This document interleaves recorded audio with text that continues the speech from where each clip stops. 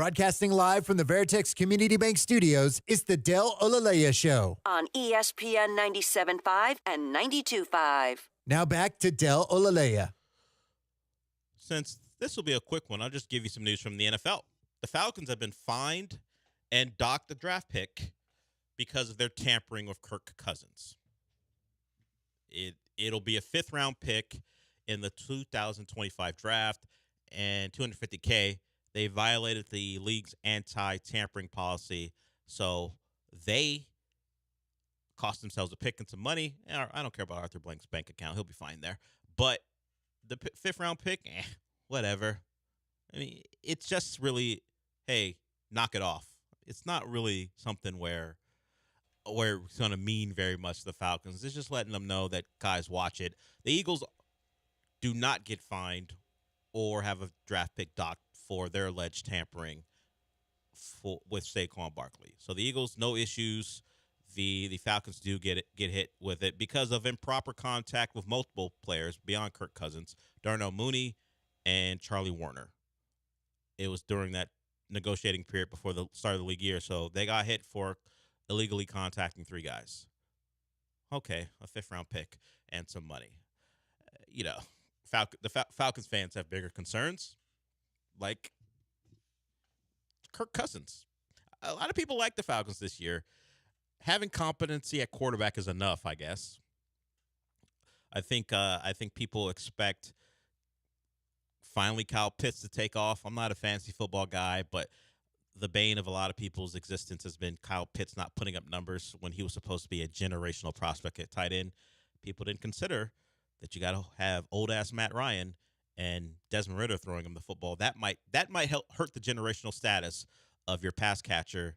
And, of course, Drake London, Bijan Robinson. So they think there's enough skill there offensively with Kirk Cousins to at least win that division. Well, I mean, if I'm Baker Mayfield, hey, I'm still standing here. Remember me? I won a wild card round against the Eagles. That Eagles team that was falling apart. So Falcons get hit. They'll be fine, and the Eagles don't get hit.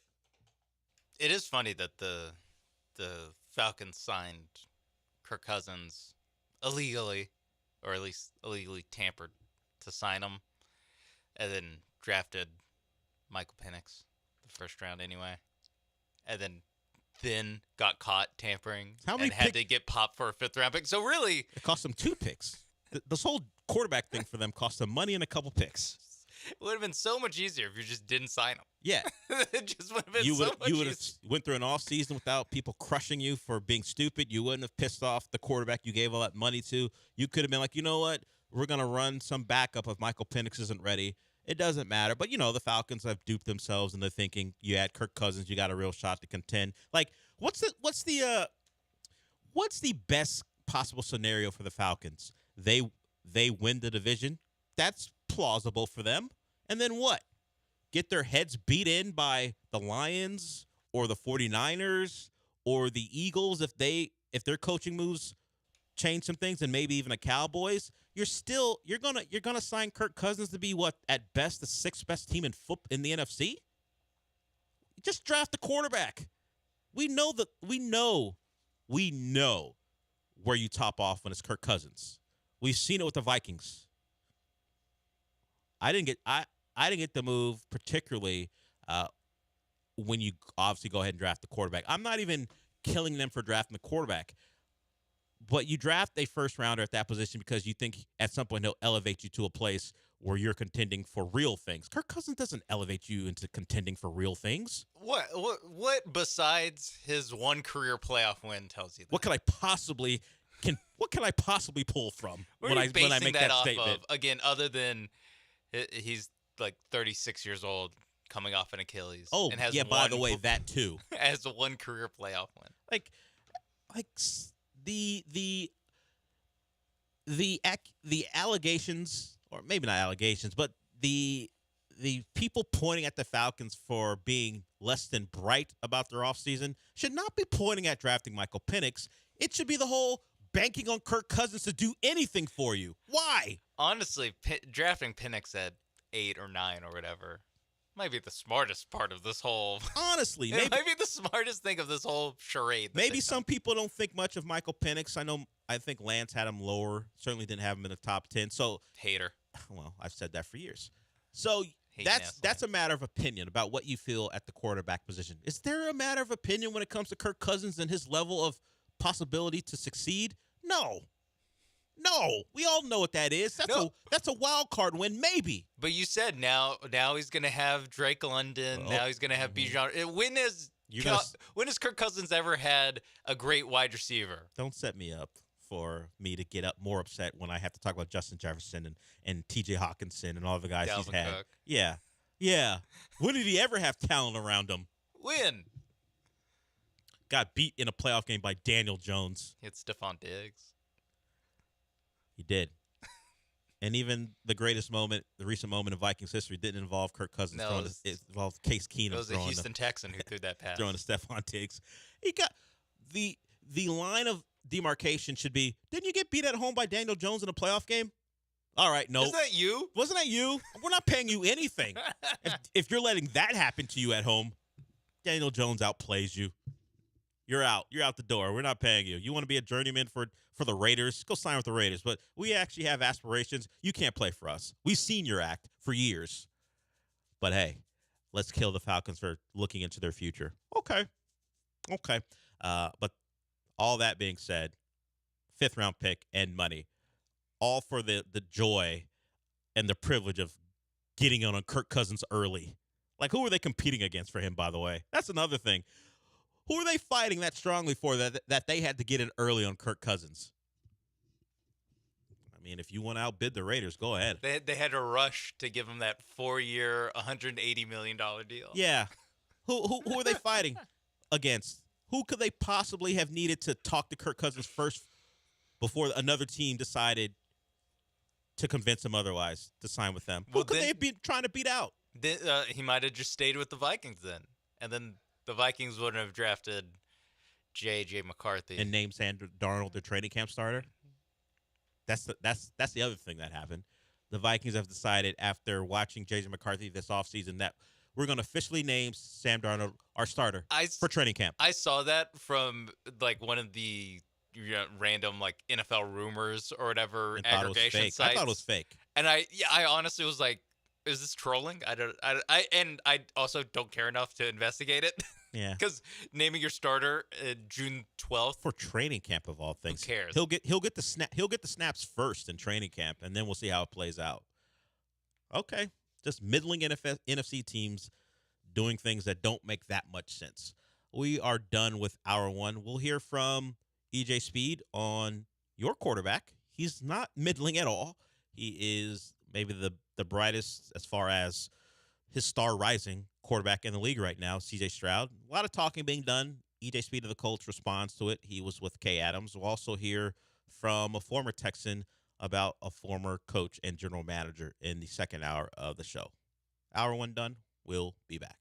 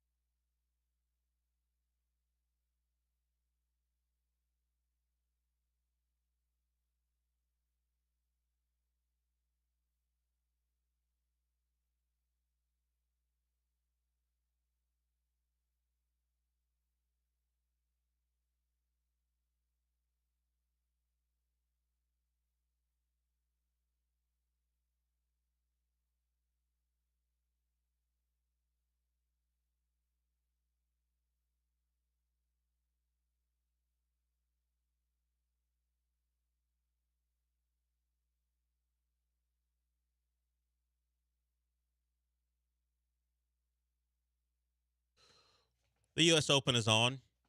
Just a byproduct of John being in the studio for the first 3 hours of the day, 7 to 10.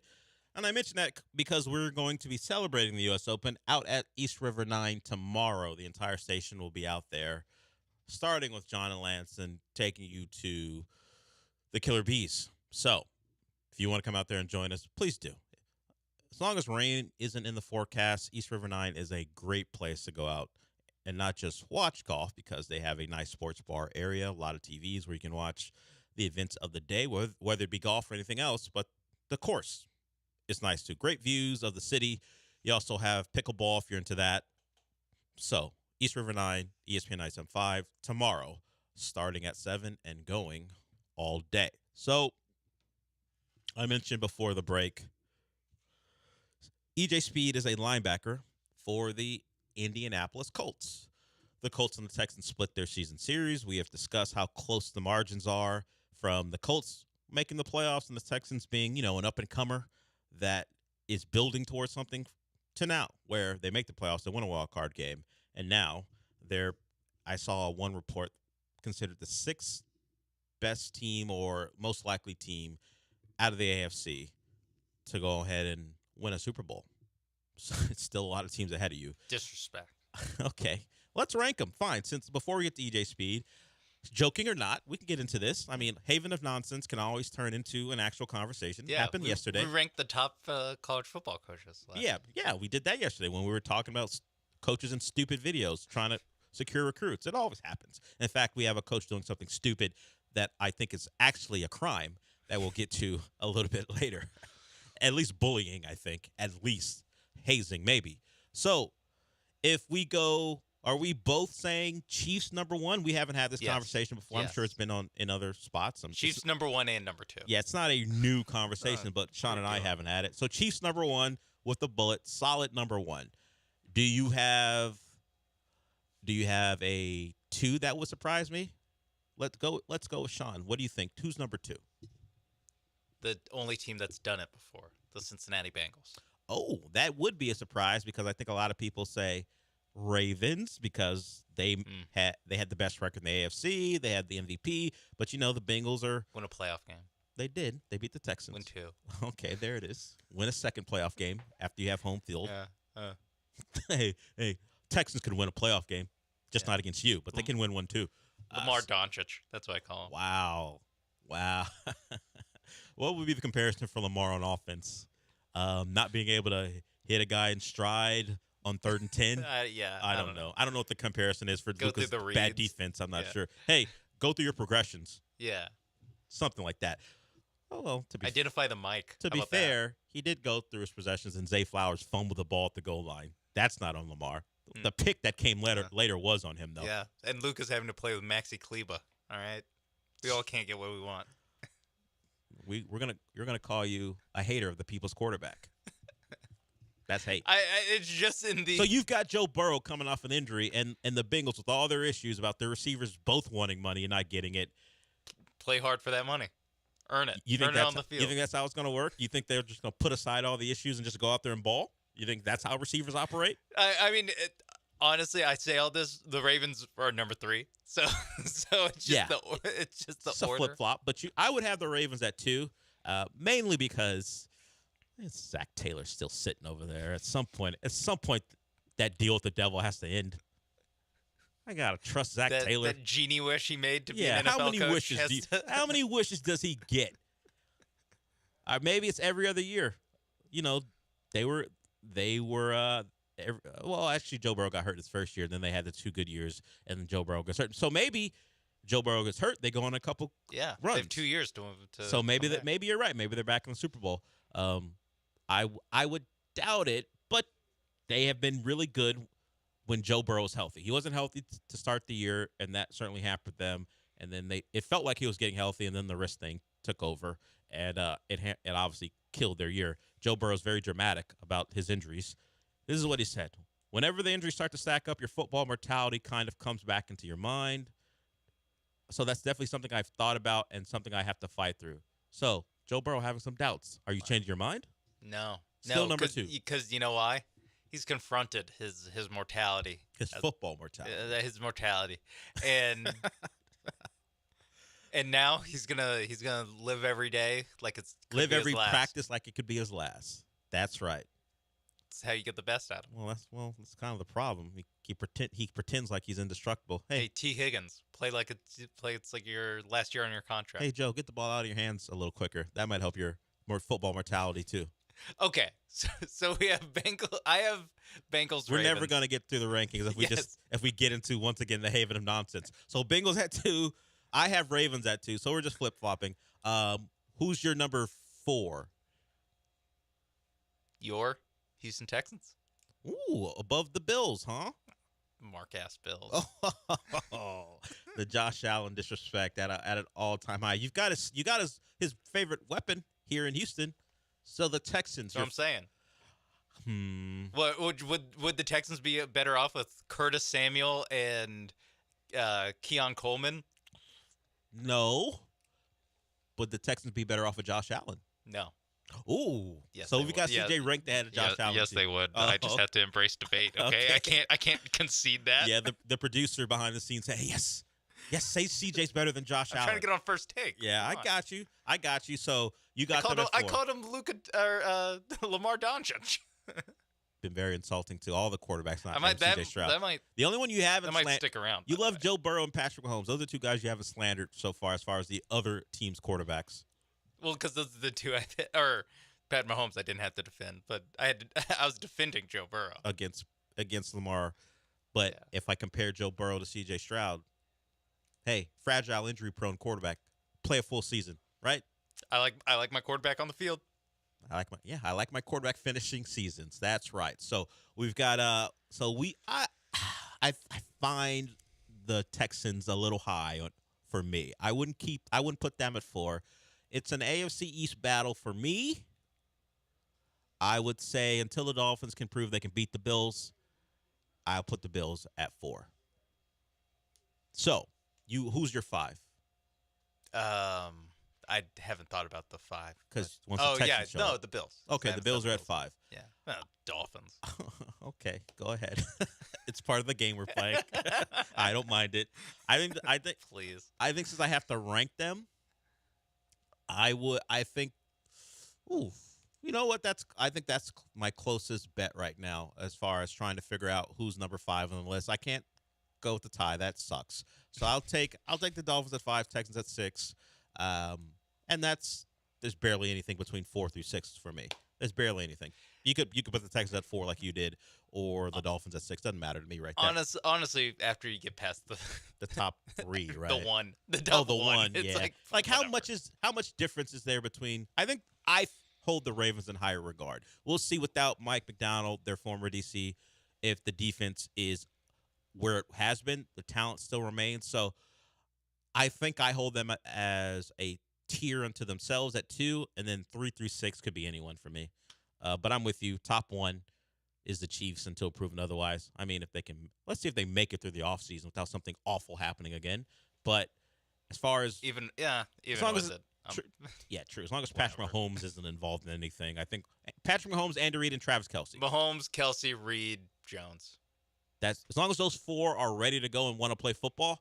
I don't know. I think the Chiefs will be fine. And they can pick guys out of the parking lot. Kind of how their wide receivers have been. Yeah, for the most part. Is that Mecole Hardman? You want to score the winning touchdown in the Super Bowl? Come on back. All right, put down the beer and come on in. Yeah. We were going to get to the – we'll get to it before we wrap it up, since that was how the segment was supposed to begin. EJ Speed, he was on with Kay Adams, and she even alluded to it, something I've talked about quite a bit. The Texans have been talking all offseason. The article from Jason Braddock told them to STFU. Hey, quiet down a little bit. Pipe down. Go do something. This is EJ Speed responding to the offseason talk, particularly from CJ Stroud. Actually match up very well versus Texas. Okay, explain that to me. Tell me how. I mean, I'm on the field. Let's get that clear. I'm on the field. And then, you know what I mean, we got our guys. They made some big moves in the offseason, though. I give them that. Yeah. But, you know what I mean, I got a bone to pick with the Texans, so, you know, week 1 on Miami. What is the bone? What is the bone to pick? Because you know you have them week 1 in Indy. They're coming. Yeah, they said I didn't make any plays, so I guess I gotta I gotta put the proof in the pudding, huh? Yeah, and C.J. Stroud likes to talk. Yeah, that's his thing now. That's his thing. He like to pop his shit. I mean, can we say he got a right to? That's the play I didn't make right there. And in the video, it's EJ Speed sacking CJ Stroud. And I think these comments stem from a podcast that CJ and Tank Dell did when, the players talk back and forth, whether it be on the field or during the offseason. And CJ was alluding to, hey, man, don't talk about the next play you're going to make. You had a chance to make plays. You didn't make them. You didn't make any plays. So that's EJ Speed saying, look, I made a play. They ran the footage of him sacking CJ Stroud. So week 1, Texans and Colts. And I think as far as, hey, don't put a target on your back, that stuff that they tell players and coaches, the Texans have ignored that. Well, at least their quarterback has. He welcomes all the targets, much like Stephon Diggs is going to welcome all the targets. But this is a different type. He's welcoming anyone who wants some, saying, I don't mind it because I'm me. So EJ Speed and CJ Stroud will meet up in week 1. We'll see how that plays out, as the Texans and Colts are probably the two favorites for the division, with the Texans clearly the favorite. But if we're talking about a team who could challenge them, I think it would be the Colts, considering how close they were last year. But EJ Speed mentioned it. The Texans have added quite a bit when it comes to names and talent. The Colts, I don't know. They haven't done much this offseason that's going to get anyone excited. Their hope is that Anthony Richardson, who was, to be fair, the better quarterback that day before he got hurt in their first matchup, CJ Stroud took over in the second half as they were trying to make that comeback. But Anthony Richardson was running all over that Texans defense. They're going to have to hope he is the guy they think he is if they're going to make a bigger jump and maybe challenge the Texans for the division. They got to hope he plays back-to-back games. Can any quarterback escape this segment without you slandering them? Unless their name is Patrick Mahomes? Yeah, no. Okay. Not really. At least you answered the question succinctly. No. No. There it is. Name a guy. I can come up with something. Nah, it's not any fun if I actually name a guy and you don't slander him. The whole point is I want you to continue. So Brock Purdy. So Brock Purdy made a list. Sucks. It wasn't a list of quarterbacks who suck. It was a list of quarterbacks. System. It wasn't a System quarterbacks? Well, he is the number one system He's quarterback. in the same system that CJ's in. He's the number one in the league. So CJ's system quarterback too? No. Oh, but they're in the same system. Yeah, but he's not a system quarterback. Okay. He makes plays outside the system. Brock Purdy. I saw him running around and people congratulating him on that sneaky athletic. Yeah, I know. That run around stuff he was doing and making plays on the move. So there's a list of quarterbacks who are most likely to improve, some to stay the same, and some to regress. We'll talk about that. We'll see where CJ ranks on the list, and we'll see where all the quarterbacks Sean has slandered in the segment find themselves on the list when we come back.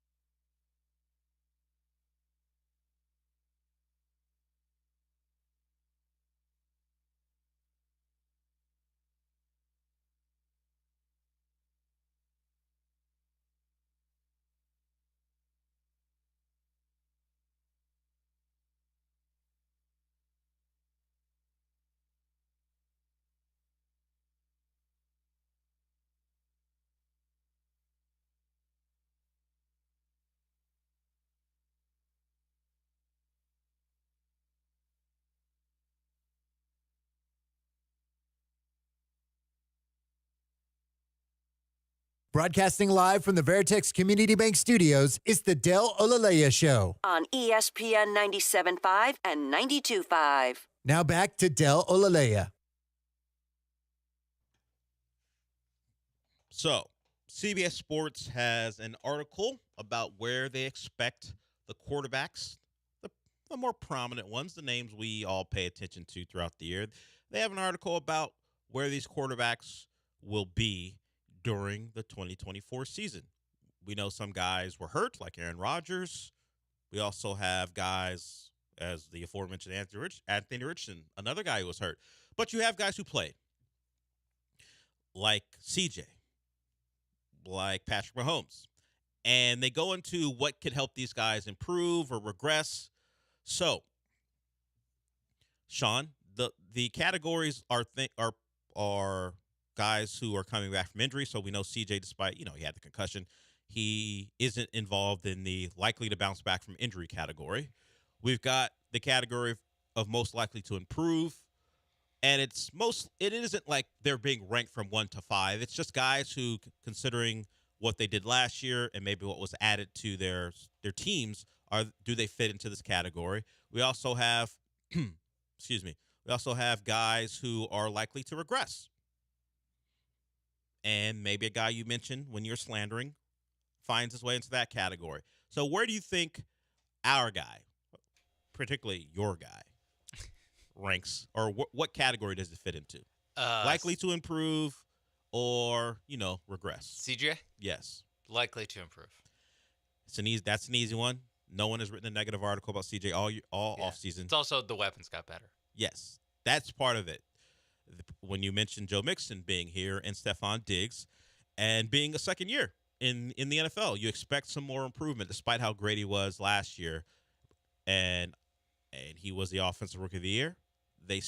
They also believe experience and talent around him, second year in the system, all those things will make C.J. Stroud a better quarterback. And getting Tank Dell back for the full year, hopefully, will add to the numbers. Nico Collins as an experienced player in the system, the fact that he now knows what type of player he can be, the confidence will help the Texans and C.J. Stroud. Other guys, along with C.J. Stroud, Jordan Love, Patrick Mahomes. We know Patrick Mahomes, as great as he was in the postseason, had a somewhat pedestrian regular season. We don't need to investigate the entirety of it, but we know receivers weren't great. Travis Kelce didn't show up until the postseason, and they think he'll have a better year. I'm not sure why, unless they're banking a lot on Xavier Worthy, because Travis Kelce's a year older. I think it's more of just some of the cartoonish ways that they're losing games, just cannot be worse. Well, who's their wide receiver core? Xavier Worthy, however many games Rashee Rice will be available for. Love that. And Kadarius Toney still around? Is he still around? I don't know that the wide receiver core has gotten that much better when the main focus is a small, admittedly very fast rookie. So I'm not sure why they think that, other than it's Patrick Mahomes, and of course it has to be better. So we'll see. I think the postseason numbers maybe shade some of the issues during the regular season. I just think at certain points, the wide receivers are basically just putting the ball in the other team's hands. Oh, they have Hollywood Brown. Okay.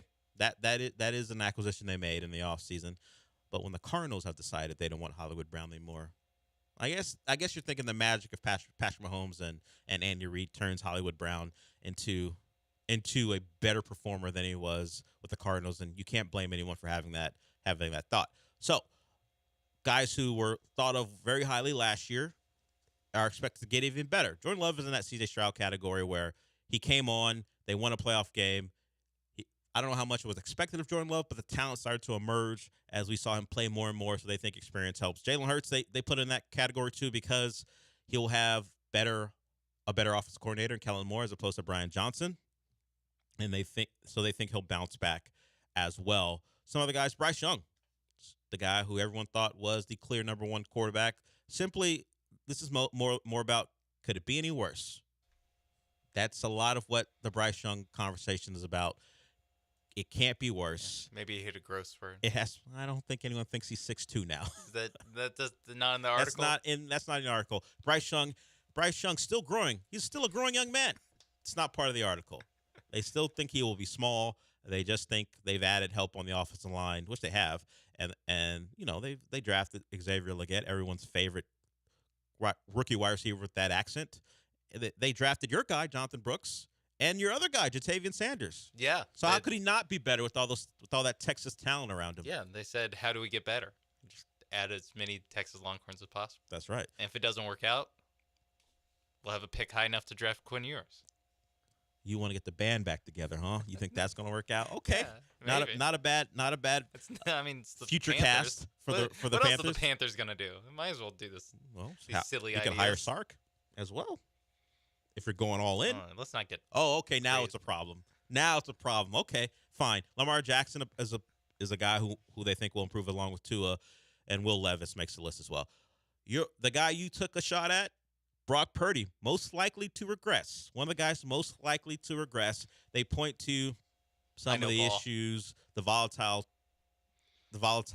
stuff going on with their receivers and Debo and particularly Brandon Ayuk. And, Christian McCaffrey on the cover of Madden, so that's got a problem. I added that. They didn't put that in. Okay. But you might assume that could be a problem, too. Brock Purdy, the numbers are great, but they do not think the production is sustainable. The other guy who was in the NFC title game, Jared Goff, they think he's a guy who's most likely to regress, too. So a couple of the guys, this is mostly about, hey, we don't think these guys are that talented. They can't be as good as they were last year, right? It's basically just a list of guys that were on successful teams, were kind of good enough, but to steal an NBA term, they're bus riders, not bus drivers of their team's success. Yes. Because I pulled it up just to see what they said about Purdy. And it's Purdy, Goff, Baker, Kirk Cousins. They decided, and I don't know how Deshaun can be any worse, but they put him on the list too as a guy likely to regress. After Deshaun, Derek Carr. So they wouldn't even put Deshaun in the bounce back from injury category because they don't believe there's anything left in a tank, I guess. They threw him in the he will continue to get worse. Well, good luck, Browns. Yeah, basically it's the shoulder injury, quarterback with this much baggage with rust and who's coming off a major injury to his throwing shoulder should naturally be projected to continue to backslide in 24. Well, Aaron Rodgers is 40-plus years old and has an Achilles, but he's supposed to bounce back? Not his throwing Achilles. Well, it's one he's got a plant on, though. That could be a problem. I love Sean's when he disagrees. It's mostly, whatever. You might have made a point, but whatever. I'm not going to use words to fight you on this. I'm just going to groan. He can't throw with his Achilles. It's true. No one throws with their Achilles. I mean, quarterbacks use their legs to throw. It's part of the whole mechanism, but yeah, you're right. He'll be fine. Since when is footwork important? Well, particularly for Aaron Rodgers. He's known as one of those guys who's great without great footwork. But we'll see There you go. if he's great without an Achilles. Without feet, yeah. Well, there was a guy with the Jets who loved feet. But Aaron Rodgers just simply needs to have his feet in proper position, apparently. Deshaun Watson, I could see it. I could see him being really bad and the Browns continuing to have to ask themselves, what the hell did we just do? I mentioned Deshaun Watson to close because a guy who was part of his tenure here with the Texans is still a topic of conversation. Bill O'Brien spoke and kind of pushed away all the responsibility for what went on here for him as a GM, called himself a great talent evaluator. Well, a guy who was brought in under his regime was Randall Cobb. For a short amount of time, you may not have remembered it because it was very unmemorable, but Randall Cobb was on a podcast, Busted with the Boys. He said some things that were funny that we played earlier in the week on the John and Lance Show. Well, this one is a more serious conversation about Bill O'Brien. Taylor Lewan jumped in as well, the former Titan. We'll talk about that when we come back.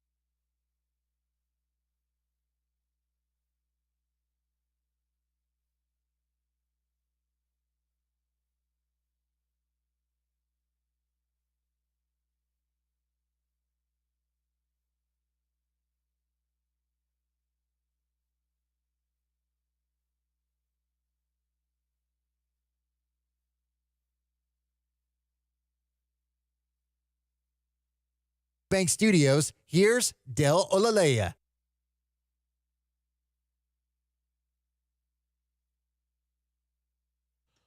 So Randall Cobb was a Texan for a few short months, and he talks about he didn't have a lot of time with the Texans. He was one of those guys during the final year of Bill O'Brien where he was here for 10 games, started a couple, contributed not much. Did catch 3 touchdown passes, which surprised me a little bit when I saw the stats.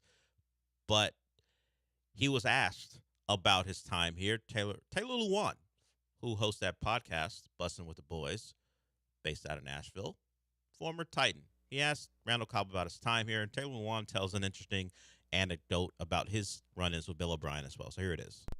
Bill O'Brien. I'll tell you right now, I was not a fan of Bill O'Brien. Yeah. Well, how was he when you were with him in the building?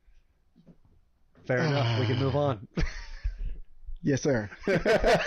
Next question, please. Yeah. Damn, that bad. Only got 2 months with him, so it's hard for me to be able to really, I only saw what I saw. He's a dude that talks shit on the sideline as a head coach. Right. I'd be jogging by and he'd be like, "F you, Lewan. F you, Bill." He said, "What's your name?" That whole thing. So I was in Green Bay and I was in Dallas before I went to Houston. You look at Green Bay and you look at Dallas. I know Dallas hasn't won as much in the playoffs. They have a certain way of doing things. Green Bay has a certain way of doing things. And then when you go to Houston and you see the way that things are being done and you can't do anything about it and you're just stuck in it, you're like, there's no outlet. I think it was just a whirlwind of bad. And it was just shitty. How difficult is it to be in that locker room and not essentially talk shit and be like, "Listen, boys, out there's greener pastures out there, I promise." No, it was crazy. It was a crazy time for sure. Randall Cobb, Bustin' with the Boys with Taylor Lewan. Yeah, apparently Bill O'Brien would see Taylor Lewan and just say, "F you." Look, Taylor Lewan likes to talk. We all remember from watching the battles against the Titans. So it doesn't surprise me that was the type of interaction. I just haven't heard it. I just hadn't heard the story. So it's been an interesting week discussing the past. A lot of positivity for the future.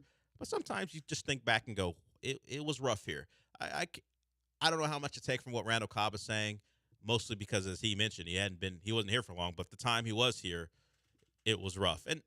And all the stories that are going to come out about that time, if they do, no one's going to be surprised.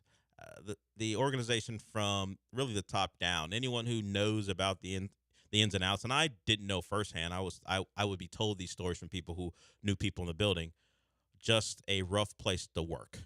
The firings of people who had been there a long time. Almost like the test of loyalty. If you're not one of us, you got to go. I would like to do that here, but there's only one person that would even fall under my abilities, and it's not even real. How could I test your loyalty, Sean? If I better not hear the sound on Paul and Joe's show. That's what or thing that you guys do. You keep your real Texan stuff on this show. Okay. I don't care. Actually, yes, sir. Do what you want. Oh, okay. Yeah, I actually don't have a bone in my body that would lead me to go, "Hey, watch yourself. I want loyalty or nothing. It's me and you against everyone." That's kind of what it was with the Texans. Thank God John and Lance haven't made you do some sort of loyalty pledge. Yeah, they wouldn't like the response. They wouldn't like it at all. They know better. I would be the first one. Those two? Is there a better option? I'm looking for it. So sometimes that only works in certain spots. I don't think it would work here just because, okay, try it. Let's see how it works. See how much loyalty you can gain by bullying people in that manner. But that was the talk there. And I haven't heard many players who are no longer a part of the team since that point speak positively about that tenure. And Bill O'Brien would try to clean it up about all the potential successes that he had. He called Larry Tunsil one of the best left tackles of all time. Just try to justify giving up 2 first-round picks and a second. But the second, I guess, you contribute to acquiring Kenny Stills. That's the one thing people forget, that it wasn't just 2 firsts. They traded a second, too, because Kenny Stills was in the deal. The Kenny Stills who was okay here with Deshaun Watson, but golf course in town. They all run together, Sean, to be honest with you. But all of John's golf stories run together. But this one was he ran into Trent Williams. They're playing golf, and Trent Williams told him, they were close to signing with the Texans because Trent was on the market. He wasn't going to cost picks. Washington was trying to, or at least he was trying to find a spot to play at the time. And it certainly wouldn't have cost the money they had to deal out to Laremy Tunsil along with the draft capital. But Trent Williams said they were close, and then the deal just fell apart. Think about it. Trent Williams is still playing at an elite level. Injuries aside, you probably could consider him the best left tackle in football, and you would still have him under contract. Although to be fair, if Trent Williams signed here when Bill O'Brien was here, Trent Williams might have said, all right, get me out of here. Laremy Tunsil's like, give me the money. I'll keep coming back. So maybe Trent Williams wouldn't be here at the moment. Who knows? Sliding door stuff. You never know what happens. But just another former player and another story about our former fearless leader, Bill O'Brien. We got one more segment to go. Coming up, we're going to talk about a college coach who should go straight to jail. I don't know if it's to the feds. I don't know if it's a federal offense, but the local law enforcement in Tempe should get a hold of Kenny Dillingham for what he did yesterday. And it plays a part in this show's interests, so that's why I'm locked in on it. We'll get into some other bargain basement stories like Greg Berhalter. Is he back? Sean says no. We'll talk about why I asked that question facetiously when we come back.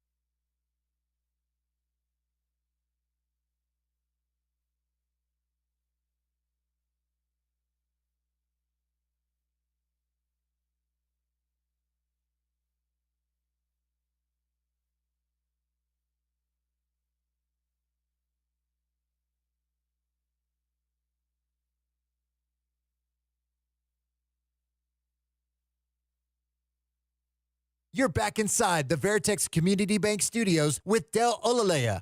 I mean, you're not actually in the studio, but if you watch ESPN Houston's YouTube channel, it's kind of like you are. No, not really? Okay.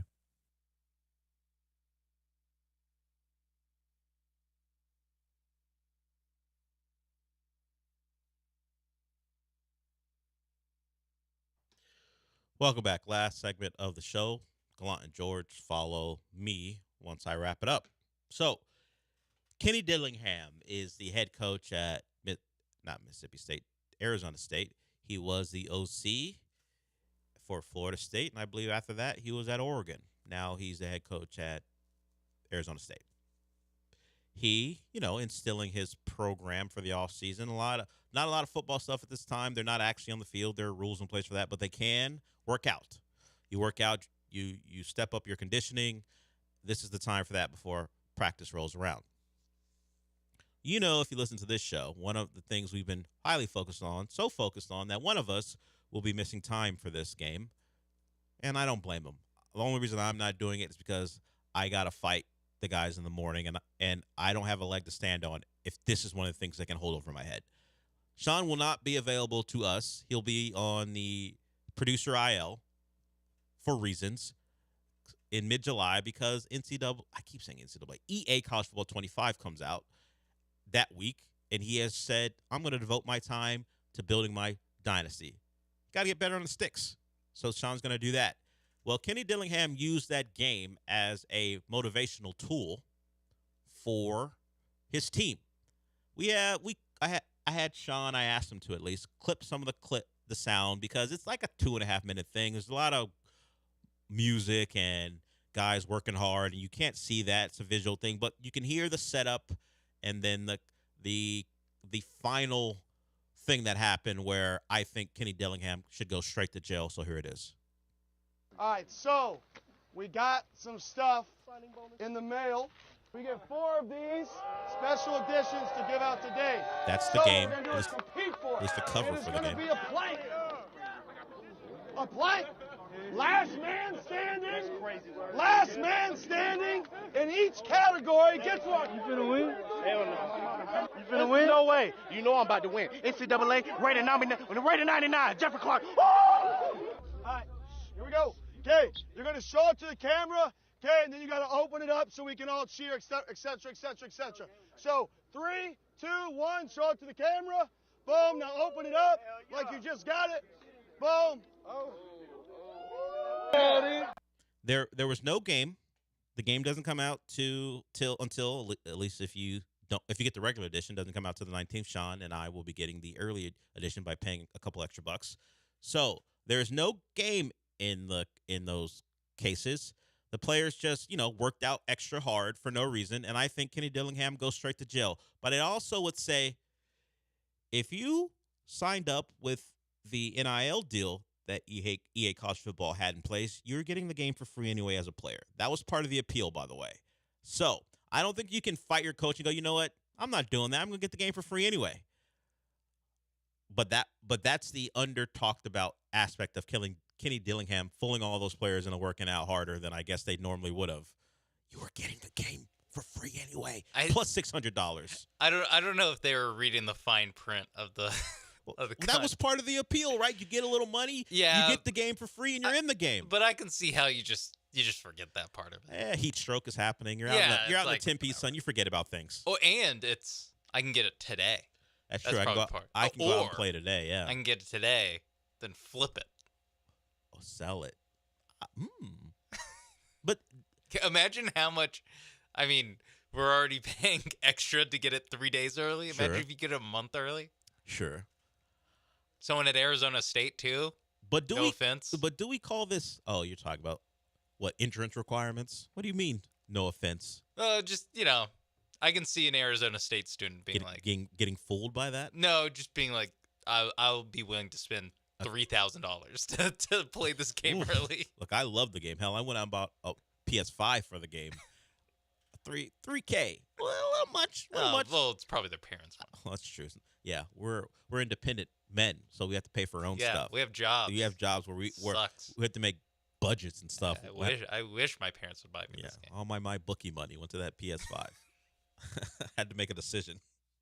You should just keep betting on the Celtics. Yeah, get some of it back. Yeah, I wouldn't have got great odds, but I would have won some money at least. So that happened. I think Dillingham goes straight to jail. I know I probably wouldn't have been fooled at the time, but maybe I would have been under a heat exhaustion advisory, so I wouldn't have been paying attention too much. But I would be in a transfer portal immediately. I'm out. I didn't even like you that much anyway. Yeah. It's not great here anyway. I'm not gonna make a bowl game. Yeah, we're moving to the Big 12. I signed up to play Pac-12 football anyway. I don't want to do this. I'm out of here. Yeah, I'm from California. I want my family to be able to watch me play. Yeah, I mean, I can't find any place where that's going to happen anyway because there is no Pac-12. Yeah, I guess so. Unless you want to join the Big West or something. Yeah. I don't know. But yeah, all I get is an empty case in return. I better get an extra steak at the training table. That's all I'm saying. And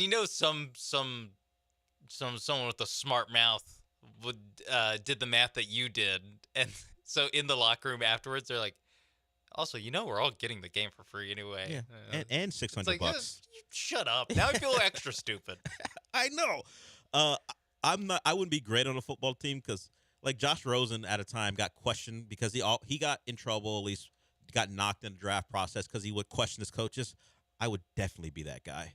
Are you sure this is a great idea? And, hey, coach, I get this is a motivational ploy, but is it a great one when we're all going to get it in about a month? Wouldn't want me around. That happens to me when I go to jury duty. I ask too many questions, so I'm never on the jury. I'm always going, excuse me, I got one more. And it's always at the prosecutor. I'm always asking the prosecutor questions because I want them to know I'm going to be a troublesome juror for you. I'm going to be one of those curious juror. I'm not a robot here.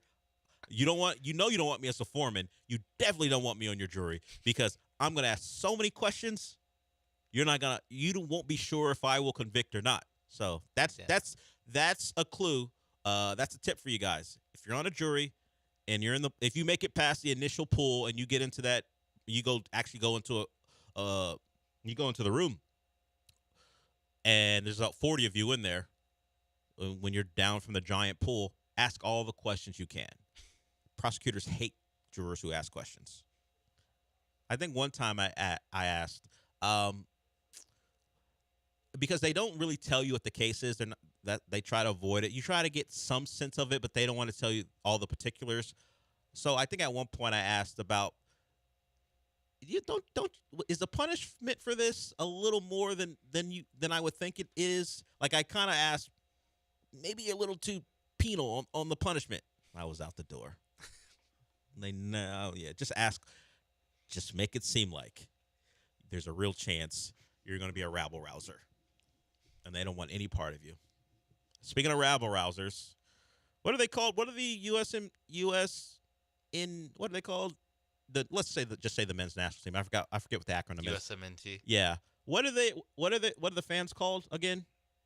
There's a specific name for the fans. Like the Army or something? It's not Sam's Army, is it? Is that what it is? Whatever it is, they've been rabble. Red, white, and blue rowdies? It's not that, but it's probably worse. It's just not that. I have to remember what they're called. But they felt a little better after last night. Sean and I are deeply into the fire Berhalter camp. Get him out of here. Berhalter out. It's not even particularly after what happened against Colombia. American Outlaws. American Outlaws. There it is. That's too cool of a name. For the people in the group, yeah.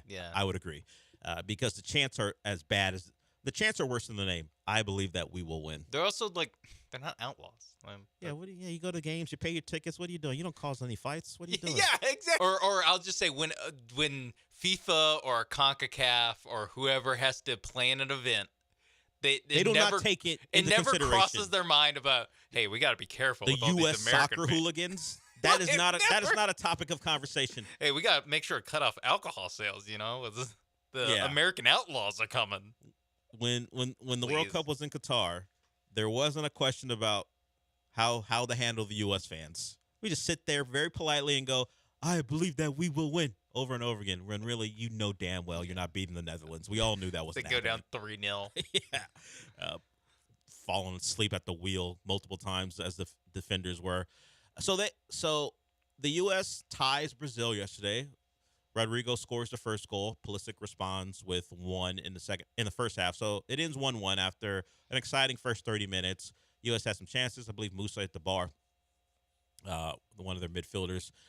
It's not exactly results Sean and I are looking for, but it's not a win for Berhalter. So I don't think the pressure is completely off. We've talked about this. We're in the mode where we don't root against the players on the field, but we all think, at least when I say all, I mean Sean and I believe that it's a foregone conclusion that things aren't going to go well if he's around for the World Cup. He's not the guy. Yeah. He's not him when it comes to managing the national team. So our last major tournament before that could result in embarrassment is Copa.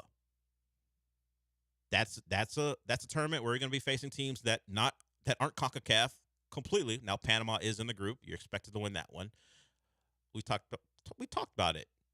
They should probably be at the 4-point mark at a minimum when they see Uruguay in the final match, which could mean they're in or they're out if they get the result. But frankly, this is always the case with Greg Berhalter squads.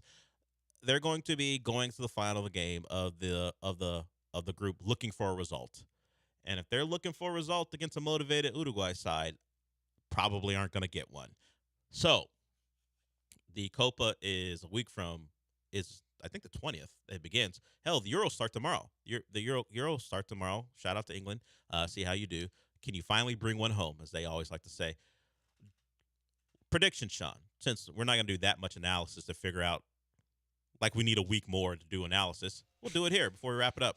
Do the U.S. get out of the group stage, considering what we've seen the last couple of games? Yes, but it's Uruguay doesn't need a result, and so the U.S. can get like a draw. They'll or draw, something. and then the other game the results will go in their favor, and they'll make it through, and then they get their ass kicked in the second round. Yeah. That's kind of how it's going to go. Yeah, we're on the same page. Yeah, that's how it always They'll goes. play Colombia or something and get worked.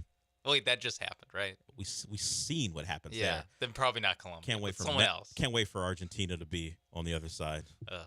Great. Although they probably wouldn't want possibility of Uruguay and Argentina playing in the second round, so it might not be them. But hey, either way, a second round exit feels like the result after their 2 games against South American opponents the last couple matches. We're done. Gallant George are up next.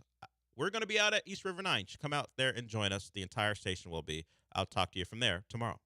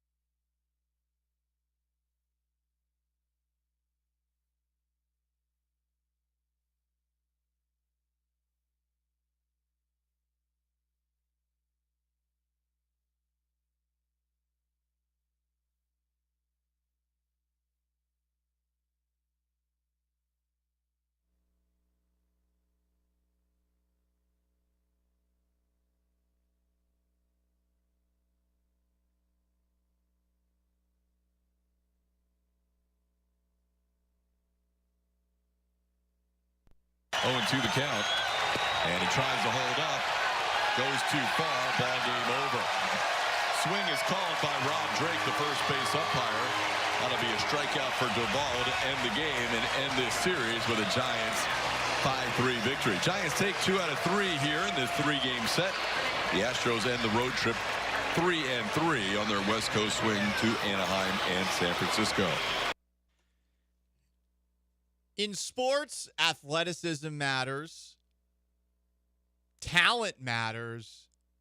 But perhaps more than anything, as we learned over the course of yesterday, composure matters. Whether it's Framber Valdez or the guy who fouled out with over 4 minutes to go in NBA Finals game number 3. Hello and welcome aboard Gallant and George on Thursday, June 13th, 2024. I am Paul Gallant. He is Joe George. Oh, Paul. I mean, we are both people who, due to our Irish ancestry, yes, are quick-tempered. Yes. I think over time, I've become better when it comes to managing my temper and keeping composed. But it's a everyday struggle. I'm assuming it's the same thing for you. Yeah, little things can set you off, but, try to stay calm, cool, calm, composed at all times. It's not easy. It's not easy. Things can trigger me, but I try my best to. What's that movie? Anger Management. Goose Fraba. Goose Fraba, indeed. What a great scene that I was is. about to go right to that line. What a great scene. I love that movie. I don't love watching Framber Valdez going up against the offense of a National League team that's under 500 and struggle. And it's not something that we're unfamiliar with. When Framber Valdez starts to have bad innings, oh boy, it turns into an avalanche and quickly. After yesterday's game, Joe Espada, manager of the Houston Astros, was asked why he pulled Framber Valdez after just 59 pitches and 4 innings of work. Here's what he had to say. Stuff was good. It was staying up in the zone a bit. Anytime you see opponents hitting the ball in the air with ease, you kind of know that he's not missing down in the zone. So just not his best day. Is that why you pulled him after 59? Yeah, I thought at the time, just to give us a chance to win, Seth would have been good with that righty pocket there, since I didn't think that Framber was, super sharp today. He definitely wasn't super sharp. When he first answers that question, you hear the pause, and you know that going through Joe Espada's mind is, I knew there was potential for this thing to really unravel after what went down in the 4th inning. And to the Astros bullpen credit, they came in and they shut the door. But today was one of those days where your starting pitching and your bats didn't show up, and now you're 4-30 on the year when you score 3 runs or less. This is what goes back to us whenever we talk about Framber Valdez and whether or not we want him to be a part of this team long term. The potential for this isn't just possible against a team with a loaded lineup like the Texas Rangers in the American League Championship Series or against the Atlanta Braves in the World Series. This is also possible against teams like this. And this is Framber. Like, his last 2 starts before this, he pitches 16 innings, gives up 6 hits combined. Pitched a complete game 12 last strikeouts. Friday. Like, he can be one of the best pitchers in baseball. He was last year, not too far before the All-Star break, was in the top 3 betting odds to win the American League Cy Young. Like, that's who Framber can be. But we all know, like, this is also part of Framber. He's Jekyll and Hyde. We've seen it, whether it's just his performance, the mental mistakes he'll make. Like, there's been think about when he would charge home plate and then he airmails it, or he makes bad decisions at times. And that's why Framber has questions. I give Joe Espada, honestly, a lot of credit for making that decision yesterday. It's not easy to make that one.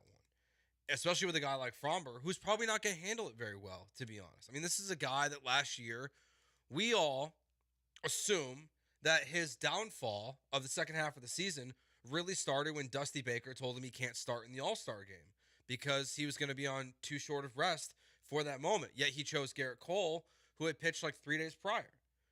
And that's when everything really fell apart for Fromber in 2023. That's an interesting link. Yeah. And then this year, like this moment, this could lead to a disaster for Fromber going forward. Like, he's not mentally tough. We all know that about Fromber. That's not something is like breaking news to any He of knows us. that. Yeah, he knows that. I mean, he's had mental health coaches, and look, I think we all deal with it in some way, shape, or form, as we said coming into it. But whenever you hear this from Fromber, I felt a little uncomfortable. The pitches weren't doing what I wanted them to do, including the breaking stuff. So I was a little bit out of control there. At the very least, he didn't throw at somebody's head like he did in 2 games with a good one sandwiched in the middle, much like that one we just saw on Friday against the Rangers and Mariners in last year's regular season. And also, at least on the final out of that inning, on a ball that he fielded, he didn't throw that one into the stands, which he also does from time to time. Sometimes he gets hero ball-ish when he is somebody who's a defender. It's very annoying. Yeah, he's just kind of reckless sometimes when he gets the ball in his hand, so you can tell he panics a little bit. Right. He doesn't have composure when he makes those plays typically. The composure is not always there with him. Yeah. It's so important to have this. And no matter how good Fromber is as a lefty, how filthy his stuff is, how conducive his game is to today's baseball game where he creates so many ground balls when everyone's trying to launch him out of the ballpark, this is always on the table. And I don't know how you fix this. And I think it's interesting that last night what we saw in the NBA Finals happened as well. Because if you watched last night's game, the Mavericks started off against the Celtics looking awesome. And Kyrie Irving finally showed up. He was engaged. But Luka Doncic was doing exactly what Luka Doncic has been doing all series long. And then at a moment in the second quarter, Luka really flopped to try and get a foul call, sits on the court, holds his hand up, complaining towards the referees, and Sam Hauser for the Boston Celtics goes to the top of the three-point line and buries a 3 that started Boston on a run. The very next play, Luka does the exact same thing. Another Boston 3 happens, and a huge lead that Dallas had early in that game that had me nervous evaporates. And while Dallas had a great run at the end of the game, if you watched from that point on, Luka was playing angry and out of control and lacked composure, constantly barking at referees to the point that I think there were moments where referees were wondering whether or not they would give him an and one call on a ball that they weren't sure was going to go through the basket. I feel like there was this one moment, there was a very late whistle, and I think because of all the bitching and moaning that Luka did over the course of that game, they didn't call a foul there. And someone like this, Luka, who has all the talent, is going to have to get over stuff like this.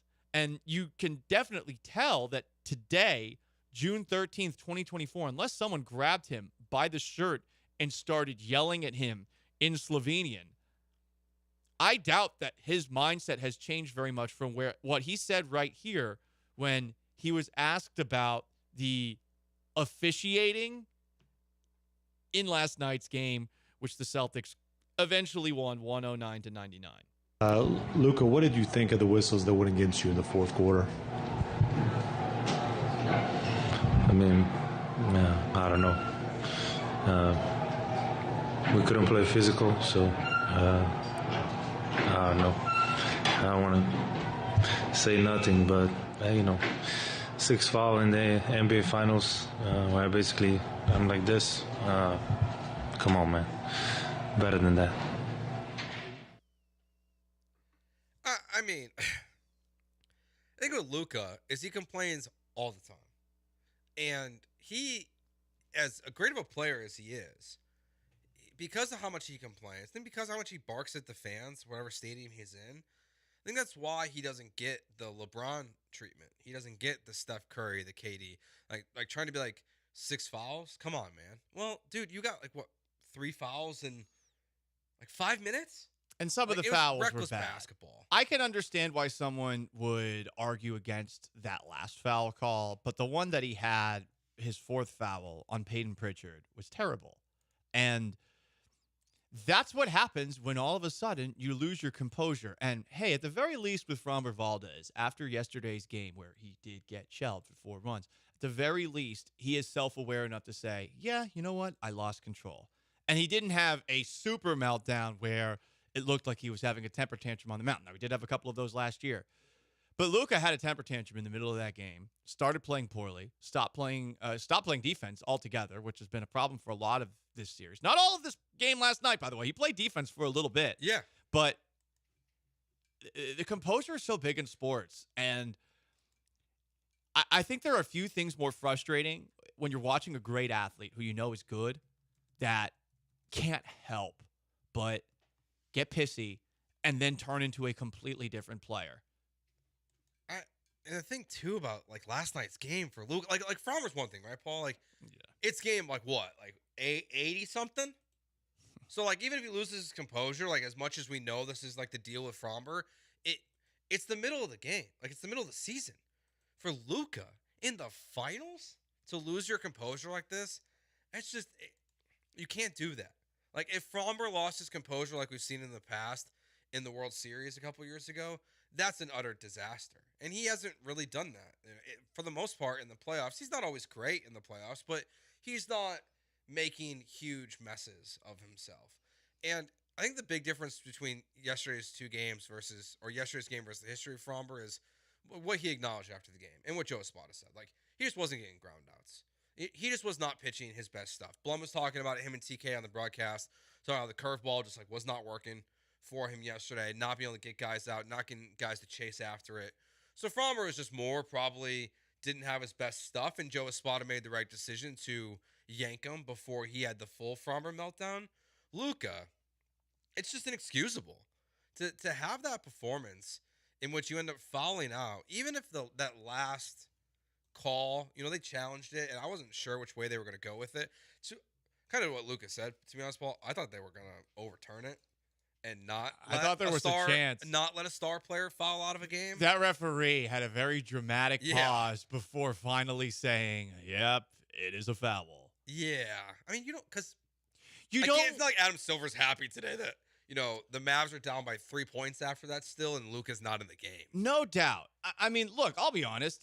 Even as a Celtics fan, I'm as someone who's just so sick and tired of everyone hearing people nitpick what the Celtics have done this year. They're going to have 80 wins when they win the title eventually, and there's a chance that they go undefeated on the road. But, they've beaten nobody, blah, blah, blah, blah, blah, hate blah. that. I mean, they're killing everybody they have all year. They've been the best team in basketball for the entirety of a year. But that's my own rant. I would have liked to see Luka finish that game because I don't want to hear this continuously. And Luka took himself out of the game when he was on the court. And, of course, at the end of it, the last 4 minutes. To his credit, his teammates still hung in there. Dallas did put up, I think, a hell of a fight last night outside of that stretch where Boston just went gangbusters. They started off great. They closed the game out great. But when you got a guy like Luka who just was throwing a hissy fit for the entirety of the game, you got problems. And my question for you guys, 713-780-3776 is how you call. It's how you text. You can join us on our YouTube at ESPN Houston. You can join us at twitch.tv/ESPN 97.5 or tweet us. At Gallant says, at Joe George Radio, at Sean A. Mabes. When you got a great athlete who has these issues with composure, what the hell are you supposed to do? And I guess to localize it a little bit, who in this town do you feel like has the best composure? That you don't have an issue with that? I can think of one. It is Gallant George, ESPN 97.5 and 92.5. Stick around.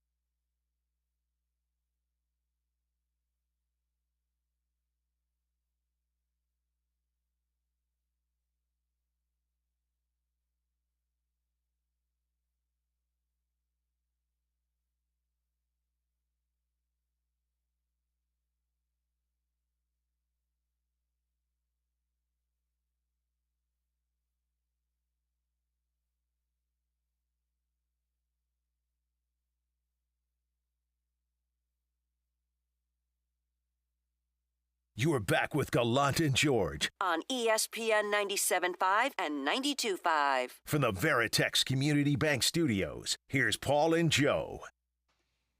The Astros lost 2 of 3 to the Giants, 5-3 yesterday afternoon, 3-3 on their road trip in California. Framber Valdez seemed to lose his composure in that game, and also the Boston Celtics have a 3-0 NBA Finals series lead after taking down Dallas 109-99. Luka Doncic lost his composure in that game. He fouled out of that game with 4 minutes to play. Lots of complaining towards the referees, to a point where, as much as I love watching Luka shoot in the playoffs, even as he is punching my favorite team directly in the nads every single time he hits one of those just incredible with a defender in his face shots. Yeah. I found myself last night thinking to myself, God, I can't stand him. I just can't stand him. It finally happened. Honestly, the first 2 games, didn't mind it. I was like, you know what? He's a really good player.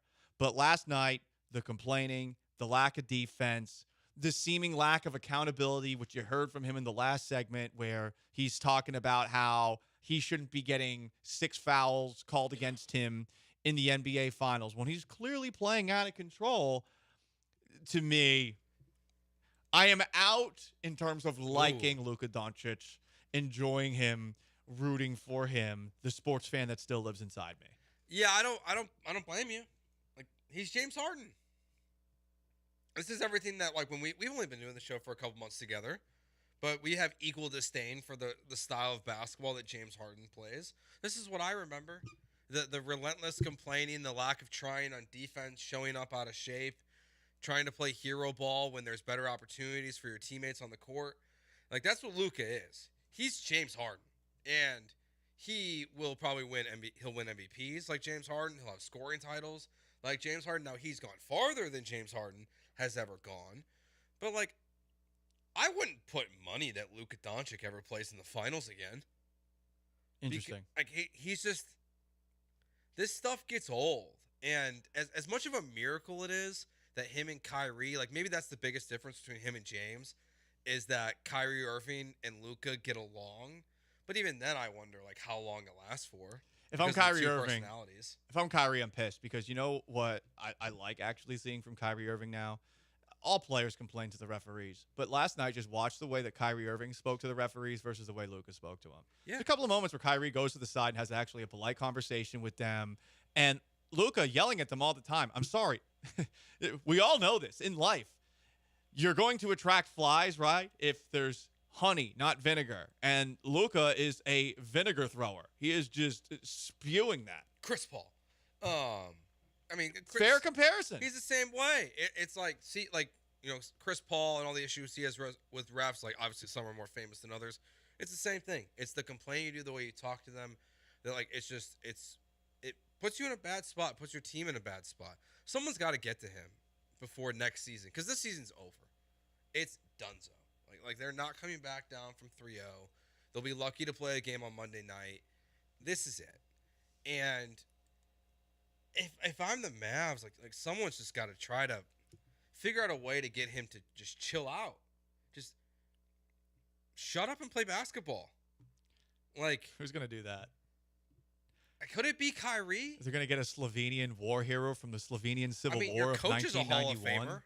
Yeah, they have Jason Kidd and Kyrie Irving. I mean, that's what Brian Windhorst in his evisceration of Luka Doncic on SVP. He part of it, because he went on for a while undressing him, but part of it was the fact that the Mavs had talked to him before about keeping his emotions in check, because this happens in regular season games where he just flips out, and there's seasons where he's like dangerously close to getting suspended because of how many technical fouls he'll run up by barking at refs.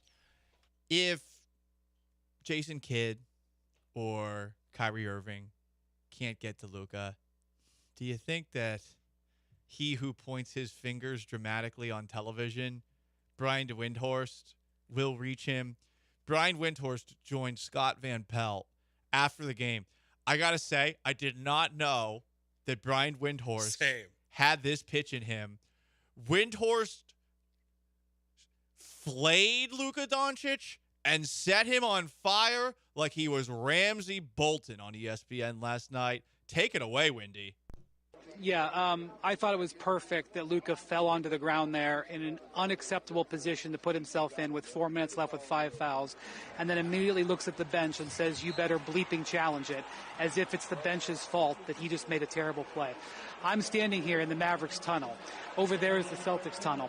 That's where the winners are. If Luka's ever going to be a winner coming out of this tunnel here, he is going to have to use what's happened in this finals as a learning experience. His defensive performance is unacceptable. He is a hole on the court. The Celtics are attacking him. They are ahead in this series because they have attacked him defensively.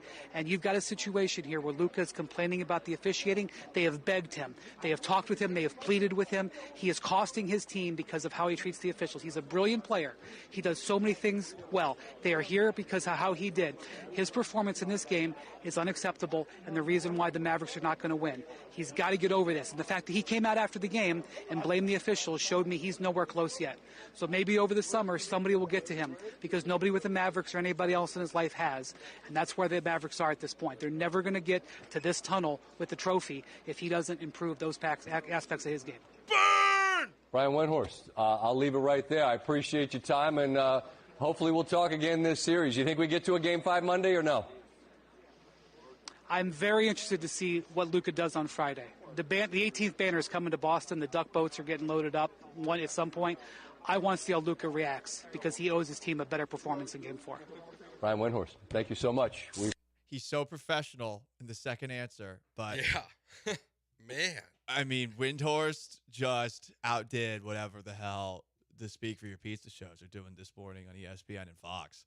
That was beautiful. Yeah, I also didn't think he had that in his bag, but he's right. Like, everything's right. And I heard Sean and Dell talking about this. Like, it's very clear his seat must have been in the area of which the Mavs bench was, because he heard all this stuff.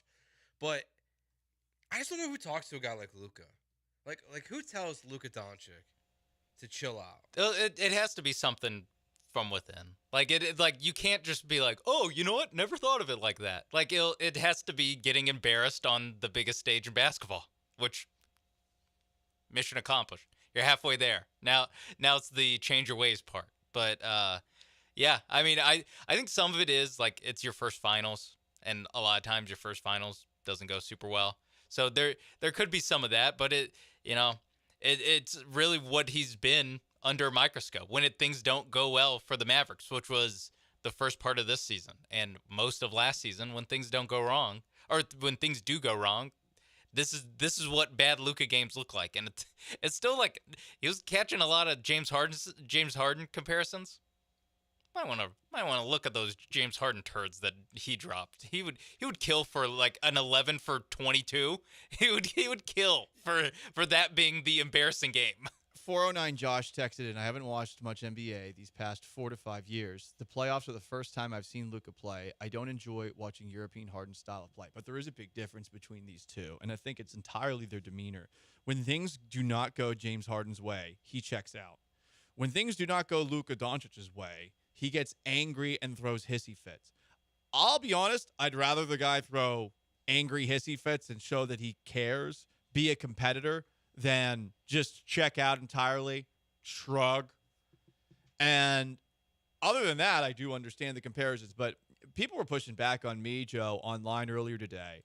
I will admit that whenever I see two young Rockets online accounts, specifically Biased Houston and Brad O, generally it's so sunshiny about the Rockets that whenever I see something that was as simple as, oh, they're going to finally start talking about Luka Doncic the way that they talked about James Harden, which Brad O posted. And to me, I was like, oh, people don't like it when an out-of-shape player who constantly is trying to deceive referees at the end of a game stops playing defense because of all the energy that he is putting into deceiving and barking at referees. A lot of people don't like that stuff. And I think it is fascinating, and I know you made this observation as well, that we are making the comparison to Harden. I still think it's disrespectful to Luka, even if it's early in Luka's career. I agree because Luka's performing well, and this is just it's fanboys trying to find a way to defend Harden and say like they're too mean to James Harden.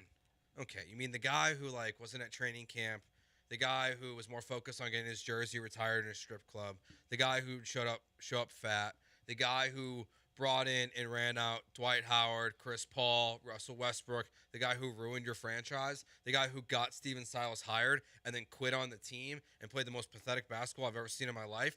Why do people why do people defend this loser? Guys, I get it. Houston fans. We're Houston fans. The Dallas team is losing. The Dallas Star is being pretty embarrassing in the way he's losing.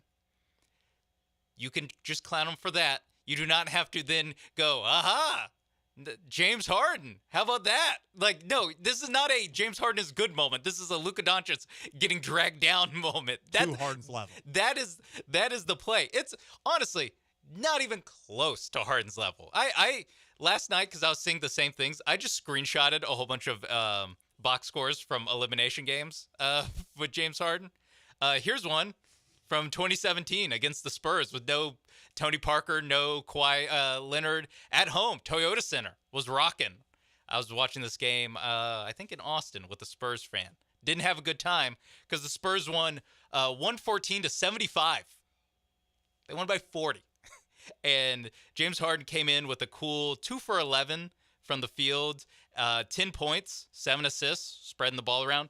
And this is familiar with Luka Doncic, 6 fouls in that game. So he also fouled out of a game, but the difference was his team lost by 40, and he was 3 for 11. And there's so many more. Yes. And I think, Sean, they're trying desperately to drag Luka down to Harden's level because they felt like Harden was unfairly criticized. Oh, I got one. Here's listener, I have more than one. I have quite a few. A lot of people were taking screenshots of the 2 games last year that Harden played well against the Boston Celtics.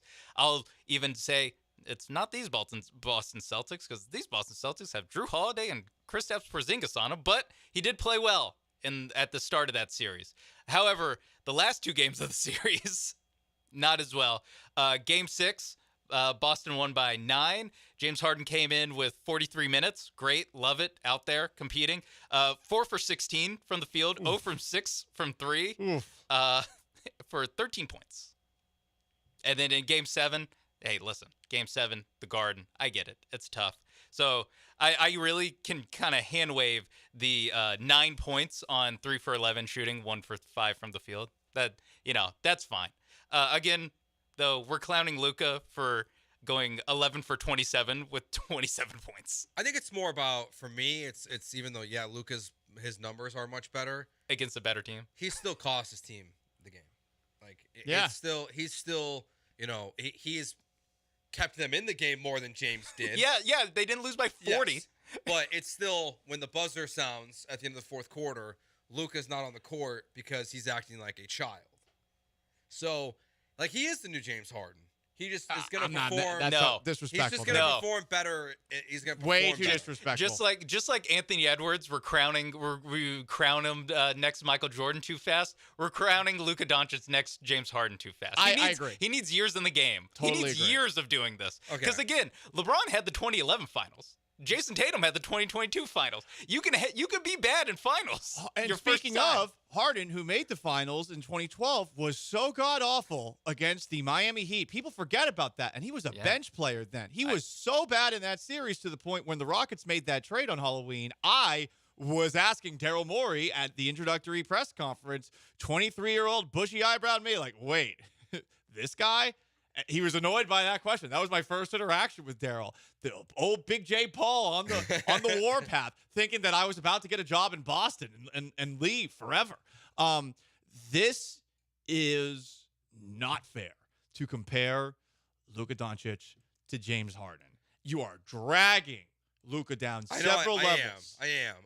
I guess my perspective is it's more about We were at, I mean, Joe, a couple of days ago. how much people hate him. But a couple of days ago, we were saying Luka might be the best player in basketball. James Harden at one point was one of the best players in basketball. No one had ever believed that. But I hated watching him play basketball. I mean, honestly, I remember when it was my moment where I was completely out on this guy ever being the best player in basketball unless he actually, I don't know, like gets in good shape. It was in the 2014 series against the Portland Trailblazers where in Game 5 and Game 6, all of a sudden the Blazers started backing James Harden down and he ran out of steam.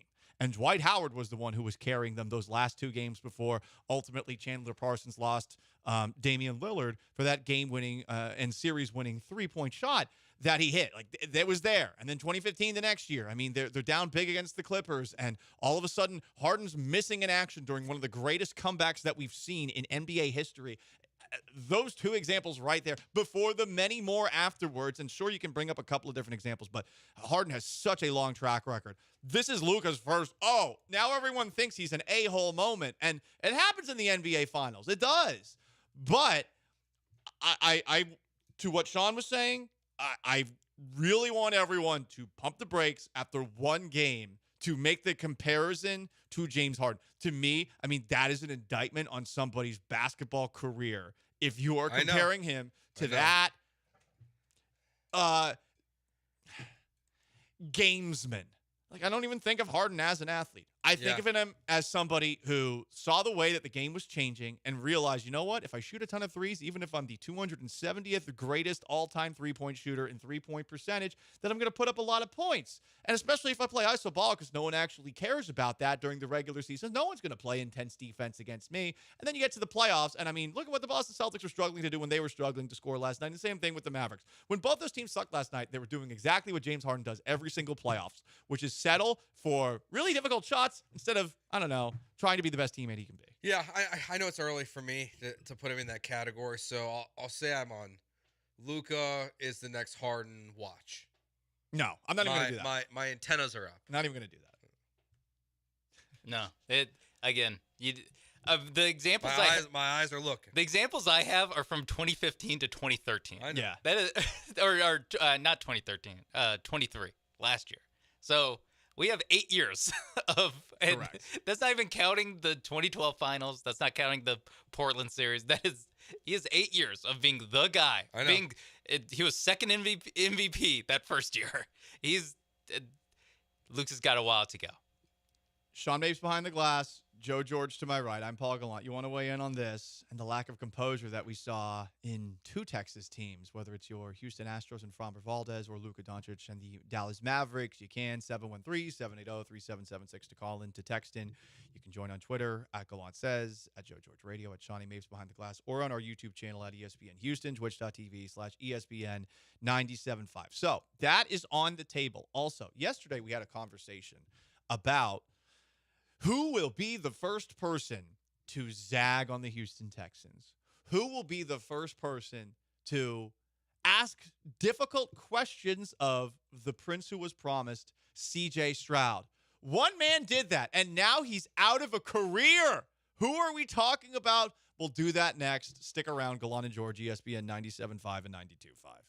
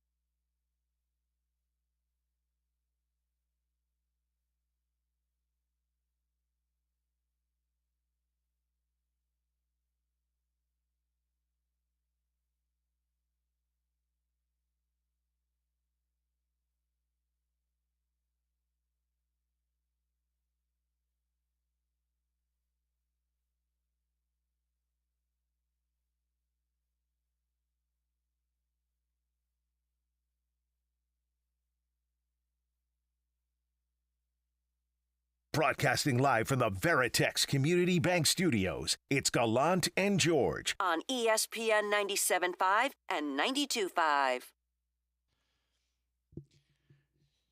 There are some people defending Joe George. A text. I usually hate Joe's takes, but Harden as Luka is pretty spot on. Both fat. Fat is an extreme way to describe them. I would say out of shape. Offensive powers, continues this texter, and trash on defense. Harden was absolutely one of the best players in the league for a few years. I'm going to add another note to that. In the regular season, I don't think it's a reach at all to say he's the next Harden. Yeah, I hope I'm wrong because I want to love Luka. No, you don't. You want him to stink. I mean, that's the thing. That's the dynamic here. I really don't. Like, I do love watching Luka play basketball when he's not complaining. But I think that the idea of Dallas all of a sudden becoming a great basketball team where it didn't seem like long ago they were bad. Luka Doncic gets Rick Carlisle, one of the best coaches in recent league history, canned. Jason Kidd was looking at his own job, perhaps wondering if he was going to keep it until Kyrie Irving just turned back into the Kyrie Irving that we saw 5 to 6 years ago. But I think for Luka and the Mavericks to be here, I understand why everyone in Houston specifically wants to tear him down to the level of James Harden, who certainly had his great moments in the regular season and some great moments in the playoffs, but lots of just, in the absolute worst possible moment, disasters. And there's so many more, Joe, that I think Luka's got to rack up. Oh yeah. Before we're this not is a there fair yet. conversation. Like we're at the beginning of Candyland here. Okay, like the game is just starting. The pieces are on the board. And like we're just getting ready to play. Candyland. I mean, I wasn't really sure where to go. At first, I was like trying to think of a board game. I don't know why I didn't go with Monopoly. yeah, Monopoly's a little different though. Yeah, it's a little Maybe it's different because I because think you end up. subtly think they're fat. So with candy. Okay. But like, I'm not saying he's there yet. It's just stuff like this. It's literally like the Mahomes Brady conversation. Yeah. it's like Yeah. you just need years in the game. Yeah, like you got a lot more to do to really be James Harden. But there's a trajectory with Mahomes and Brady that even I can understand as somebody who openly wept watching Tom Brady's speech during his retirement ceremony. Terrible scheduling, by the way. It was terrible. Why would you schedule it during the finals? Also, it's not online yet, and I'm very angry because it was like Bill Burr was there. I mean, it was they really pulled off an incredible event. But anyway, back to this. Patriot 4 were there. Mahomes' trajectory is heading towards Tom Brady with the way that he started his career. In the case of Luka, I mean, this is the first game where we're like, oh my God, he is the worst. But he still played very well in that game. He did. For the most part. He struggled at the end when he started to lose his composure. But, I mean, game 1, game 2, he was terrifying. I mean, like, a lot of these texts and comments that we're getting are, yeah, this is the first time that I've seen, like, this is the first Luka game that I've watched. And, oh my God, he's just like Harden. Where it's like, that's not how you do it anywhere else. Where you're like, oh my God, this is the first round of the NCAA tournament I just watched. This guy looks like Michael Jordan. It's like, well, that's the NBA now, because like that's how these Anthony Edwards, Michael Jordan takes were happening. Was that people don't watch the Minnesota Timberwolves play basketball as much as Luka Doncic could be a star in this league, one of the best players. People aren't exactly like going out of their way to watch the Mavs play basketball these days. That's the problem with basketball. It's like there's such a lack of interest that I think the reactionary takes that you get from it are always going to be super, super spicy. It's not quite March Madness to what Sean was saying a little bit ago, but I mean, yeah, people really start paying attention come playoff time, and specifically during the Western Conference Finals, Eastern Conference Finals, and NBA Finals. but I would ask during the Western Conference Finals, did anyone have problems with the way Luka Doncic played? Everyone was about to crown him as the best player. Not even the yelling at refs, because maybe you can. I mean, I don't. There was less of it. I don't think it's. Oh, is it just because he's playing worse though? Is it just because the shots aren't going? The shots aren't going in, so he's yelling at the refs more. Maybe that's it. But if we're talking about the dribble up top, don't pass it around as like the style of play, that didn't change. Fair point. We do have a call, 713-780-3776. Eddie wants to weigh in on Luka. We have been entertaining the comparison between he and James Harden. I strongly disagree with it, but Joe thinks that it does feel like things are going in that direction. Eddie, what you got? Yeah, I have a question for you guys. Do you think Luka is frustrated because it's his first trip to the finals, and he feels this great responsibility to get the job done? Or he's getting more frustrated because he's finding out that Boston is better? I don't know if it's that. There have been moments in this series where Dallas has looked as equipped. But I think the first argument you're making, that could be it. It has come very easily for him for the majority of this postseason. And all of a sudden, it's more difficult. It could be because of the latter point that he made. But whatever it was last night, I don't know why it flipped the way that it did. Maybe it was because of how well Dallas started off that game, and he was thinking, oh, everything's going our way tonight, so of course they're going to go my way too. But he played really reckless, and he had a lot of dumb fouls out there. They also went on a 20-2 run in the fourth quarter, and then he fouled out. So, like, they were going on a run as that was happening. And weirdly, he was, during that run, that was the one guy where he wasn't playing that well. It was everybody else. Yeah, they were doing a great job attacking the He was basket. pressing way too hard the entire second half, at least. I think that's kind of what maybe like that's what it was he was just pushing so hard and pressing because he was frustrated with his game. They let it boil over. Like this goes back to the beginning of the show. And we talked about Fromber. Like when you look at Fromber, a lot of times it's things are going well, and then it's one moment, and the composure is gone. And I don't know what that moment was for Luka last night, but there must have been something in the game that happened that just like really set him off. It seemed like everything changed after, and I highlighted this a little bit before. I forget when specifically it happened, but it was at some point in the second quarter where Luka has Al Horford lined up against him and does his, wiggling, steps back, tries to take a three, and Horford's nearby him, and Luka almost flailed on his follow throw into Horford and was expecting a call there. No call happened, and then on the other end of the court, Sam Hauser hits a three. And something fairly similar happened on the very next possession. And at that point, Dallas really seemed to have the game in firm control. After that point, Boston went on a crazy run, and then all of a sudden, Dallas was the one that looked like they were dead. But the Celtics, who love to play with their food, guess what happened? That. We have a full board of calls. I wouldn't have thought that Luka Doncic would have created that, but I like it. So let's go up next to Jason. Jason, what's up? Calling into Gallant and George, ESPN 97.5, 92.5. Hey, Paul, I wanted to ask y'all's opinion on the NBA. With me being old enough to have disposable income but still watch TV, but as a teacher seeing teenagers that don't, they watch TikTok highlights. How does the NBA plan to survive with no one watching their product anymore, and the only money is getting funneled through secondary markets of shoe deals, etc.? I'll hang up and listen. That is a very interesting question and very different from the one topic we're talking about. But for the sake of entertaining it, look, I mean, the TV rights deals are what's going to save them. I mean, you just saw what NBC did. They are making plenty of money. I do think it is interesting to talk about the way that games are watched these days. This is obviously very different, but who's actually watching WNBA games? Everyone's talking about them. Who's watching? But I don't think anyone's watching. I think with NBA games, there are people that are watching them, but I do think that dynamic of how younger fans watch, and I would imagine some of them, just given our collective attention spans, are perhaps seeing most of what they see through Instagram Reels, Instagram, TikTok, YouTube. Like it's a younger game now, and the fans aren't even fans of teams anymore.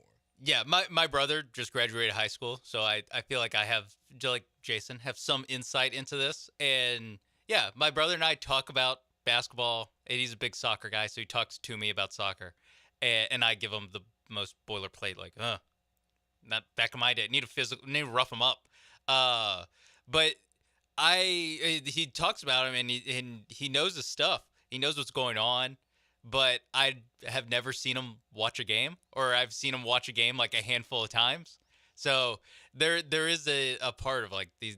I don't know what it is. I don't know what I don't know what the fix is, but like you mentioned with the TV deal, it's like they just signed a $80 billion TV deal. So I'll say they have time to figure it out. Right. they have some time before the money dries up. They're not baseball. I mean, baseball's got a huge problem because they don't even know how to get people to watch the short little clips because all those home runs, for the most part, do look the same, unless there's a sick bat flip attached to it.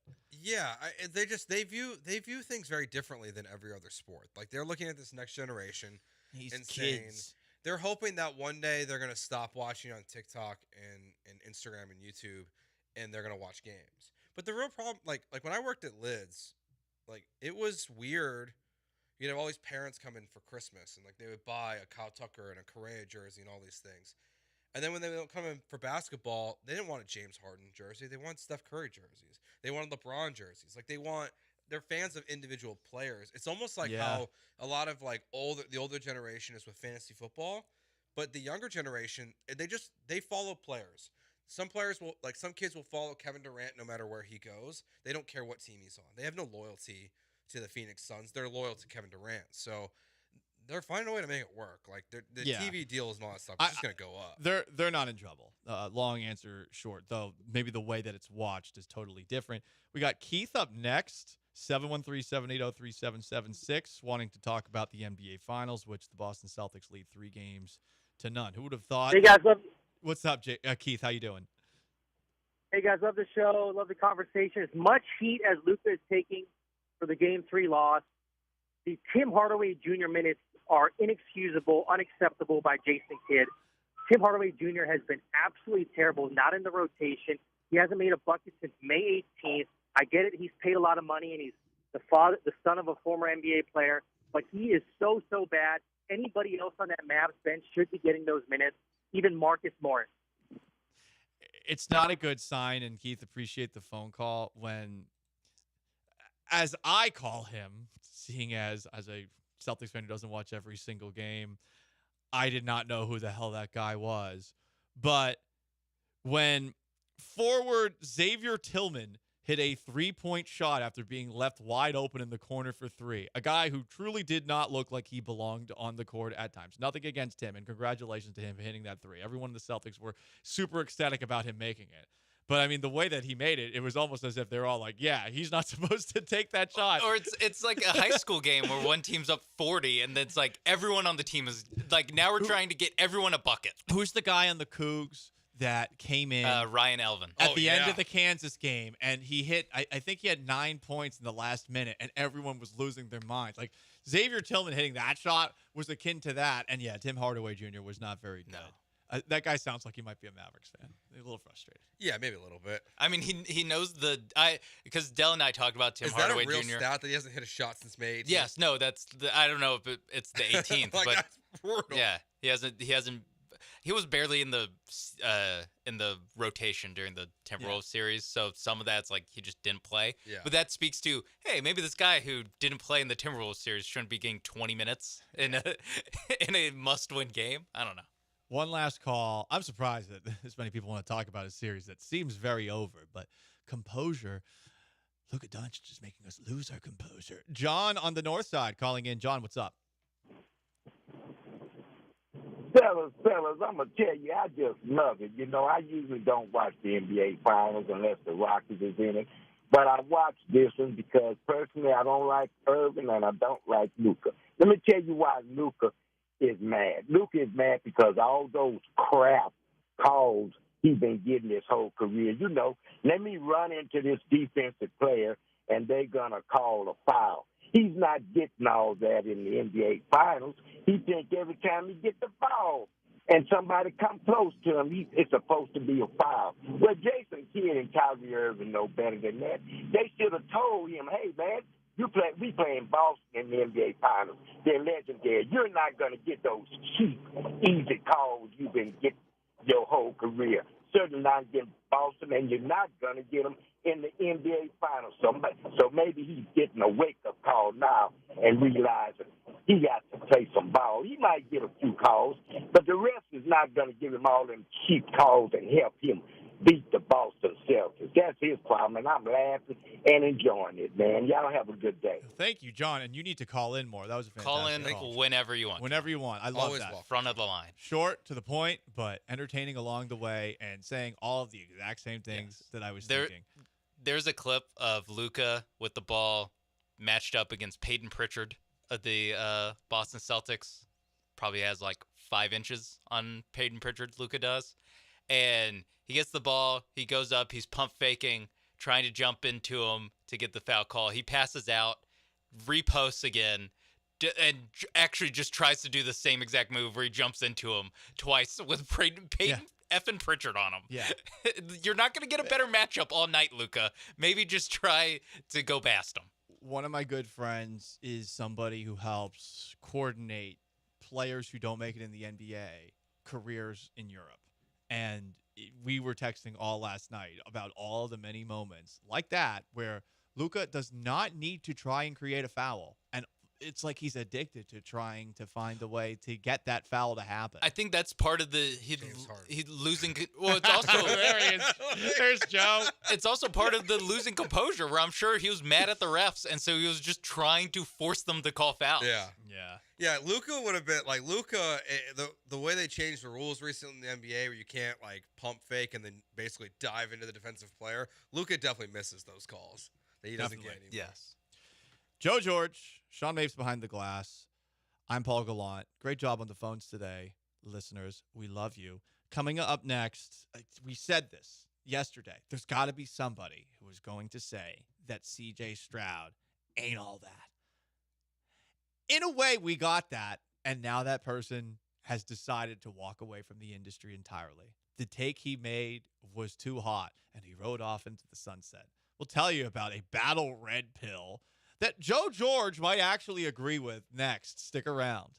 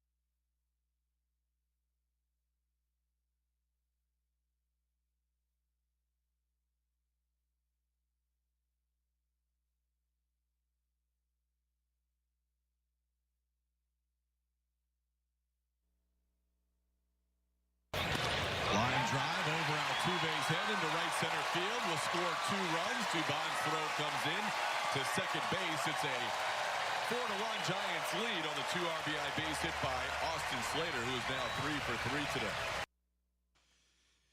Ugh. Astros lost yesterday 5-3.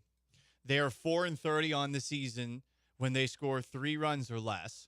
Framber Valdez was chased from the game in the 4th inning, which has led to a conversation about his composure and Luka Doncic's composure in Game 3 of the NBA Finals, which the Boston Celtics won last night.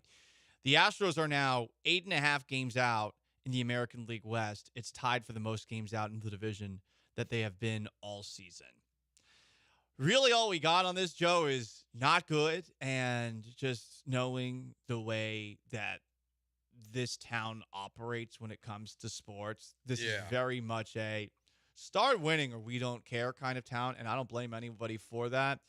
Yesterday was very frustrating, though, because, okay, the bullpen took care of things, but Framber Valdez, who was so good on Friday, goes the complete game, can't give you anything. And the offense, which I know is missing Kyle Tucker, also unable to give you anything. And, I mean, they're scoring fewer than 3 runs far too much this year. 4-30 when they score 3 or less. That's crazy. Where are you at with the white flag and waving it for the division?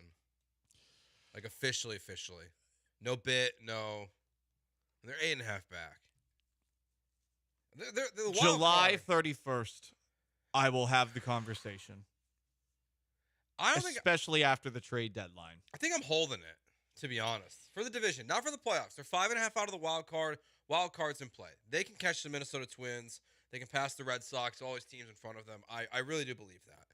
But man, 8.5 back. I just don't think they're gonna.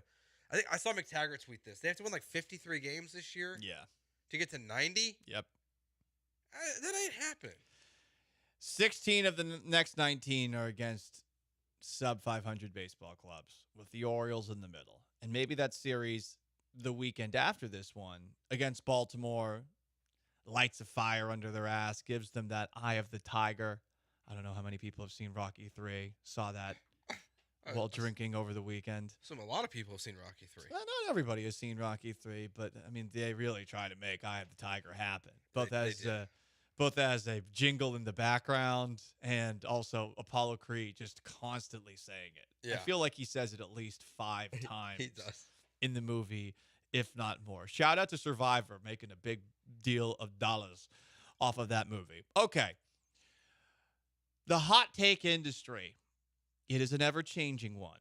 Sure, there are Speak for Your Pizza-esque television shows with debate encouraged. But there's also tweets to be had and blogs to be written. It does feel like during the offseason that the best way for someone in our shoes to make any headway is by being extremely positive, especially about something that's getting a ton of hype. Take the Houston Texans, who have been being praised for months by probably every single NFL analyst at least one point. No one's calling them frauds. No one's questioning whether or not they're going to be the team that we all hope they will be this coming season, even with the 4th toughest schedule in the NFL. And yesterday we had a conversation wondering who's going to be the first talking head analyst to ask a fair question about the Texans, and on top of that, perhaps push back against them. And a man who you may remember for yelling at Patrick Creighton on these very radio waves. Do the show! Jason Braddock, who has always been great to me and I do think knows a great deal about football, wrote an article for sportingnews.com. In this article, where he talks about some of those things that I just brought up, about how in sports media today, generally, people are looking for things that praise their team or to get a big old pants tent over a quote or somebody, whether it's a player actually on the team or an analyst, talking about how good this team can be or about why this team does things differently. In the middle of an article that is titled as such, Texans hubris could be their undoing, Braddock wrote this: "If I could give the Texans organization a bit of professional, stern advice that is meant in their best interest, it would be, quote, kindly, comma, STFU," which we all know means shut the bleep up. This article was ratioed, if you will, not violently, but not the worst we've seen. A lot of people pushed back on that, even though I thought Jason raised some fair points, saying, what has Houston accomplished again? Another AFC South championship, sure, followed by another one win in the playoff, followed by a loss. I hate to be the one to say this, but someone has to stop talking and do something that has never been done in Houston. This false bravado from an organization that is talking before ever winning anything is a turnoff to those not blinded by fandom and to everyone outside the city of Houston, a turnoff to everyone who is not a Texans fan. So, Joe George, yeah, we've had some conversations over the last couple of weeks, and I know that from time to time, CJ Stroud has perhaps he talks a lot, talked to the point of annoying you. It's not, yeah, it's if they don't win this year, they are going to be dumped on relentlessly. Honestly, if they don't have a good year, Paul, they're going to be, I think, a little bit of a joke. Like all the hype, all the media stuff that they're talking about, standing on business, and all these interviews that CJ has done, if they don't win their division at a minimum, it's going to be kind of embarrassing. And people are going to criticize CJ for it. And if you don't think they will, then look back to J.J. Watt. J.J. Watt himself, in interviews with Part of My Take, has talked about how the national criticism that he's gotten when he was in every commercial on our television and the Texans were not having good seasons. Because J.J. should focus on football more and making the Texans better than being on every commercial. When Astros players are struggling, Astros fans say it about their own players. They've said it this year about Alex Bregman. Maybe stop filming HEB commercials and hit a baseball more consistently. I don't know. Money's nice. Money is nice. I'm not telling the guy to not go get that dollar. Get that dollar. I kind of agree with that. But, like, it just, he's doing all these interviews. So is Tank a little bit. Like, they're putting themselves out there for criticism if the season doesn't go well. You just got to back it up. You got to back up your words. That's all you got to do, and you're fine. And I have zero issue with it. But if the season doesn't go well, like, we're going to clown them for it. I don't know if I'll really clown them for the way that they're talking right now. I think other fan bases will for sure. Yeah. Maybe some in local media will say, hey, they got a little bit too big for their britches. The ego became very big. They ate all of the rat poison out there, which we talked about yesterday with Tyler Dunn. You can check out that interview on our show podcast or on our YouTube channel. But, I mean, if that is something that blows up in their face, it's a learning experience, and you would assume that they would learn from it. For sure. It's not like it's the end of the world. Like, so that's why I feel like to maybe the point of those who are annoyed with all of the bravado or confidence, however you want to term it, I would just say, well, let's see it actually blow up in their face first, as opposed to saying, hey, what happens if you screw up? Because no athlete thinks, especially a young one that had a successful rookie season like C.J. Stroud did, or first year as a head coach like DeMeco Ryans did. No one is thinking to themselves, oh, man, oh, this is going to be bad, going into it. So if they're going to be honest and transparent with us, I like it. I feel like more players should feel confident doing it. And honestly, I mean, if they do live up to the expectations, more teams and more players will do it. And I think that's good. Yeah, there's more to talk about. And on the flip side of it, too, to go against my own opinion here and defend CJ a little bit, recently at one of the OTAs, Tank Dell was talking about how much CJ was getting on their ass about mistakes that were being made in practice, that he at practice is a even better and more vocal leader for them this year than he was last year, and it was already presumed that he was a great leader for this football team.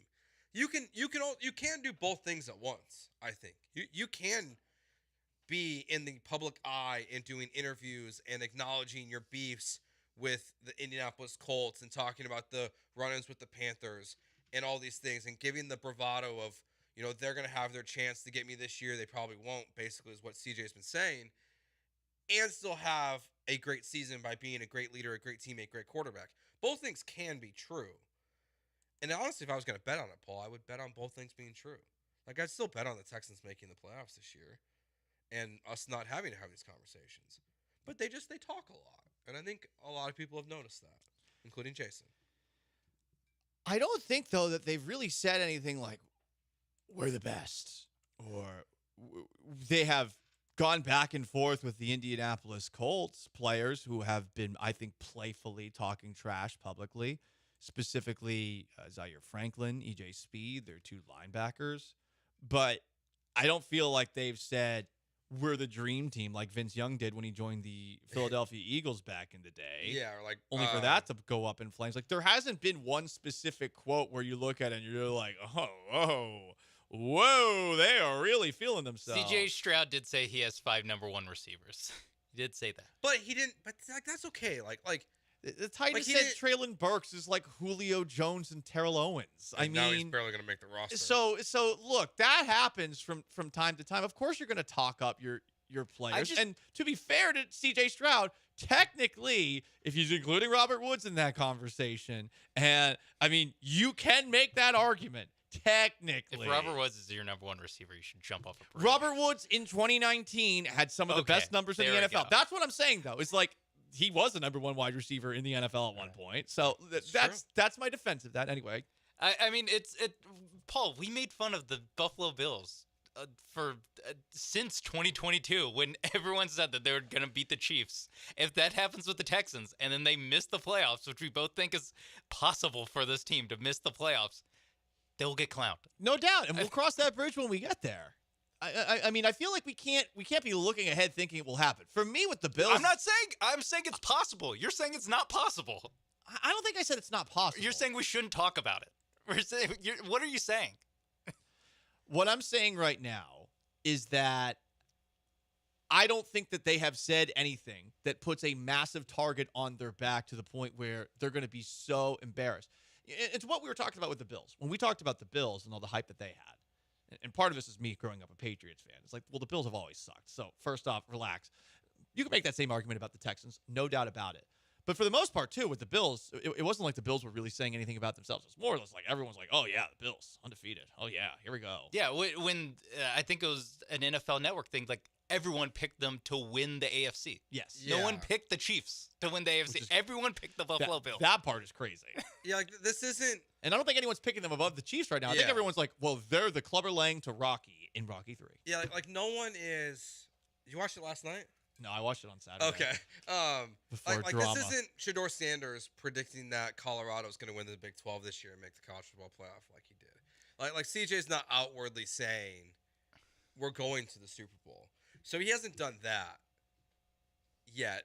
I'm not totally convinced it's not going to happen before the season starts. It's also the overall press tour that he's been on, where he's been on 5 different podcasts, and every single time he's saying something, and everyone's like, "Hell yeah, CJ!" It's like I guess that's what it is. There's every time anyone involved with the Texans opens their mouth this offseason, it's nothing but applause. Where we talked about, or did we talk about it? I don't know. I do 2 shows every day. Nick Caserio on with 610, and he was haven't yet actually. He was making fun of the other team war rooms and how they collapsed. Yeah, and then Jeremy Branham just pulled up a video from when they drafted Will Anderson, and guess what everyone was doing? And Christian Harris, and everyone they've ever drafted. Everyone they've drafted, they do the same thing, but it gets met with see, Nick Caserio taking everyone down a peg, laughing at the Arizona Cardinals for doing something. I mean, for the first time in most Texans fans' lives, they have a reason to drink the Kool-Aid, and they're drinking a lot of it. So that's part of this too. Like what you're saying is everything they say, people are just all about it, and rightfully so, because this has the chance to be the best year in the history of this franchise. Not just this year, but the following year. Like they can. It's not that high of a bar to clear. I know they win right. 2 playoff games. I know it's They gotta get to the conference championship game. It's a pathetic bar, but they're gonna cross it this year and next year. So ooh, there we go. Yeah, I mean this year and next year. This year or next year. Oh, Or I heard and. There's I an heard or. and. There's an or. No, if they make Check the and AFC say- title game, they will not make it the next year. Joe George is going Luka Doncic right here. He's twirling his finger in the Where's air. the challenge? Let's challenge that. It's Gallant George, ESPN 97.5, 92.5, 713-780-3776 to call in, to text in. Honestly, I'm throwing the gauntlet down to y'all out there. I want to hear the zag from one of you guys. Because Jason Braddock had his zag, and now he's walking away from the industry altogether. They said it's not because of this article. It was the timing's suspicious. It was a well-written article, and I feel like the pushback should not have been what it is. I really think that there should be somebody that's, the Dark Knight out there that's pushing back on this, but I'm not going to be that guy. Have Texans fans turned into Astros fans? 713-780-3776. Without 2 World Series and 7 appearances and a cheating scandal that unified his whole city? 1 off-season title. Okay? And new uniforms. So that's on the table. Gallant George, ESPN 97.5, 92.5 on YouTube at ESPN Houston. Stick around.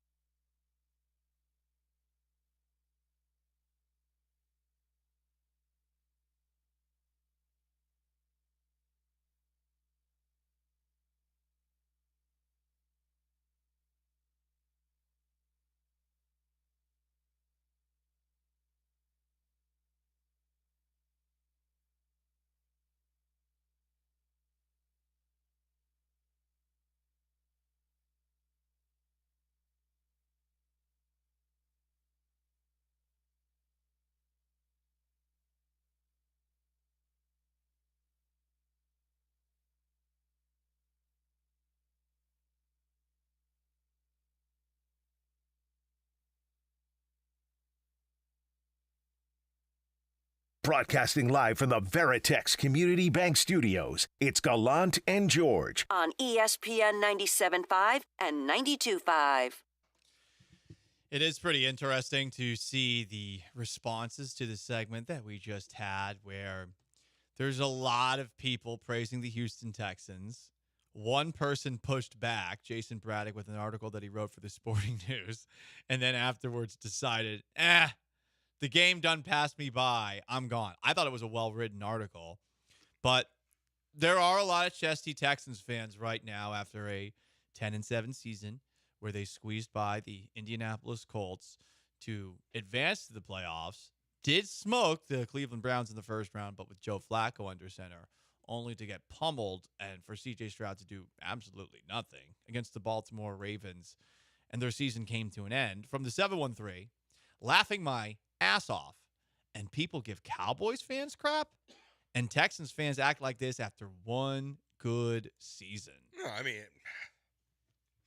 the Cowboys haven't accomplished anything in 25 years. True. I don't think it's that different, to be honest. But, I mean... The Texans have more playoff wins since they became a franchise than the Cowboys. Off the top of my head, I'm not 100% sure that's accurate. I do believe the Texans of late have more division titles. Oh, that might be it. Than the Cowboys. But I don't think that you can go Bill O'Brien mode and say, doesn't matter, Brian, AFC South champs. No. And that's what you are. Again, which, great. You've done that more than any of the other AFC South teams since 2011 when you first were able to do it.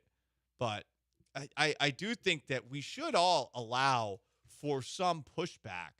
And I feel like this fan base isn't willing to let anyone do that. And I think to what was said in the last segment, like Astros fans, it is a little bit like that, except for, again, there's nothing that Astros fans were unified by what they felt like was a witch hunt against them specifically for their sign stealing. And I will say the investigation seemed to only be into the Houston Astros, though they clearly were in the wrong in that spot, which is something that unified this whole city. And it's why people are so militant online in defense of the Astros, at least until this year, perhaps.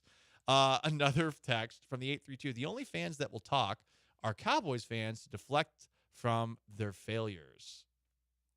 Okay. I mean, yeah, that's kind of how it works. I don't know, man.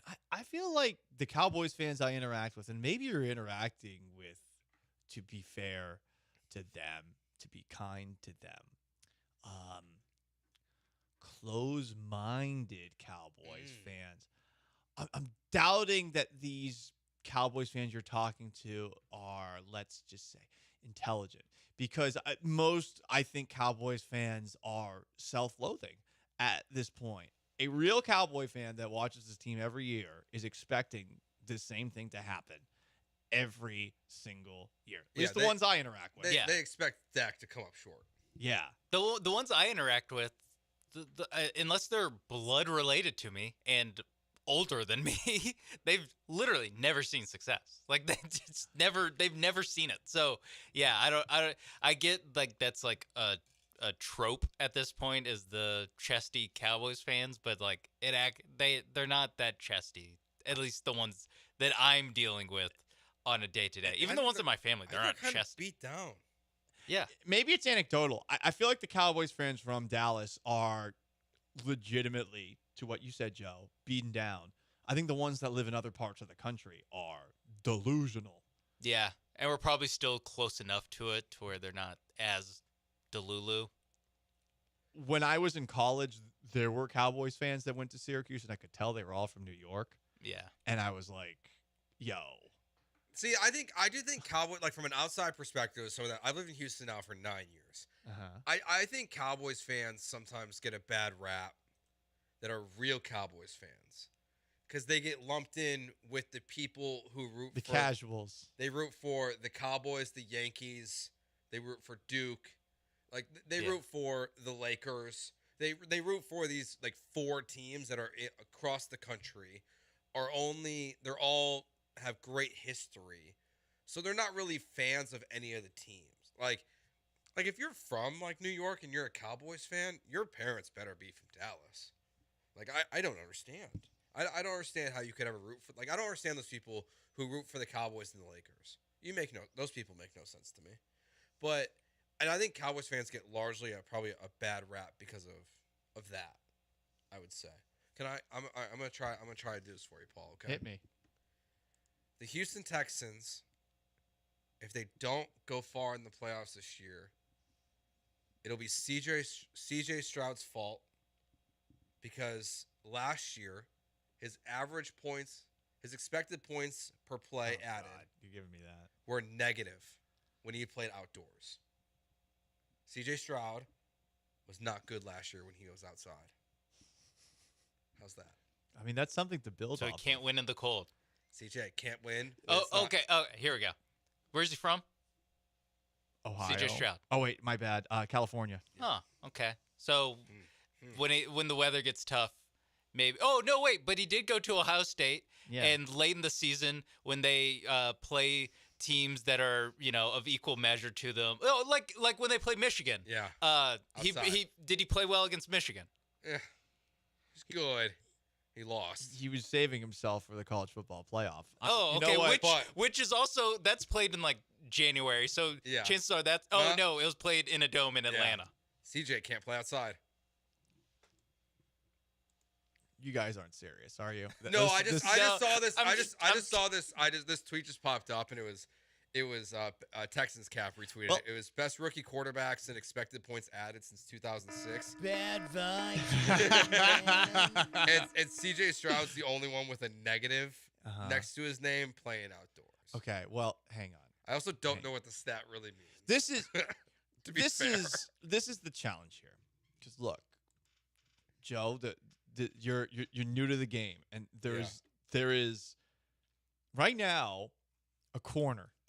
This corner's open, and look, people might be coming at this corner in the same way that they came at Bodie, R.I.P., in season 4 of The Wire. Okay. I thought it was going to be Point Break. He wasn't operating a corner. He was a bank robber. Bodie was on a corner in Baltimore. And he defended that corner to the very end. And if we are to give you a corner, Joe, it maybe it should be. I don't this. want it. I don't. Why don't you want it? I don't want that. They're not going to run you out of the business. I already said. I said they're going to win a Super Bowl in his rookie contract. I can't go to that corner now. Do I have to be the Batman of this show? Do I have to take this on as a bit? Can we make Mapes do it? No, it's Gallant and George. Sean is here. Don't have the same juice. Sean is here to make the show better. So Sean can do that. Sean is willing to be Batman. But do I have to be Batman? Because we went into this segment, Joe, and I mean, listen, I thought you were an in the closet CJ Stroud, not necessarily hater, a CJ Stroud questioner. You know, that's what I thought because of everything you've been hearing this offseason. And talks a lot. And here you are. Joe, as a person who many believe is in the closet, let me tell you this. It's not easy. It's not easy when you're in there, okay? And you know what? Maybe this entire closet has just been an elaborate radio bit that I still find funny after a couple of years. But that latter part's the key. That's how this game done be played. For real, for real. Can I do a not Texans corner to go into? I don't know what it's gonna be. I just don't know if that's If it's the Bears, I will bully you. I just don't know. I was thinking like Astros or Rockets. I just don't know if that's the corner I want to go into. No. The corner of Astros stink is piling up. Yeah, I mean that. Yeah. We just have to get to football season, and in football season, so close. But We're not again, that close. this is where you. close. Yeah, we got 84 more days. It feels close. We're about to continue the countdown in a second. We are very far away. We're You still got the plenty wide of time. receivers. You got plenty of time to make your mark. Oh gosh, I'll consider it. You advisement under. This is what pisses me off, though, Joe. So not that long ago, you're the one that's pushing back on Stroud, but you're lightly doing it, and then we're talking about it. Much. But then we're No, talking about this it. is different. Then we're talking about it, and you're like, good point. No, come on. I agree with Jason. Kindly shut the bleep up. There we go. I agree. Headline for the podcast: Joe says, "Shut the bleep up and play football." Time out. I'm not saying they're not going to make the playoffs this year. I didn't hear that Different timeout. conversations. Just like the refs missed that foul on the that Derek White had, so that the Mavericks wouldn't have a chance of putting up a three at the very end of the game. I didn't hear that timeout. I just heard Joe George say, CJ Stroud. Challenge flags. Was that a ref grievance in a game that to go up 3-0 in the finals? It was brought up on the broadcast. It's something that's off the top of my head. Whatever. Okay. The stream of consciousness, we never know where it goes. But we do know that next up, we are going to continue our countdown to the start of the NFL season. We are 84 days away. We must remember the greatest 84 of all time. And on top of that, America's favorite couple. One of them is very on brand at all times. But first, let me tell you about my friends at Pendleton Whiskey. I love Pendleton Whiskey. Pendleton Whiskey is smooth and refreshing, and even in the summer where maybe you're not looking for whiskey as your primary drink, this is the thing that I go to every single weekend to get things started. Give me 2 fingers, 1 rock, a sphere-shaped rock of delicious Pendleton goodness, that amber stuff.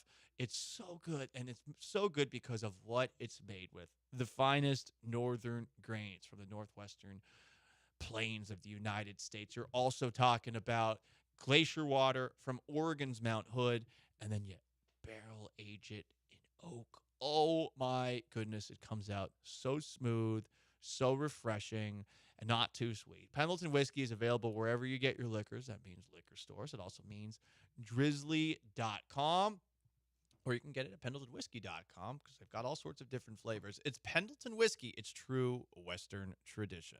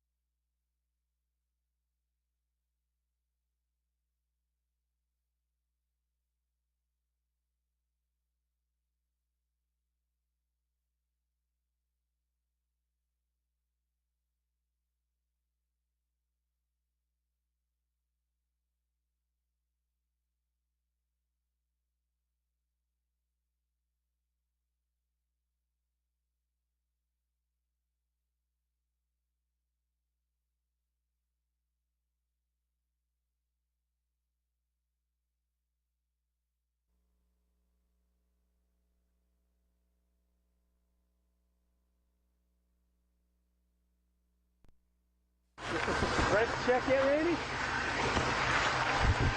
When you rich, you don't write checks. How do you pay, man? If you don't write checks, how do you pay these guys? Straight cash, homie. Randy, were you upset about the fight? Nah, cause it ain't number 10 grand. What's 10 grand to me? Next time I might shake my. That is Randy Moss after he was fined for a disgusting act, mooning the crowd at Lambeau Field after scoring a touchdown in a Vikings-Packers playoff game. Joe George, as a neutral observer and a fan of an AFC North team, might have been NFC North team, might have been NFC Central at the time. Were you team Randy Moss in that moment? Oh yeah. When he mooned him, and Joe Buck was acting so sad. I What a like Joe Buck a disgrace. lot. That was a moment he will never live down. And he really shouldn't, to be honest. Like, it's not a good look.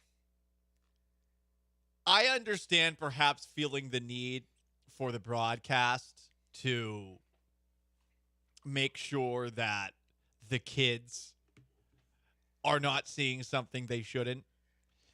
And maybe from the press box, Joe Buck thought that Randy had actually pulled his pants down. Certainly possible, because he did mime it. You could see maybe if he doesn't have the best angle to the end zone that perhaps he wouldn't know what had happened there. But yeah, it's something that's going to live with him forever. He's actually been a pretty good sport when asked about it. So that's what I like about Joe Buck. I feel like Joe Buck gets a lot of unfair hate. I do too. I think he gets. I mean, he's turned into a pretty good sport about everything. Like even talking about like The HBO show. and the hair loss stuff that apparently nearly cost him his career.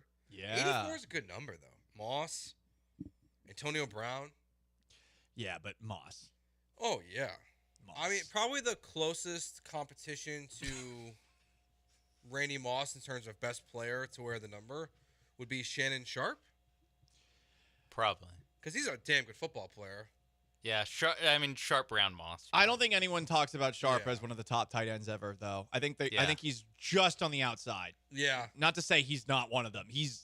But I don't think people talk about him the same way they talk about Rob Gronkowski, Tony Gonzalez, Travis Kelce. Perhaps it was because Sharp played in an era where tight ends weren't getting quite the same numbers as those guys, but Sharp's just on the outside. Yeah, it's like Gates, Winslow, maybe above Gates. Yeah. Winslow Senior. Like a lot of times, good call. A lot of times, like Travis Kelce did a top 5 list recently. He had Sharp, I think, as his 5th best tight end, but he excluded himself. So that means he's at least number 6. Sharp has done a great job of staying relevant after his career. That helps. And it's because he always has been exceptionally entertaining. So, I mean, he had arguably the biggest podcast get of the year this year when he had Cat Williams on. Yeah. That thing blew up. He's done very well for himself in that field. And I will say, somebody who remembers very well when in 1996 with the Broncos murdering the Patriots, he picked up a phone on the sideline and said, "Mr. President, call on the Air Force, call on the National Guard because we are killing the Patriots." That moment hurt my heart. I think I know one of these players on the Texans list to wear number 84. Ryan Griffin. Yeah. Yep. Yeah. CJ Fedoritz? Nope. Oh. Same guy. He wore 87.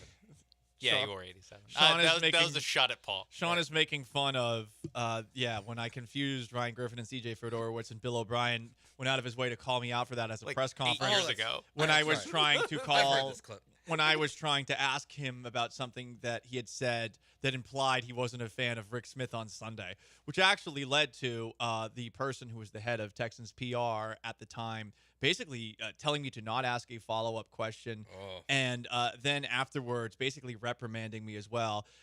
My favorite John McClane moment ever is when John McClane stood up for me in that spot, because I felt like I asked a very fair question there. Is this the one that went to go work for Jacksonville and now work for Amazon? I don't care. Ryan Griffin, remember this story? Texans tight end Ryan Griffin arrested in Nashville for punching out hotel window. No. Griffin was overserved. It happens. This was, I believe, the same day that the Houston Texans, and I forget which one, drafted either Jordan Akins or was Kahale wearing in that draft? I think it might have been Kahala. It was one of those Water two. polo boy. It was one of those two. But he thought his time in Houston was probably at an end. So there you go, guys. Oh, man. Kahale wearing. We were at the flagship when that happened, I believe, and they were trying to gas him up so much as this ultra athlete. And Water polo is tough. I have no memory of this person. Terrible. He barely played. Inside Texans football. That is such a... You guys had to talk about every inch of the Texans roster. I mean, I think he was an early draft pick. He was not a second or first round pick. Here's a third round pick. Yeah, I think he was a third. Yeah. Anyway, Let's talk about a real tight end that matters because he's part of the greatest All tight couple. ends matter. I don't know. He's part of the greatest love story in NFL history. Okay. Dating somebody who wrote a song called Love Story. That's about a girl sitting on the bleachers waiting for a man to say he loves her, maybe drop to a knee and propose the question. Did he propose? No, but he did say this at a press conference. Travis Kelce, tight end for the Kansas City Chiefs, two-time defending champion, said this yesterday. Wear and tear me, baby. I'm ready for it, man. Put the load on me. I love being accountable for these the men and the women in this building and Chiefs Kingdom. I love the aspect of everybody counting on me to try and make that play for the team and just do the right things out there on the field and better judgment for the team. And I just I don't think that anything from last year put more miles on me, made me less of a player. I think it was all in all it was just focus, being my own worst critic. And capitalizing in situations that I should have. Wear and tear on me, load on me, put those miles on me. I'm glad that he mentioned that he's talking about Chiefs Kingdom along the way, because if you just were to, I don't know, edit that part out, your mind could go in a lot of different directions. Yeah. He's not going to play much longer, right? Travis Kelce? Yeah. There was some rumors last year that he might not make it out at the end of the season. You got to go for the three-peat. Oh, absolutely. And I think you got to just – it's always such a tough spot. Like Brady went through this, obviously. Like, if you get the three-peat, don't you want to go for 4? Like, and then if you lose, don't you want to get one back? Like, it's like, when is the right time You to can just really – play forever. Yeah. Like, the only 3. one who, did it perfectly was Jerome Bettis. His career was kind of over. He won a Super Bowl in his hometown in Detroit, and he walked away. Strahan, too. In the Super Bowl era, no one has won 3 in a row. So I think 3, you're going to be good. No one's going to do 3 in a row for a very long time. But then you'd go for 4. Till C.J. Stroud does it. I mean, but then where does it end? Does it end at 4? Does it end at 5? Then you have to go for 5. You don't want to be Tom Brady and addicted to winning to the point where your family leaves you. I mean, Taylor, it's not like the Taylor, next one. But see, Taylor's not home that much. Like, it's not a traditional relationship. And if the NFL continues to, make sure that her concerts are near where Travis Kelce's playing, then, they can continue this relationship for a long time. Because reportedly she's in Toronto the day before they play the Buffalo Bills in Buffalo. I wonder what Harrison Butker thinks about what Taylor Swift should do. We know what he thinks. Hang up that mic. Yep. Thank you, Travis Kelce, for giving me this, though. I'm ready for it, man. Put the load on me. Yep, that's all we need. Anyway, he's Joe George. I'm Paul Gallant. Sean Mapes behind the glass. We're very mature adults here in the room. Up next, Luka Doncic. Oh boy, what a night it was for him. I feel like we got to give Brian Windhorst one more moment to let the wind out and eviscerate him. And we'll talk a little bit about composure because Framber Valdez was missing that yesterday as well. It's Gallant and George, ESPN 97.5 and 92.5. Stick around.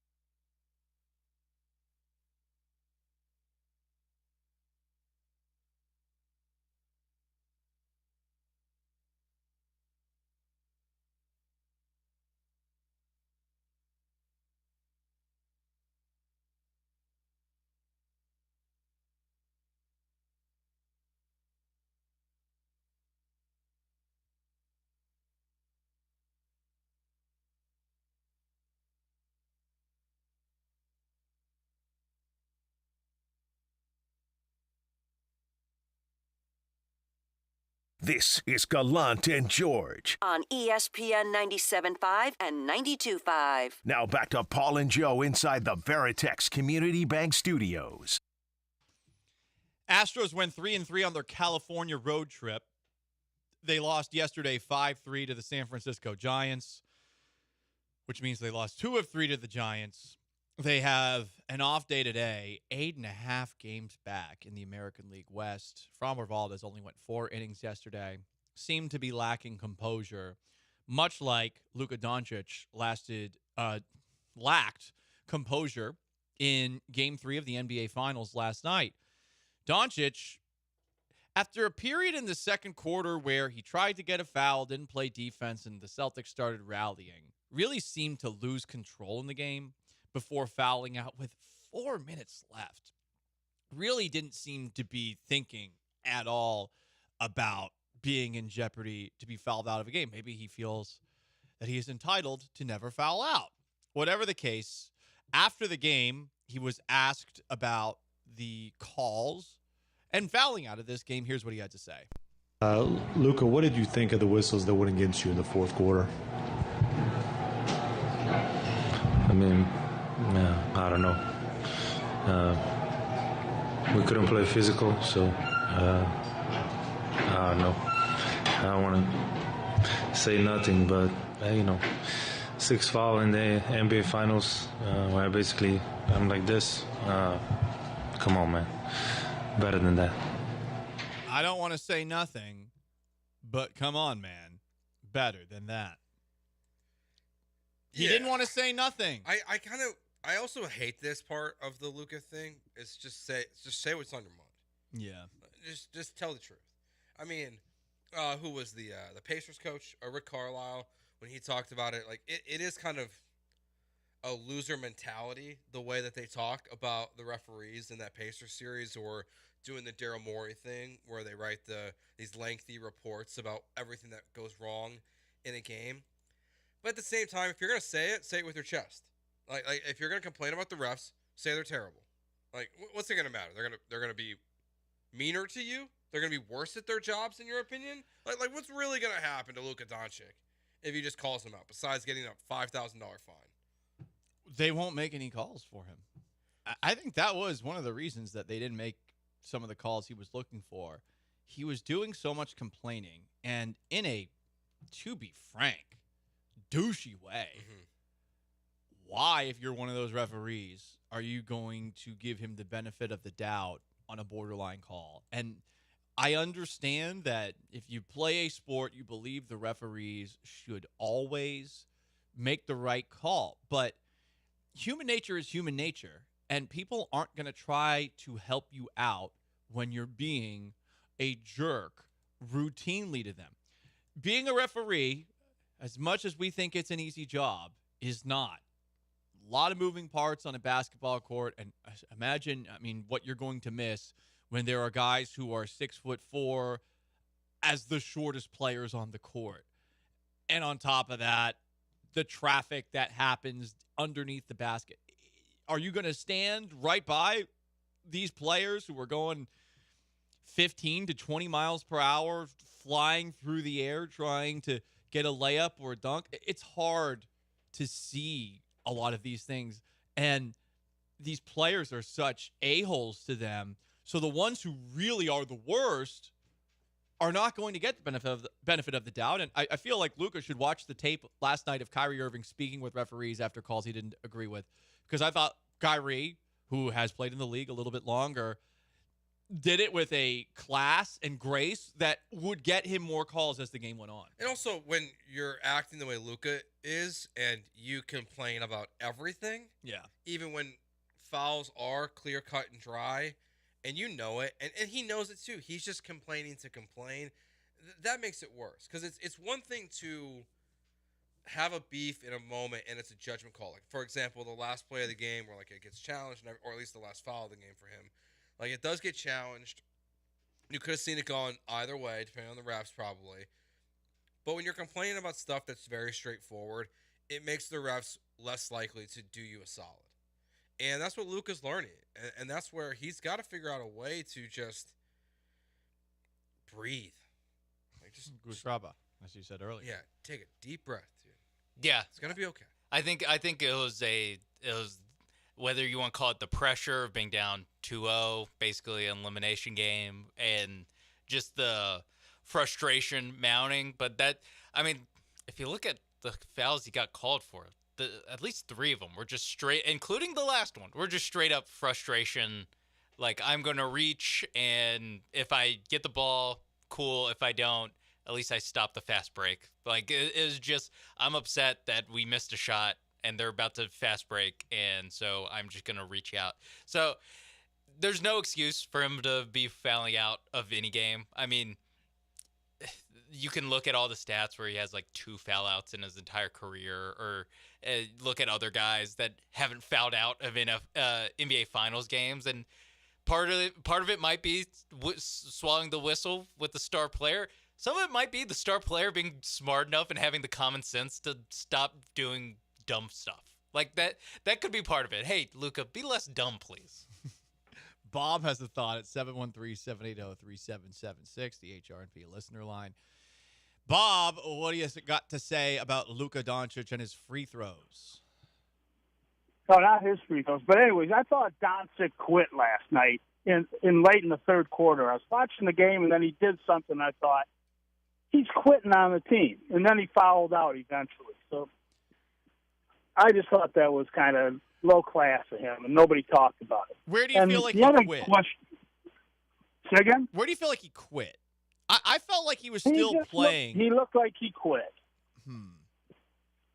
I'm not sure He I agree. looked like he gave less of a defensive effort than he's ever given before. He certainly did not put in much effort on the defensive end, but we've always seen that with Luka. I felt like he kept playing. I just felt like he was playing out of control and was constantly thinking about the referees, trying to draw fouls, getting mad when fouls were called against him, and it all led to him not playing as a good teammate. All right, so I got a question about free throws. And I've always wondered why, can you move around in the free throw circle, and can a guy do a jump shot from the free throw if he's more comfortable? Bob, well, thank you for asking this I think you question. can. I think you can, but your feet can't touch the line. But also, the moving in the lane stuff has gotten out of control. I can't believe how much movement happens before the guys even shoot. And I think referees have gotten to a point where they're like, whatever. They got PJ Washington on one, I want to say, in game 1? Maybe game 2. I think it was game 2. Where they got but it has to be egregious. They get called on. I mean, you can, but like I remember back to like middle school having a buddy who couldn't hit free throws, so he turned them into jump shots. You're allowed to do it as long as you don't step on or over the free throw line. You know how that rule came to be? How? Will Chamberlain. Because he would just try to dunk it from the free throw. That's awesome. It's a good strategy. Yeah, and it honestly, was a bad free throw. There's no proof of it ever happening, so we just that's some of the Wilt stories you can just whatever. Like they're tall tales. Yeah, like the 100-point game. Rick Barry's underhand free throw shooting. Now that is something that more players should do, but a lot of them I feel like don't soft. do it because it makes you look like a bee. All right, Grandpa. I'm just saying. You don't think that would have helped Shaq? It would have helped all of them. Oh no, I don't look cool. Dwight Howard. I just think the fact no one's done it says something. Like no one has done it. But he was so good. Brent Barry did, and he was awesome at it. Yeah. More people should. Again, he did it in the 70s. 50 I years, no one's done it. I think we're going to see it in the Olympics. With who? I think there's another Barry playing on the 3-on-3 team with Jimmer. Do they shoot free throws in the 3-on-3? I don't know. I just am hoping. Ball up top? I'm just hoping it's going to happen. Is there really a Barry playing on this team? I'm pretty confident, yeah. Wow. I thought John and Brent were out of the league. And I didn't know there was another one coming up the pipe. I mean, there's always a Barry. I guess. It's like if you're a wrestling fan. There's always a Von Erich in the basketball world. Yeah. There's always a Barry. There's always one. Joe George, Paul Gallant, Sean Mapes behind the glass. Gallant and George, ESPN 97.5 and 92.5. We are waiting on a special guest in the next hour. The Astros are driving us crazy. Is this perhaps karma? We'll discuss. Stick around.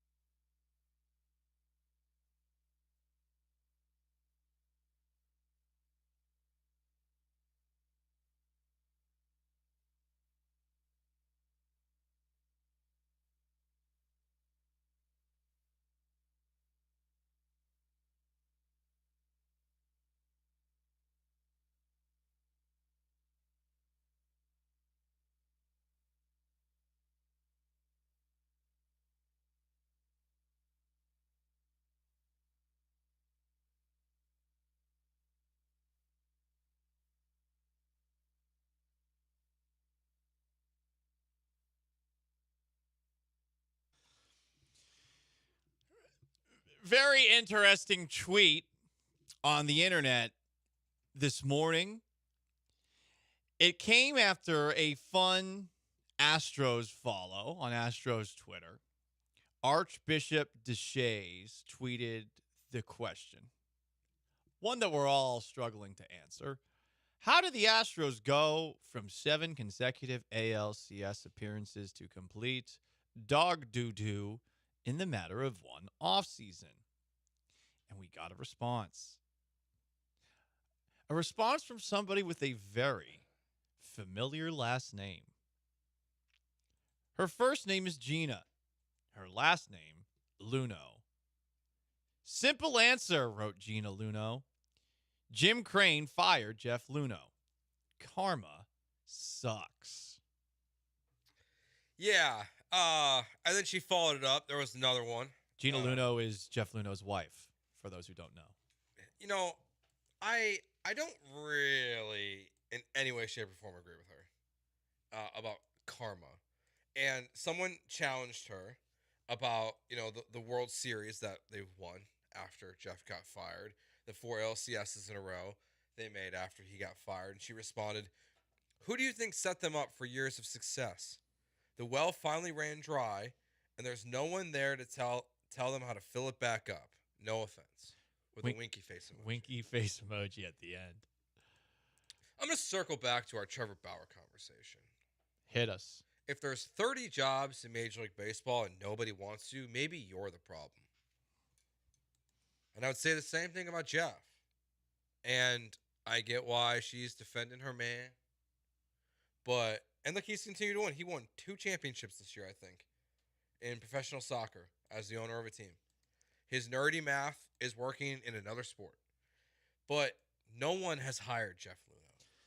Everyone else, AJ, Beltran, Cora, they've all been hired by other people. Every player has played baseball for other teams. Everyone. Except for Jeff. But with Trevor Bauer, I think it is 100% fair to question whether a guy who is in his mid-30s is still the same pitcher. Mm-hmm. With Jeff Luno, who has literally taken on another sport and is winning, running the show for a soccer team, for God's sakes. Just because everyone is not lining up to bring him back doesn't justify him being out. I think it is honestly gross malpractice that baseball has given guys like Aroldis Chapman, Roberto Osuna, Domingo Germán, among many, many, many others, second chances when they're reprehensible human beings, at least for a moment. Oh, everyone needs a second chance. Kiss my ass. Those people have done horrible things. Luno did something, or at least was probably aware of something, that all of baseball seemed to be doing. I don't understand why someone like Alex Cora, I don't really think did all that much with this Astros team, or as you said before, Carlos Beltran. Why are those two back in? It actually doesn't make logical sense that those are the two to come back in. So I will look at Jeff Luno's absence from baseball, and I think it is a just complete oversight by the entire league to not bring in a guy that maybe isn't the easiest to work for, but clearly is so good at his job when it comes to whatever he uses to figure out who's good and who's bad at a sport, any sport. You're an idiot to not bring him back in. But if people don't like you, they don't like you. And I think that's what the message is to Jeff Luno, is that there's been stuff that goes back to when he was with the Cardinals, the way he would deal with other GMs, and just everything through the investigation. I just think Jeff is just disliked by baseball. So, I get why she's tweeting this. It's karma. And for the record, I think Jim Crane should have rehired Jeff Luno. But he looked at Jeff and AJ and said that these people ruined my franchise. They tarnished everything I've built. In his mind, and he got rid of him, and he shouldn't have. He shouldn't have. Now, there's the conspiracy theory that he was told to by Rob Manfred that to keep the World Series champion, to keep the trophy, that he had to fire them. But I kind of buy that a little bit too. Do you get the impression that it's anything, though, other than Jim Crane, if that's how Gina's responding to that tweet? No. And what's hard about Jeff is that he hasn't publicly really talked about it. Like, he did the interview with Vanessa, but to be honest, like, he gave us nothing. He's the only person in Major League Baseball, which, like, maybe this is the truth, and just no one believes him, and that's part of the problem. He's the only person connected to 2017 that hasn't acknowledged some knowledge of what's really happened and a good level of remorse. He hasn't done that. It's always been, it wasn't me. It's always kind of the blame game of everyone else. You could kind of say the same thing, though, about every single player not named Jose Altuve, Alex Bregman, Carlos Correa. Everyone that was on that team that did not have to do that awkward press conference that Jim Crane was also at. Like, I mean, they all apologized, but the entire rest of the roster didn't. I mean, Correa and all those guys did as soon as the locker room opened up. Was it every single player that was available? Yeah, I mean, a good amount. Like McCullers, Verlander, they've all talked about like the regret that they've had, and I just don't even know if I've ever heard Jeff. Like, I think Jeff should be in baseball. I really do, but I also think like trying to blame what's going on with the Astros right now just on the fact that Luno's gone is, I think, ridiculous. I think blaming it on Karma is ridiculous. I don't think blaming it on Luno being gone is ridiculous. They could have won without Luno. Yeah, I mean, it's either Luno or Click. It's getting rid of both of them. So really, that's the real answer. Is that they got rid of Luno, whatever, Karma, whatever, sure, and then they hired James Click.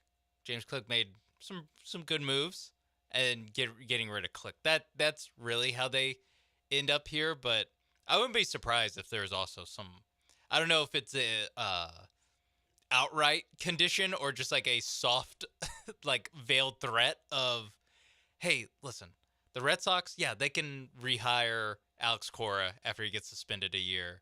The Tigers can go and hire AJ Hinch. Carlos Beltran is he still calling games on Yes Network? He can still call games on Yes Network. We're not doing it with Jeff. Like Jim Crane, you cannot hire back Jeff Luno. Someone else in baseball should be able to, though. If those guys all can get a second chance, and if all these guys who do absolutely horrible things to women or other humans off the field can get another opportunity after a suspension.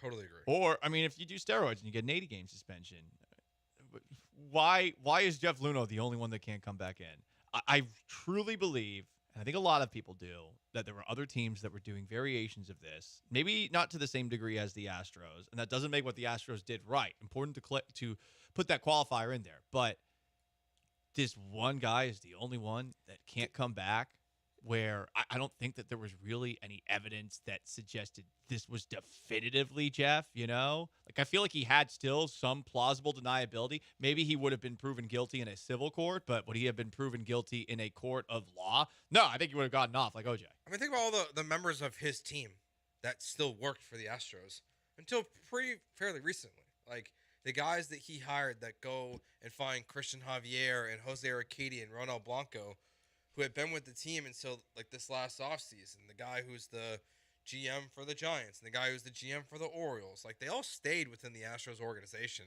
after Luno got fired. Yeah, that's Jeff Luno was and AJ Hinch were the only two guys that got fired after the sign stealing scandal. There's something more to the story that we don't know. There has to be, because you're right, Paul. Like, he absolutely deserves a second chance when everyone else does.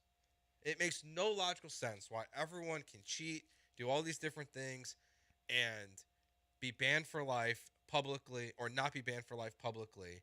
But Jeff can do what? Like, especially when he's good at his job. Like those other guys, I don't know that Alex Cora is a good manager. I don't know that Carlos Beltran is a good broadcaster. I don't know that he necessarily was much of a help in whatever other role that he might have been in. Well, he was the Mets manager for a hot second. He got hired to be the Mets manager, and then he never managed a game because a few weeks later the Mike Fiers thing came out. So with all that said, so someone who's very good at his job is not getting another opportunity, and we don't have if there was an outright lifetime ban or something like that, that would make more sense. Like with Pete Rose. Like that would make sense. Yeah, I would imagine. I think, and it's consistent with everything that MLB has done. basically after the sign stealing scandal, they are trying to just brush it under the They rug really are. as possible. So the MLB does not want any headline that has Jeff Luno's name in it. The crazy I thing think is, that's though, what it is. Sean, if they had done we are banning Jeff Luhnow for life, that would have been at least a scalp for all the people who were pissed off that the Astros didn't really suffer much punishment and then played the year right afterwards in the pandemic where there were no fans there for them to receive abuse, if you will. It's one of those things where I feel like this actually would have worked for them. I mean, Manfred consistently talks about how he wishes he had punished them harder. Oh, here's an idea: punish the GM who never plays anyway. But like you said, what's the smoking gun that they have to ban him for life? I mean, he didn't win his $22 million lawsuit. They settled. The Astros did, and Jeff Luhnow. So he kind of won. He probably got some money. He sued them for a breach of contract. Maybe they settled. So maybe he got $10 million instead of $22 million. So maybe that's what this is all about. Maybe there was an NDA agreed on, and it involved him staying away. It wouldn't shock me, like with the way baseball operates, if he is banned and they're just not telling us. What if he won more than $22 million? I mean, what if that's why the Astros won't go into the second level of the collective balance tax? It's because they're still paying Jeff Luhnow. Now, that is something that someone should do a story on if that's the case. All right. It is Gallant and George. He is Joe George. I am Paul Gallant. We got Sean Mapes behind the glass on the table for today's show. If you want to zag against the Texans, again, I want you to do your best Skip Bayless and come on. Also, Luka Doncic, his lack of composure. Framber Valdez, the same thing. We can discuss that too. There have been a couple of things on the internet that involve the Houston Astros that have been so... I gotta say, they've seemed so real that I've fallen hook, line, and sinker for them, and they're both hoaxes. I'll tell you about them before we wrap up today's show as well. First, though, let me tell you about my friends at the Highway Cantina, where you can get a $9.75 tall Texan margarita. It's right smack in the middle of downtown on St. Emmanuel Street. It is right by the baseball stadium, right by the basketball arena, right by the soccer stadium.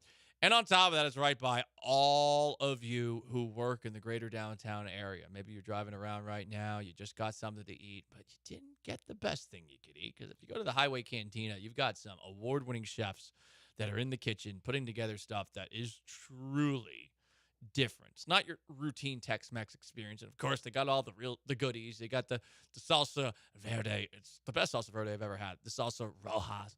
And on top of that, fajitas and things like that. But you've also got at the Highway Cantina stuff like wood-fired oysters. The Highway Cantina, it's got amazing cocktails. It's got amazing food. And it's in such a great location. Check them out, the Highway Cantina, and tell them Paul Gallant sent you by.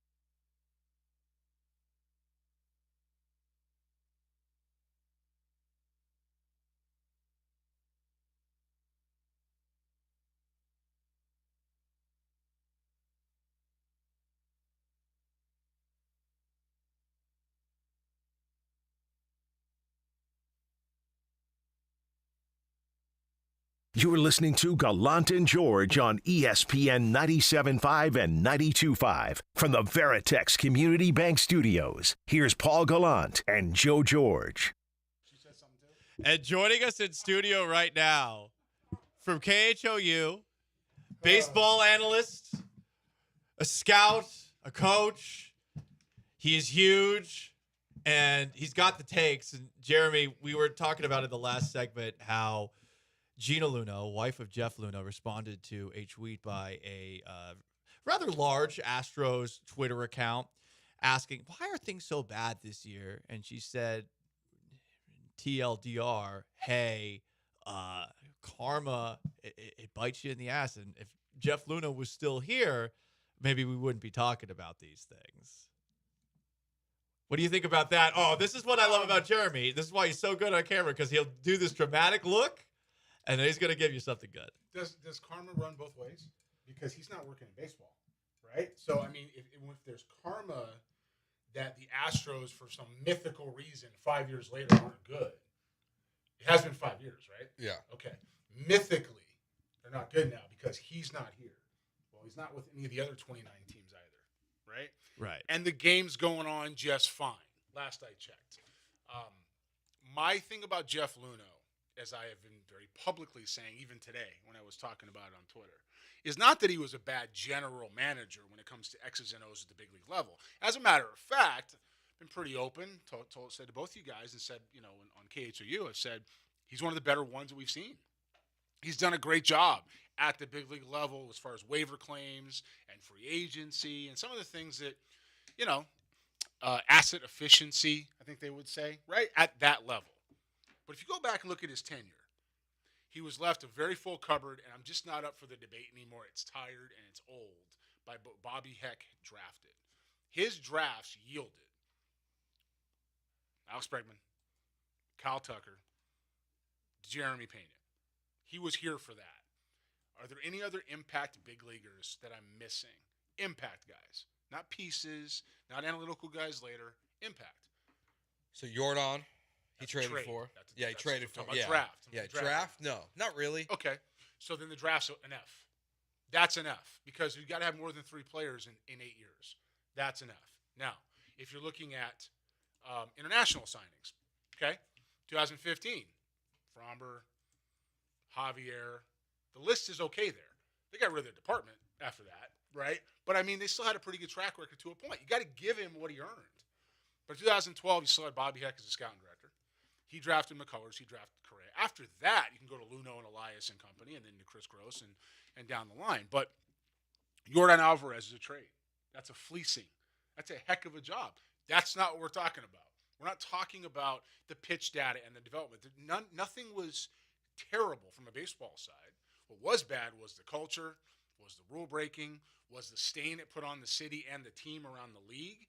All this guy had to do was say, you know what? I'm going to send this memo down to the clubhouse, and I'm going to make sure everybody knows we're not doing this. Instead, he put it in his pocket because he was going for survival for his job. Then we have other things along the line, like the kid that was looking in the dugout in Boston. That guy's got a job in the game somewhere. But this dude doesn't have a job in the game. I would tell Gina, gently and respectfully, who I respect, who I gotta give her a pound for backing up her husband. I really do. Like, good for you. I would tell Gina that while we're talking about throwing stones and karma, there's a lot on the other side that was bloodless, that was heartless, that was just bad for baseball, and things that your husband did, like taking people's secrets that he gave them and talked to them about them and decided to use it against them and then fire them. Your husband came from a non-baseball background. That's fine. It's fine. I mean, anything. He became very good at a certain area of the game, and he presided over a run without question for the Houston Astros. That's unprecedented. None of that's a problem. The way that he carried himself is, and the game has told you that otherwise, and if he comes back in the game, it's pretty similar to a guy in my mind like Trevor Bauer. Completely different circumstances, but how did this fan base react to just even the notion of signing Trevor Bauer? Well, that's funny because we've been talking about that a lot this week. It's come up. And somehow, over the last 3 weeks, we've noticed on our YouTube comments, Facebook, Instagram, as Paul and I have posted some videos about it, it's flipped. That all of a sudden, that there is this portion of Astros fans that are now open to the idea of Trevor Bauer coming to the Houston Astros, which to me blows my mind. And it's not about the off-field stuff in terms of his legal stuff, because that's over. Agreed. But I think back to the Trash Stros t-shirt. I think back to what he's publicly said about the players, the franchise. And the pushback, Jeremy, that we've gotten is who cares what the players think? I don't understand why fans want him, but they're at least like opening their brains to it a little bit. Before I know, because I can feel Paul. Like I Yeah. can feel it. Before I say that, I'm going to tell every fan out there, every commentator, everybody that's watching the game, you're not playing it. You better care what they think. They're the ones on the field that have to go ahead and do it. And how you guys are reacting now, thinking they don't care. So when it comes to that, using that exact analogy, right? Well, 29 other teams said no. Ain't nobody flipping on Jeff Luhnow. Nobody's knocking down, hey, Jeffrey, hey, Jeff, oh, buddy, oh, pal, come on in and run our draft for us. Come on in. No, they're like, get the hell away from me, man. That's the reality of it. And it's not about anything legal. It's about the way the guy treated people. So, Gina, I for standing up for your guy, I'd be careful throwing stones. He did an excellent job in some areas, did a horrible job in the others, but that's not why he's not getting another chance. It's the way he treated everybody and the culture he created and the harm he put people in is why he's not getting a chance. Nobody wants that. Back to you, Paul.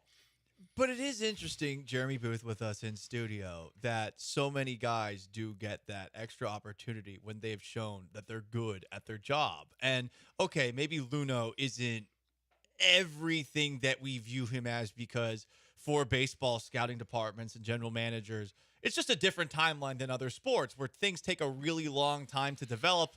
And I mean, who knows who was the person who found player X, player Y, player Z when they finally make it up to the majors and their service time stops being manipulated, all that jazz. Oh, that stuff. But he's really good at what he does, to the point where in another sport, no matter how much of an a-hole he might be being, he's getting results. And it seems strange that baseball is drawing a line at looking the other way, not when it comes to guys who seem to be violent humans, but for somebody who might be an a-hole to work with. So let's first of all, there's no denying what he's doing in soccer. None. No denying. Good for you. Stay in soccer. Back to what you just said. Walk down the Hall of Fame argument with the performance-enhancing drugs, right? The steroid, the Mitchell report. Rafael Palmeiro sat in front of the committee and said, I didn't do it. And he ain't in the Hall of Fame, okay? You have other guys like Piazza who were widely suspected, were mentioned in the Mitchell, in the Hall of Fame, okay? My bad. Jason Giambi. My bad. Sorry. A.J. Hinch. I should have done something about it. I should have been stronger. I should have stepped to the plate. Players said, we had no idea. Yeah, we kind of knew we shouldn't have been doing it, but we didn't really know we really couldn't do it. Alex Cora did his year. Hey, man, was part of it. Didn't know. Beltran, he's back with the club. Why not this guy? So if you're looking at it that way, and we've already got a track record that's undeniable, regardless of the type of human being or the way he treated people might be. This guy went on camera with a former co-host of yours. I was sitting in the hometown of yours at the time. I was sitting in Boston, Massachusetts, watching this thing. And I went on after, as I am prone to do, and I lit this dude up for like 45 minutes. I went all the way into the secrets and all the way into stuff that I know has happened from the inside part of the game. And the reason why Jeff Luhnow is not back in baseball is because you can't trust him. That's it. You can't trust him. You can't trust you're going to go to war with him. You can't trust he's going to have your back. The only two people that aren't in the game anymore from that entire front office are actually Jeff and the guy that blew up the reporter, right? Talbot. Talbot. Yeah. That's the only two people that aren't back in the game. That guy's selling houses, I think, somewhere at timeshares, and Jeff's running soccer teams. The culture and the human being has to matter at some point. I think you're seeing some culture and human being happening in Houston right now, by the way, but not like that. And that's why this guy isn't back in the game. And I'm happy for the Luhnows. They've moved on, and because no one deserves to have their life end. I'm happy that he's having such success in soccer. But as far as baseball is concerned, he has enemies over here. Whether they say that or not, he's got enemies because of how he treated people. You probably shouldn't take people's ideas and make them your own and then fire them. And that'll go ahead and that's a problem. Well, speaking of baseball, so between our last conversation, one second. Yes, I know what I just said, and I want to make sure you understand that's coming from me. It's not coming from these guys. It's not coming from Jason or anybody else. You probably shouldn't take people's ideas, use them as your own, take credit for their work, and fire them. And then maybe you'd be back in the game. Whose ideas? I cannot get into that. I am going to say, you came in as a financial guy.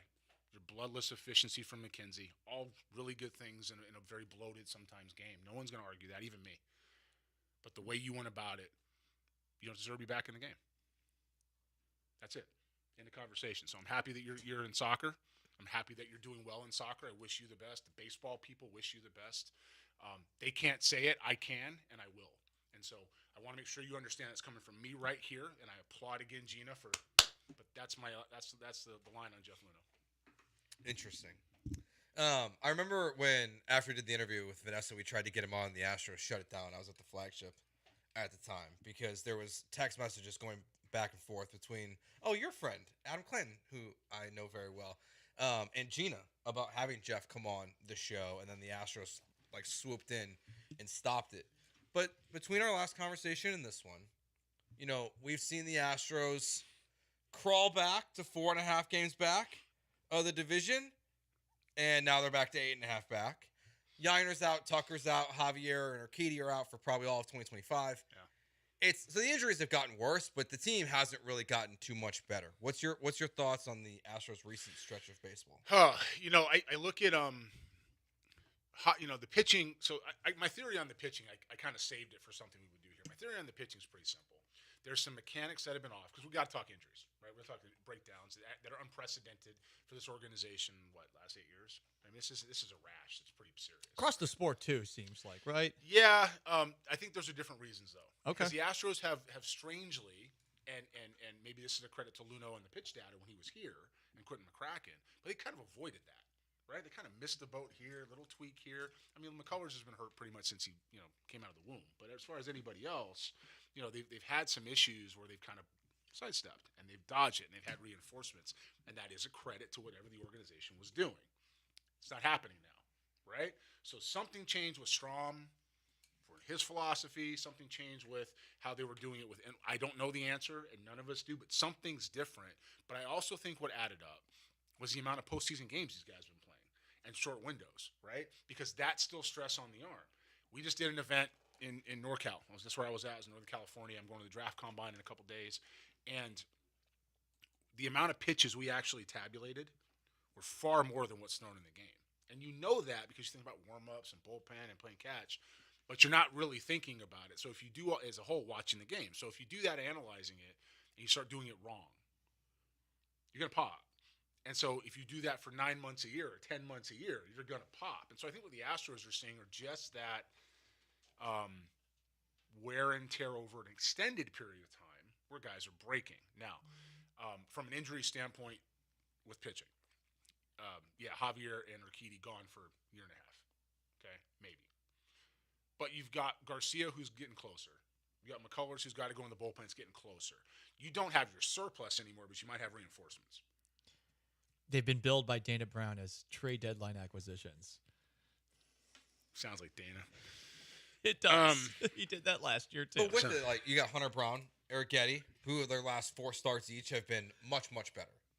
So is the pitching, is there, at least with the rotation, if the Astros have a miracle in them this season, which we talked about the white flag earlier and how close people are thinking about getting to wave it for the division title in 2024. Is the pitching less of a concern from a starter's point for you at this point in the season? I think Brown, the development of the sinker obviously changes things. So the league ebbs and flows, as we all know, right? I mean, you show up and they don't know what to do with you, and then they figure you out, and you got to adjust. And I think that's what you've had. Hunter Brown at any given moment's a reliever. He's John Papelbon. I still think that's his best role, but sometimes he's lights out for 5 innings. That's the way it works. And that sinker is a new look that the league hasn't seen yet. Okay, Eric Getty's in his adjustment phase. I still think he's a 4A guy and a long guy in the bullpen as it settles, but right now he needs to be in the rotation. Okay, I think that has a lot to do with it, how these guys are adjusting, and that's a credit to the club and a credit to the arms. They're adjusting back to it.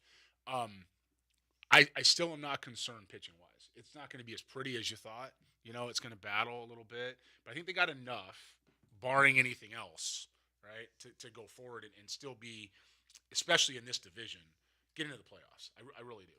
After that, I'm going to take the Billy Bean line. I'm going to say it's going to be some luck here. But when it gets as far as getting in the door, I think they're fine. Offensively, ebbs and flows. Tucker being hurt's a blow. That's not good. Yiner, Caratini's proven he can handle it. I mean, neither one of those guys right now is playing well enough to be there every single day, but they're enough to help each other, and we have years like that.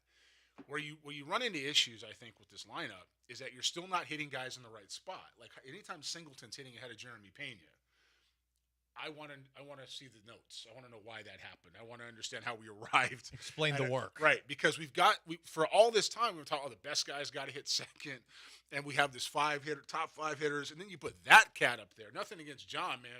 Great story, but he's not a hit better than the guys that he's hitting in front of. So then the only argument we can have is the one of protection.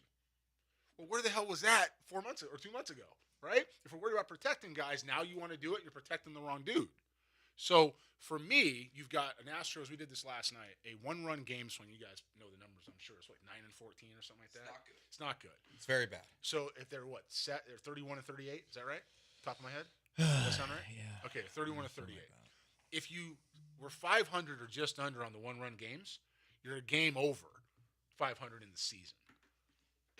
The fact that they're not scoring runs, he's got to hit second, all these Twitter or X fights that I had, and all this pumpkin talk, and problem 200 and 201. I know you know where that's from. Problem 200 and 201 about the lineup. It's either 1 or 2, like I said. And right now you're still looking at problem 1, because if the pitching is going to go out and keep you in it, which they're keeping you in it, they're not winning maybe necessarily. They're keeping you in the game.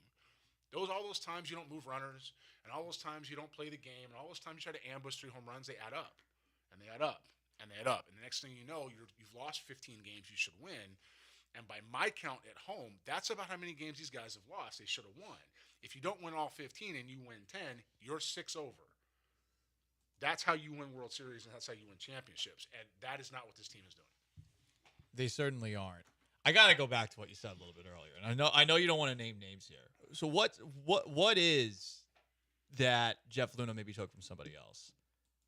If you don't want to get into it, we don't have to get into it. Out of respect for the people that were involved in this process or involved with him over time, I'm not going to name names. Okay, what I will tell you is don't need names. I will tell you this: is there's a story out there that is well circled when with Jeff's background when he went to the Cardinals, he held these wide open. We'll call them interviews, tryouts. Basically, who do I want? Who's coming in? Who wants? And people in this game in baseball that are working in the game, they share info. They'll talk about it. They want to advance it. It's a feel-good thing. It's a passion thing. And so when you're going for a position, you turn it in. This is what I would do. What do you think about this? That's normal. Jeff would get to a certain point with these people, and he would pocket the info. See ya. And so that process with the Cardinals starts to spread. People start talking about it. And then if you look at the hirings and firings he had with the Astros, anytime he got to a place where he thought he had gotten as much as he could from a person, doesn't matter who that was, player development or scouting, and if you talk to people off the record, they will tell you this, they were no longer there. The turnover with the Houston Astros was record-setting. Not just when he got there, but consistently in and out. They just kept going like this and like this and like this. And a prime example, the pro scouts. When he needed to win a World Series, he leaned on the pro scouts, and they acquired a young Yordan Alvarez. They recommended to go do that. Now, Charlie Gonzalez had seen him in Latin America, and they had some history. And so it wasn't like it was just one side of it. But how do you fire a pro department? An entire pro department? How do you turn around and liquidate Latin America? Because you think you don't need them anymore. Because you've gotten what you have from them. You've now gotten your new job, and you've won a World Series. You think Jeff gets back in baseball ever?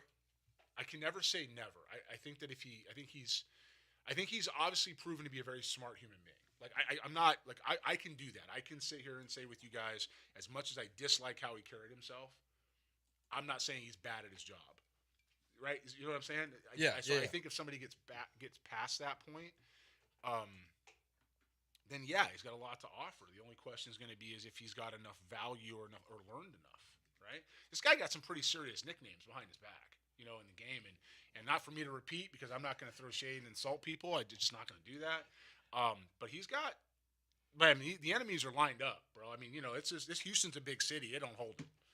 Yeah, I mean, if Jeff was clean, like we were talking about this, if Jeff had a good reputation, like he'd be in baseball, unless there was some weird Rob Manfred, ban that they're just hiding under the table from all of us.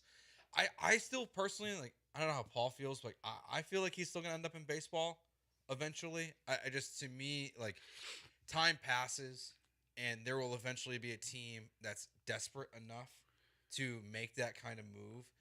Like, would it really shock anyone if the New York Yankees finally fired Brian Cashman? Yeah. And then went with Luno? Yeah. Really? For me, it would. But let me say this to you: who threw the World Series in 1919? White Sox. Shoeless Joe Jackson. Never goes away. Say it ain't so, It's Joe. a black mark forever, right? And if other people have gotten beyond it, a Beltran, a Cora, who were kind of the center, and I know Alex, kind of the center there, right? Why not him?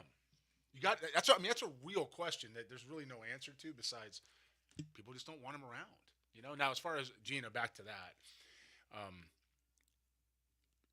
let it go. Like everybody else is trying to let it go. Let it go. You moved on in soccer. You're doing great things. Don't throw shade at Dana Brown. Dana's working for somebody else. Dana's got told what to do. And I think that's who the shade was thrown at specifically was Jim Crane. Yeah, but you know what, though? It minimizes other people in that position, and she would not have stood for that if somebody else did that to Jeff. Just everybody else had enough class not to do it. And when it comes to that's why there was a book written about it by Drellich, right? Because no one talked about it because baseball wasn't going to go ahead and throw her husband under the bus. But she's going to go on Twitter and she's going to throw Dana under the bus? And she's going to throw Bagwell under the bus? Why? What are you getting out of that besides self-gratification? That's why my comment was narcissism at its finest. Like, stop it. Vengeance. Live. Do you, boo-boo. Do two soccer teams and go have a great life. And if Jeff can mend bridges, the quality of work that he put out there is not the problem. But he's got people that don't like him, and it has to be a real question why. I really enjoyed this. Jeremy Booth, you can catch him on KHOU. He also does the Extra Bases with Bristol and Booth podcast. We'll do this again. Always new little nuggets that get dropped along the way. Thanks so much, Jeremy. Yeah, man. Good to be here. Gallant George wraps up right after this. Stick around.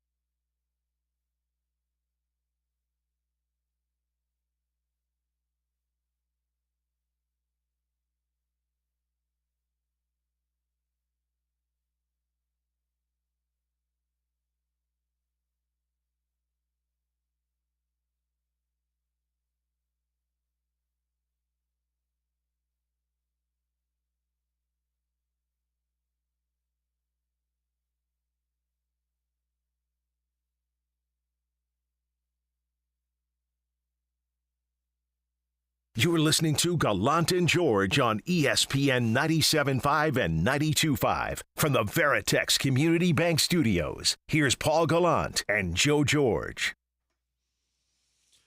Last chance to dance, Gallant and George, ESPN 97.5 and 92.5. We just had Jeremy Booth in studio. You can catch him on KHOU, guy who's got a lot of experience as a baseball scout, working for baseball front offices. And he does a podcast with my guy, Jason Bristol, over at KHOU, Extra Bases with Bristol and Booth, if you want to hear him some more. I did not think that our conversation that started when we discussed Gina Luno responding to a tweet about how the Astros, someone asking, why, God, why have the Astros turned to bleep this year? She responded, simple answer, Jim Crane fired Jeff Luno. Karma sucks. I did not think that when Jeremy came in here that we would at least get maybe a take, a reason as to why Luno, unlike Alex Cora, Carlos Beltran, hasn't been welcomed back into the game. And along the way, you heard towards the end, Jeremy looked directly at the camera and said, Joe and Paul aren't saying this, but I got the sense that from what we heard from Jeremy, Jeff Luno's taken people's ideas and kind of like a vampire when he's done, he just discards these people who were a part of the organization. So I don't know if Jeff Luno's the Carlos Mencia of stealing ideas from others and rising that all the way to the top as an executive in sports as opposed to as a comedian.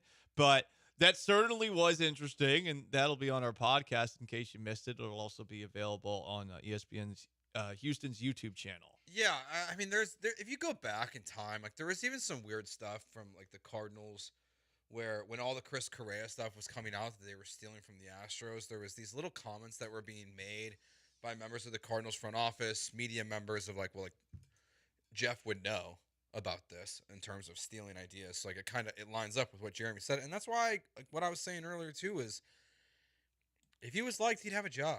Like what he, to me, like just things I've heard in terms of just him being disliked. Like I don't know as much as Jeremy Booth obviously does, but you've just heard that he is a disliked person in the sport, that teams, that people felt, they were being taken advantage of and when they were making trades. So it really doesn't shock me that what we just heard and what our audience just heard, because a lot of people think he sucks, I think, behind the scenes. He referenced moving on from the Caribbean scouting staff, Latin American scouting staff. That happened in 2017. So it happened right before the Astros won their first World Series. And I believe the headline from the Houston Chronicle, I looked it up during the commercial break, 8 members were fired then. Wow. Now, I don't know what is and what isn't. Again, Jeremy, as Joe said, knows a lot more than us. But I do think that it was interesting, and I would be curious if those who are a little bit closer to everything have the ability to dig any deeper. But it would make sense, because to me, it baffles my mind that he's not back when so many others who have done things that are considered worse, at least in the court of public opinion, are back in the game. And others who were involved in this scandal are also back in the game in some way. And he is the only one that isn't, and he is doing well in another sport, in another country, yet again. I think if he honestly just did another interview and was more honest with his answers about what was going on and less, hiding in the gray area, because that's what I feel like the interview kind of was, where he wouldn't even give you like a droplet of truth. It just felt like it was a bunch of word salad. If he was just honest with people, I think he would get a second chance. Like honesty, it goes a long way. I mean, what AJ, even the stuff we heard from AJ Hinch about, taking down the TVs and breaking them with bats. Like what we know about Jeff Luno is that his email, and he got emailed pictures of George Springer. I think it was Reddick. I can't remember if it was Reddick or Gaddis, but it was Springer and another player, of examples of Major League Baseball identifying moments in which they were concerned about what was going on in terms of sign stealing. And as Jeremy pointed out, he pocketed that email. So like even if he didn't know and create the sign stealing system that Carlos Beltran really and Alex Cora created, knew and didn't stop it. He found out and he didn't stop it. He didn't even try to break a TV or like AJ did. Like he did the minimum. He won a World Series with it, and he's given us the most fun. Like this summer sucks talking about baseball. Like there's no other way to spin it. It's awful. It's not fun. It's it's sad. And The to where season's still young. And to where all this all started, like if it's not without Jeff Luhnow, like even though as like, I think fairly pointed out by Jeremy as well, like he didn't do all the work. He did quite a bit to give the Astros the success that they've had since 2015. And so I think people should thank him for that. But I don't think they should also be shocked of why he's not in the league and probably never will be again. He's Joe George. I'm Paul Gallant. Time for a little garbage time to wrap things up.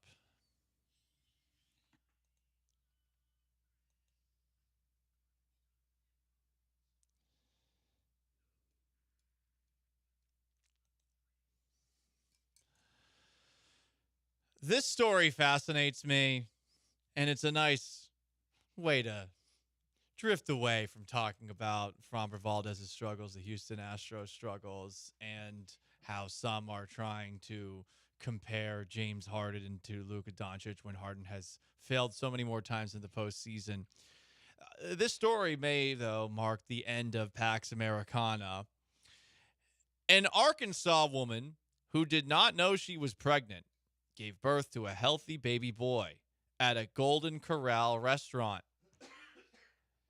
And then she named her baby after the restaurant. She was 26 years old, having stomach pain, went to the bathroom, and found out she was 37 weeks pregnant and in active labor.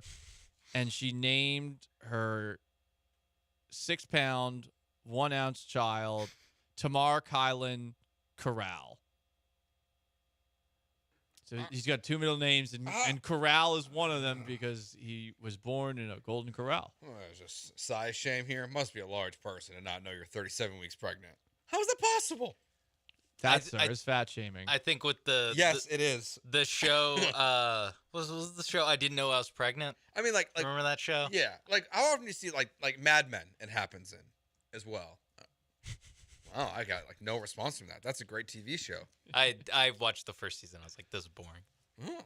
I also was like 19 years old. It's a good show, but as someone who didn't grow up in the era, I am not somebody who is going to, as the kids say, slobber all over it. Gotcha. You know? Yeah, I just don't understand how you get to like 37 weeks pregnant. At least it wasn't the first name. You know, like I give her respect for using Corral as the middle name. I was thinking like Golden Corral Smith. That's what I thought too. I thought it was gonna be Golden first name, Corral honestly, middle name. When I saw the terrible name. When I saw the headline, I thought for sure that the child's first name would be Corral, and honestly, I'm a little disappointed. Would you rather? It's a miracle Golden Corral, baby. Especially because you didn't know you were pregnant. Yeah. So you're kind of put on the spot with the name. I'm surprised. I'm honestly surprised that she came up with two other names before thinking of Golden Corral. Would you rather be named Corral or be named Golden? Golden, easily. Yeah. Golden Tate, legend. Yeah. Golden's a much better yeah. name than Corral. I would have way preferred. Like when he gets told this story, when he can understand it, he's gonna go, "Mom, why didn't you go with Golden?" The worst is, since the internet exists and kids are so good at navigating the internet, he's gonna find out this story when he's like 7. Oh yeah. Oh, I didn't even think about that. It's gonna be a terrible moment. It's gonna be for him to Google his mom's name and what will come up. Yeah, Our hearts are with you, Corral. Even though that's not the first name. You'll always be golden to me. And on that note, that's going to wrap up today's Gallant George. Sean Mapes, you son of a biscuit. Big thanks to Jeremy Booth for stopping by. Good job by our callers today. Big thanks to Sean Mapes and, of course, to Joe George. I am merely Paul Gallant. So long, farewell. Have yourselves a wonderful rest of your Thursday. The Killer Bees are up next. Peace.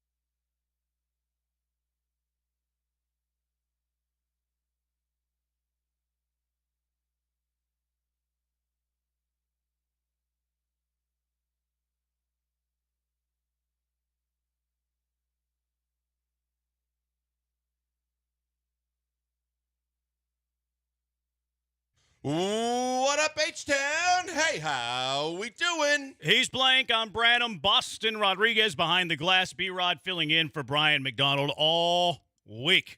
Brian Lazybones. A lot to get to on this Thursday edition of The Beast on ESPN 97.5, ESPN 92.5. We'll talk a little bit of tech. Receiver room for the Texans. The Killer G's had on an expert, NFL football expert, talking about the greatness that is the Houston Texan wide receiver room. Bad Take Boulevard, it is a Thursday after all. But, you know, baseball off days have a way to get the fan base kind of thinking and stirred up, and then maybe a former general manager says something on Twitter that everybody gets worked up about. You play a day game yesterday, so you don't have a baseball game to watch yesterday, so you have time to like kind of marinate and brew.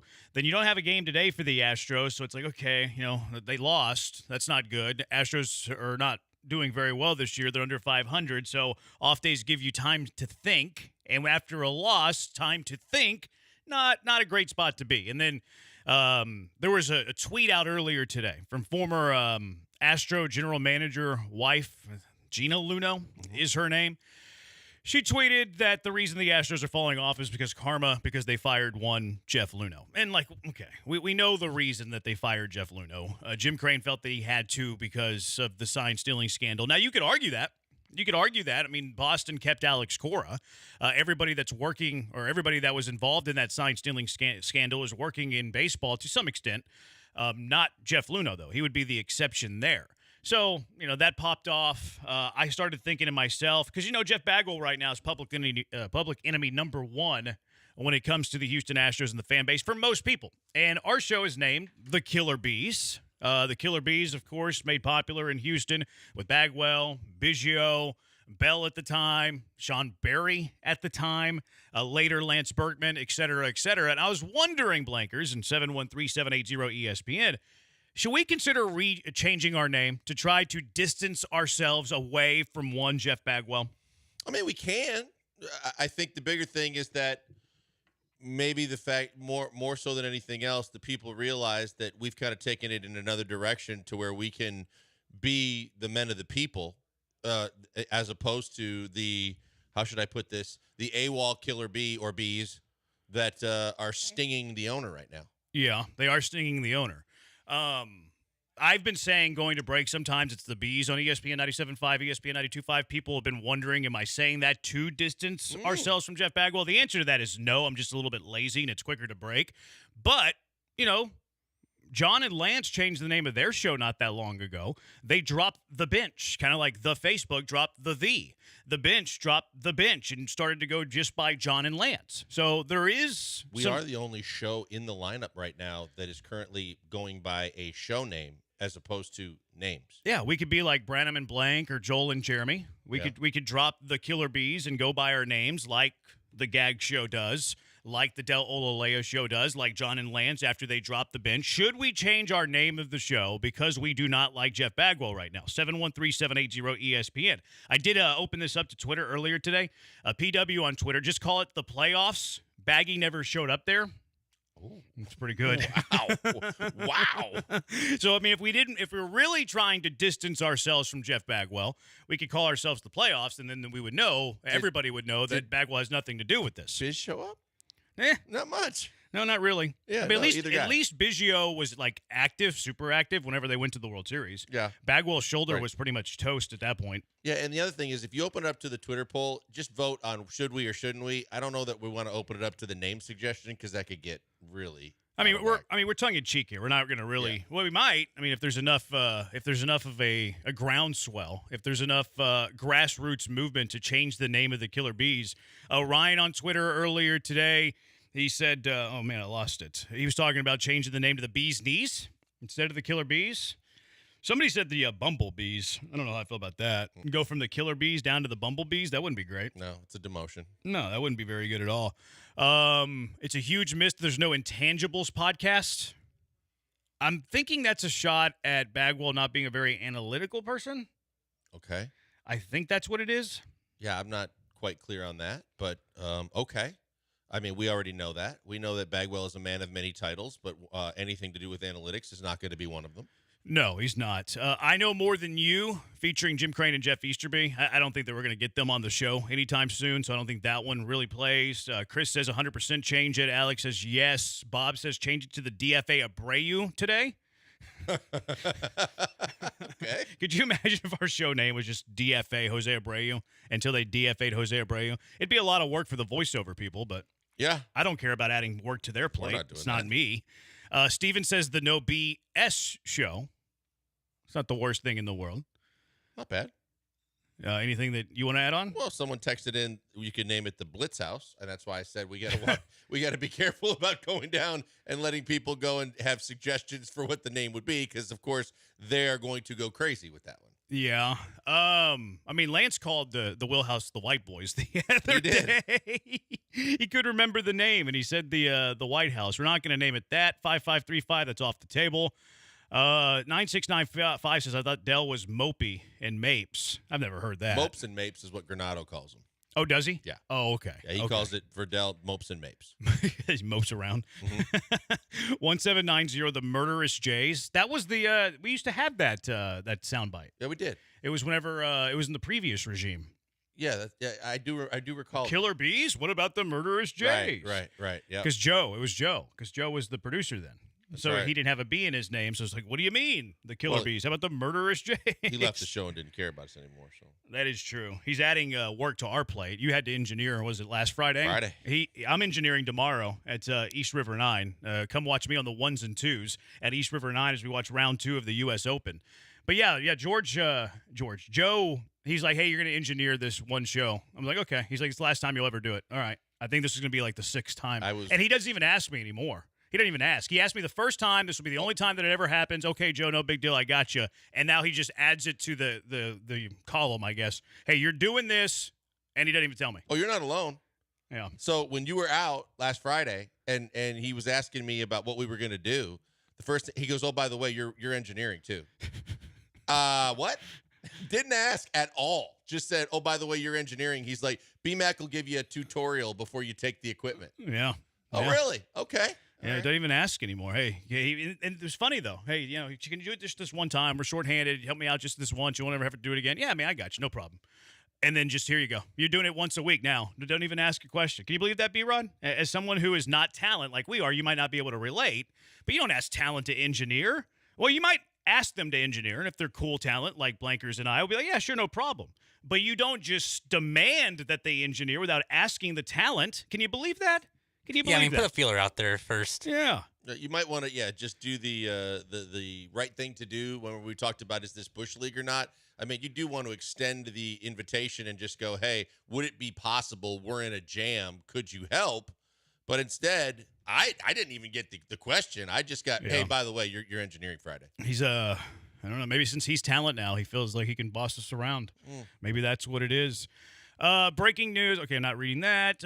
Other people weighing in on this. Don't let Reggie Jackson off the hook, Big Art. I think the fundamental problem is that Crane puts too much trust into these old baseball heads that have no business anywhere near building a 26-man roster, 40-man roster, making free agent decisions, et cetera, et cetera. Reggie Jackson shouldn't be off the hook. I do agree with that. But you also think so. I would say the other thing to that point that I don't think enough people pay attention to is the fact there's too many cooks in the kitchen. Because a lot of times it's your general manager with your owner's final approval when you're in most front offices, and that general manager, before he gets to the owner, normally has his staff of analytical people and other people that are breaking down everything so that you can just put it in a nice, clear, concise package for your owner. But when you got Reggie probably saying one thing and Baggy saying another thing and Dana saying another thing, I just think there's also too many cooks in the kitchen. Yeah, see, I don't think that's uncommon. I don't think it's uncommon to have a front office where you have a lot of people that are weighing in on decisions. The difference, I think, with what the Astros are doing right now versus what other teams in Major League Baseball are doing right now is usually the general manager has final say in power. Whereas right now, it doesn't seem like that exists. Like you have pieces of power. Like Jeff Bagwell is going to have power. I don't think Reggie Jackson has a whole lot of power, but he has some. He's even flat out said that. I think Crane ultimately has the full power. I think Dana Brown has been neutered as a general manager, has very little power as a GM. So I don't think that it's uncommon to have a bunch of people making decisions and taking their input. But usually it comes to the table of one person, usually the general manager, and then you get it signed off from the owner, et cetera, who not nearly is involved. But the Astros aren't doing business that way. Well, and that's what I'm saying. I think the people that report to Dana would normally be those kind of people. But if you're going to have them in the room, don't have three Hall of Famers, right, that don't have any interest in analytics. Have your analytics guy in there. Have your financial guy and your cap type guy in there. Have those guys in there to kind of add substance to whatever, as a general manager, you want to present. But to have these three guys with the same basic kind of resume and bring that to the table with the egos to maybe all have different opinions, I just don't think that's very productive. Coog Blaze, I would not want to be associated with the Killer Bees. You must change the name. Mega Blast J&J Lounge. Not terrible. The ones and the twos. B-Mac and Cheesy. B-Mac and the Boys. It's not a bad idea. It could be B-Rod and the Boys whenever Boston is here with us. 713-780-ESPN. A couple more of these. Back of the baseball card, Bees. We're anti-back of the baseball card, though, so that really wouldn't work. So we could be the front of the baseball card. Yeah, let's do that. Like that picture that we have out there when we had that poster out. I mean, talent should be. I think that poster's still out there, isn't it? It is. Yeah, we should put that on these back walls. These back walls are barren now. It's not a good look. No, it's not a good look. They're naked. Yep. Yeah, and that side of the wall is fine because it's brick and it looks good. This little like old school gray pad, it's gross. It's not very good. We need a little decor in here. Honey Glazed Branham, how about the Stumblebees? Why do we stumble? I don't think that was very nice. 2920, have you not had Bagwell on the show? I guess he's not going to come back on anytime soon. We haven't. The bench did. Now John and Lance. So there is precedence of changing show names around here. But we do have a voiceover where he says, hey, it's Jeff Bagwell. I'm a fan of the Killer Bees. Yeah, we got to rejoin. Because we asked him to do it, and he was so enthused to do it that he came back. He came out with a whole lot of energy. Boston, do you think you can find that? Do you think you can find Jeff Bagwell? I'm a huge fan of the Killer Bees because Jeff Bagwell says that with the same energy and excitement that I would about Jeff Bagwell being the general manager of the Houston Astros. I'm Jeff Bagwell. I'm a fan of the Killer. He couldn't stand that he was being asked to do a 3-second VO. Now he did it, the Killer Bees, which a lot of guys wouldn't do. But yeah, he didn't exactly exude energy. He gave us the Mike Tannenbaum version of that audio. Hey, look, I don't want to run Jeff Bagwell out of town. Like, I still like Jeff Bagwell and certainly respect everything that he did as a player. I love Jeff Bagwell as a player.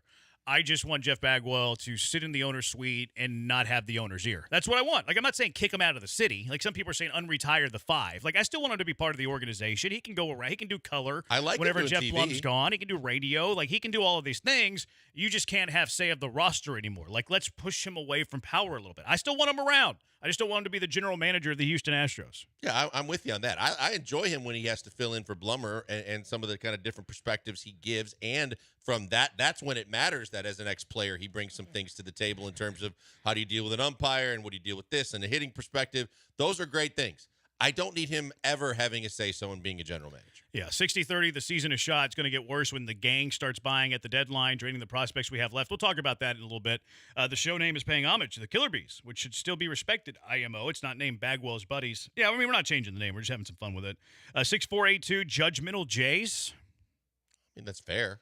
What's worse, Judgmental Jays or the Angry Bees? Or the Stumblebees? Stumblebees pretty bad. Yeah. That's what the gag show calls, right? Angry Bees? Angry Bees. Angry Bees. Which one do you like less, Judgmental Jays or Angry Bees? I don't really care for either one of them. I'd say the Angry Bees. 3082, Redfish, Bluefish. That was the whole Easter bee thing. Yes, Don't you have an impersonation for that? Not for Easter. I used to. You just said the line. Yeah, I couldn't remember. I think I used to be able to do the Easter bee. I haven't heard the audio in so long, and I don't. And B-Rod, Redfish, I don't want Bluefish. to hear that audio ever again. Yours or Easter bees? Either one. Well, we were living it with Easter Bagwell. It's 3080, the wannabes. That's a pretty good one. What was it? The wannabes. Oh, that one's actually pretty funny. I tip my cap to you on put that together one. well. This one says little bees, but it also looks like little BS. So is it little bees or is it little BS? I think we have very little BS on this show. Yeah, I have quite a bit. All right, 713-780-ESPN. A little fun to start the show since, no Astro game last night, no Astro game today, losing yesterday, so everybody's imagination is running wild, which isn't a good place to be after you lose a game. 713-780-3776, Bad Take Boulevard, Big 12 doing some things in the college landscape. Cal McNair was ambushed. Don't worry, he's okay. We'll get to all of that throughout the show. But what is the best offensive lineup for this team? Right now, you're filling out the lineup card. You put your feet in the cleats. No, you don't wear cleats. But you put your feet into the shoes of Joe Espada. How would you fill out this lineup? And what's that bullpen depth chart? Now that we've seen Presley shave his face and bounce back, we've seen other things from Taylor Scott, Seth Martinez, Rafael Montero, et cetera, et cetera. What is that bullpen depth chart? The pecking order to the pin. 713-780-ESPN. It's the Beast on ESPN 97.5 and ESPN 92.5.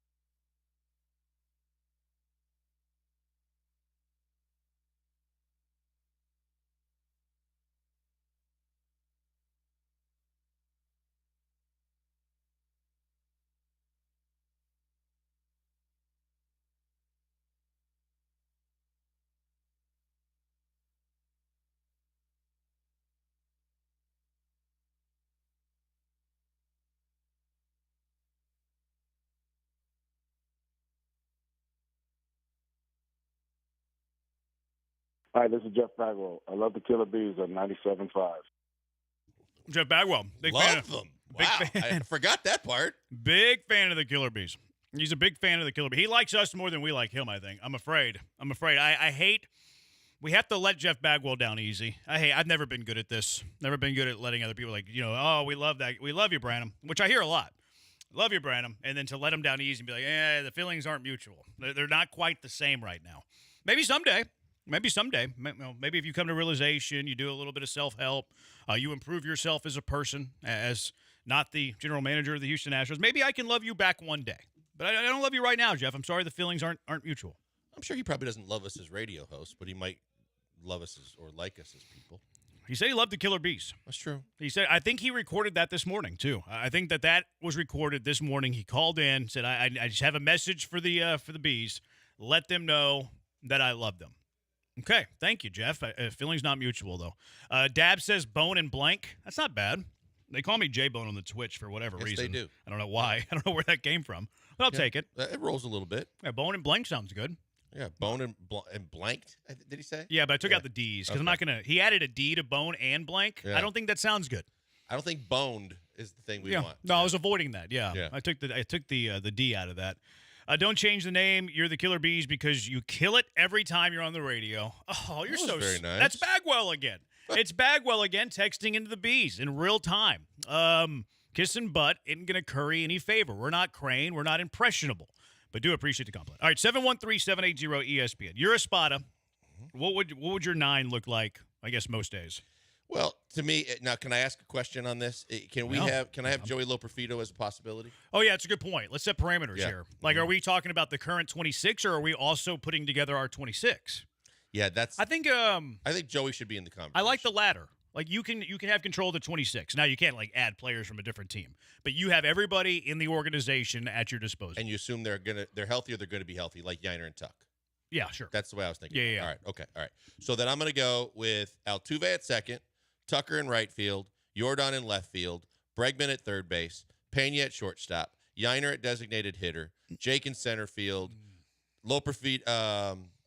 No, I can't have Loperfido, can I? 1, 2, 3, 4, 5, 6, 7. I had Loperfido in there. Was he playing first? Yes, Loperfido at first base. That's what I did. Loperfido at first base, and Caratini at catcher. Okay. Yeah, I don't like Jordan in left field. I do, but just because I'm selfishly thinking about our bet. Yeah, too. Blankers and I have a left field bet. Jordan Alvarez plays in 51 games. You win the 51. bet. I said 50 or less games in left field, which he is playing left field more recently. I'm even putting my bet aside. Like the bet I'm putting aside, I don't like Jordan playing left field very much because his bat's too important. And I'm worried about a guy who's had a series of injuries over the course of his career. So I don't want to play him in left. And he's fine defensively there. It has nothing to do with his defensive prowess in left field. He's not better defensively than Chaz, but he doesn't hurt you out there. For me, it's just I don't like to subject him to injury. Now, if you're doing it when Fromber pitches, who's notoriously a ground ball pitcher most days, I'm fine with that. For me, this is tough because I like to change my lineup daily. Like I like to change my lineup based on who's on the mound. Is he a lefty? Is he a righty? What is his repertoire of pitches? There's some guys who are better against fastballs than junk. So to me, I like to mix and match. I'm not a big fan of I need one set lineup every single day. Like Chas McCormick probably should be playing against left-handed pitching over Joey Loperfido. Not to say Joey Loperfido is bad against lefties. Chas McCormick or Jeremy Pena, Jake Myers, they hit fastballs very well. They don't hit righties who are really good with their secondary stuff, with breaking balls. So I like to play the matchups more times than not. But if you're telling me, like, here's your 9 a majority of the time, I like Caratini in there. Caratini would be my catcher. I agree with you there. I'll go Yiner at first base. Like, I have the luxury to do whatever I want, then Yiner is my first baseman, and Jose Abreu is gone. Second baseman, Altuve, Pena at short, Bregman at third. Left field, I'm probably going to go straight platoon. I'm probably going to go platoon with Loperfido against righties and then Chaz against lefties. Loperfido hits lefties pretty well. I'm not worried about him against lefties, but Chaz has been good against lefties over the course of his career. Myers in center, Tucker in right, and then Jordan's my DH. In terms of order, I think orders are a little bit overrated, but I kind of like Bregman in the 2-hole, so I'm going to stick with that. Altuve, Bregman, Jordan, Tucker. Pena 5, Yiner 6, Myers 7. I kind of like Caratini 8, and then Loperfido, Chaz 9. Maybe Loperfido 8 when he's in there, Caratini 9th, Chaz 9th when he's in there, Caratini 8. Something like that. That's what I would go with. Yeah, I just went That's with what I would go just my overall best offensive lineup, but you're right. You're absolutely right. You need to factor in versus the matchups and the analytics and everything else, but I just went straight, for me, the best offensive lineup I can put out there regardless of who's pitching. But I don't mind the platoon in left field either. I think ours are pretty similar. I mean, other than like a little bit of defense here or there, like you had Yiner at DH, Jordan in, Loperfido in at first, like pretty similar with that 9. It's interesting too because then you look at the backups. Is Singleton your backup first baseman or Cabbage? I would rather have Cabbage on the roster than Singleton. I would too. One guy that we both did not have in the lineup, which some people in the city needs to be in the lineup every single day, is Mauricio Dubon. We did not have Dubon, but I don't mind Dubon not being in your standard 9 because, again, I'm playing the matchups every day. He's going to play enough. And then over the course of 162, every single time there's a guy that's down, okay, well, you're filling in at that position. Your day off Pena, you're filling in there. Day off Altuve, you're filling in there. I'm fine with Mauricio Dubon not being your number 1 anywhere because I'm going to figure out a way as a super utility guy to play him plenty. Well, that's my whole thinking is, this team has always had that type of guy. I mean, it started out with Marwin. It went to why his name escaping me? He's with the Ledmus Diaz. Diaz, yes. And you want that guy that's your Band-Aid for whatever little mini wounds and injuries because they're going to happen. And whether they get on the IL or not, guys are going to go down. And ideally, that's why Dubon should have so much value for this team. And where you would lose some value if you said, hey, I'm just going to put him at one position. So that was part of my thinking, too. I'm just going to use him where I think he is the most valuable to this team, which is outfield, infield, any position other than catcher and pitcher. I'm using him, and I can do what I have to do in terms of days off, injuries, bumps and bruises, whatever. But it's nice to know that I would have backups that were capable, right? I knew Dubon could be a backup in so many ways. And I really think Cabbage has done enough to prove that he belongs on the Major League roster because whenever you use him, he seems to get a knock. He's got some power. He's got some speed. And he also has some position versatility. Yeah, let's just say you gave Trey Cabbage and John Singleton the next 300 at-bats. Like Cabbage and Singleton are sharing DH first base duty. Not that this would ever happen. But we're just assuming they're both in the lineup. Next 300 at-bats, one of them's DHing, one of them's playing first base. Who do you think would have better offensive production between those two over the next 300 at-bats? I think Cabbage would have a better average, and I think that Cabbage would be right there, if not better power-wise, than John Singleton. Yeah, I do too. And then you throw in the element of, he's a good base runner, and then you throw in the element that he can play different positions, like you mentioned. Cabbage would be better on this roster than John Singleton. Yeah, and it's unfortunate. Like, John Singleton, his ideal position right now, if he's going to be in the major leagues, would be on a team that's less than, so that he could get regular at-bats, playing first base, be their starting first baseman. They can see what he's got and what he can give them. But he obviously needs consistent at-bats to show anything, and he's not going to get that here.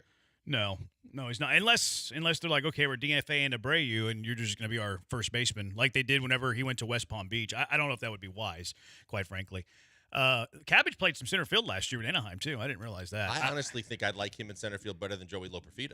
I would agree. Yeah. Loperfido, I'm curious. Loperfido's pretty quick. I think what Cabbage, and you might be right that Cabbage is quicker. I think where Cabbage, and this might be quicker, I think where Cabbage has an edge over Loperfido is like his first jump, like his first step. Like he's got better instincts off the bat than Loperfido. I haven't seen a ton of either one play a ton of outfield. I'm going off a very small sample here. All right, what about bullpen? Like the bullpen's been in flux. Hader hasn't been great all year. This team has blown 12 saves now. Abreu was a little bit shaky at the first start of the season, has kind of calmed down. Not been perfect, but has calmed down. Presley's been awful whenever he has a beard. Martinez, Scott, they've been good. Montero started off okay, kind of fool's gold. That's coming to realization now. Hadn't been good. Dubin had a really good performance yesterday. And then my guy, go Cougs, Matt Hernandez. So what would be your bullpen depth chart? Yeah, so to me, obviously Hader's going to still be my closer. I'm going to go Abreu as my setup guy. I'm gonna move Presley down to the 7th, though I fought with it. I thought long and hard about giving him the Montero treatment and giving him some rest and mop-ups. But he did look good in the two occasions recently where he was in the 9th. That's what worries me because now I'm moving him and demoting him again to the 7th. But I trust him a little bit more than anybody else because of the fact that he's been there, done that, and when his stuff is right, he's better. But I have Scott after Presley, then I have Montero, then I have Martinez, then I have Dubin, and then I have your U of H guy. I went a little further down with Montero than you, but it's pretty similar. Hader's my top guy. Abreu, Presley, Taylor Scott, Seth Martinez. I have Sean Dubin ahead of Montero. Wow. I'm out on Montero. Not only the pitching aspect of it, but the no comment. I'm not talking to the media. That did not sit well with me. So Montero, all the way down to the bottom. The only guys ahead is ahead of Hernandez, who is last right now on the I've always been pretty down on Montero, and then look, I had to give him his flowers when he had the one good year. But the contract was a massive mistake. But based on his whole career, he wasn't worthy of it because of his first really good year in the bigs. And since then, he's been average and less. Now, I do believe that he hadn't been average.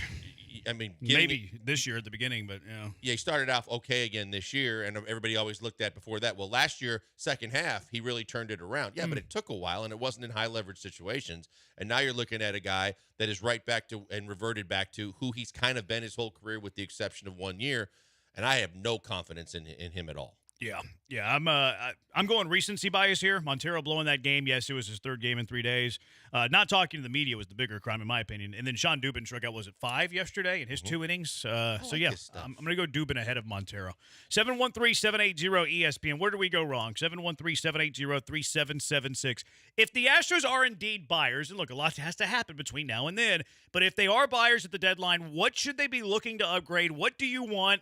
And there's some executives around the league and people who work at The Athletic that have put together a target list for the Astros as well. Do we agree with who they have the Astros targeting? It's the Bees on ESPN 97.5 and ESPN 92.5. Texas Star Grill Shop, they have the best grills at the best price, and they have a Father's Day mega sale going on now. Huge sales on all top grill brands. How about this? $500 on Traeger. Save big money. $800 on Blaze Grills. $900 on Weber. $300 on Gosney Pizza Ovens. $200 off Napoleon Grills. Huge package deals on the Big Green Egg, too. These savings are incredible. Texas Star Grill Shop also offers free design services for outdoor kitchens. They pretty much just take your indoor kitchen and just put it right outside. It's amazing what they can do, and they provide all the components you need that are inside that they're going to put outside in your outdoor kitchen. From top-of-the-line grills and sleek cabinetry to outdoor refrigerators, side burners, sink stations, bar centers. It's incredible. What is hot right now at Texas Star Grill Shop? Well, how about the Gosney Pizza Ovens? And right now, Father's Day savings, $300 off of those Gosney Pizza Ovens. These are built to commercial specs, can use gas, they can use wood, they can use charcoal. They reach temperatures up to 950 degrees with a thick stone floor for optimal cooking. Make a pizza for your family, and they're going to love you for it. This Father's Day, treat Dad to something special. Hope the wife's listening for me. Or if you're a dad, just treat yourself. You deserve it. Enjoy free delivery with our Father's Day sale, which ends June 30th, goes beyond Father's Day. Visit TexasStarGrillsShop.com. Also, new product alert. They're selling Texas Star Post Oak cooking wood for $4.99 per bag. This weekend only, less than $5. Huge truckload sale on Franklin barbecue pits. They have a personal relationship with Aaron Franklin. You can save up to $1,000 on Franklin barbecue pits. Sale ends June 30th, but get yours now before they're gone. Visit TexasStarGrillShop.com, or you can find us at 975grills.com for the best barbecue grills at the best price.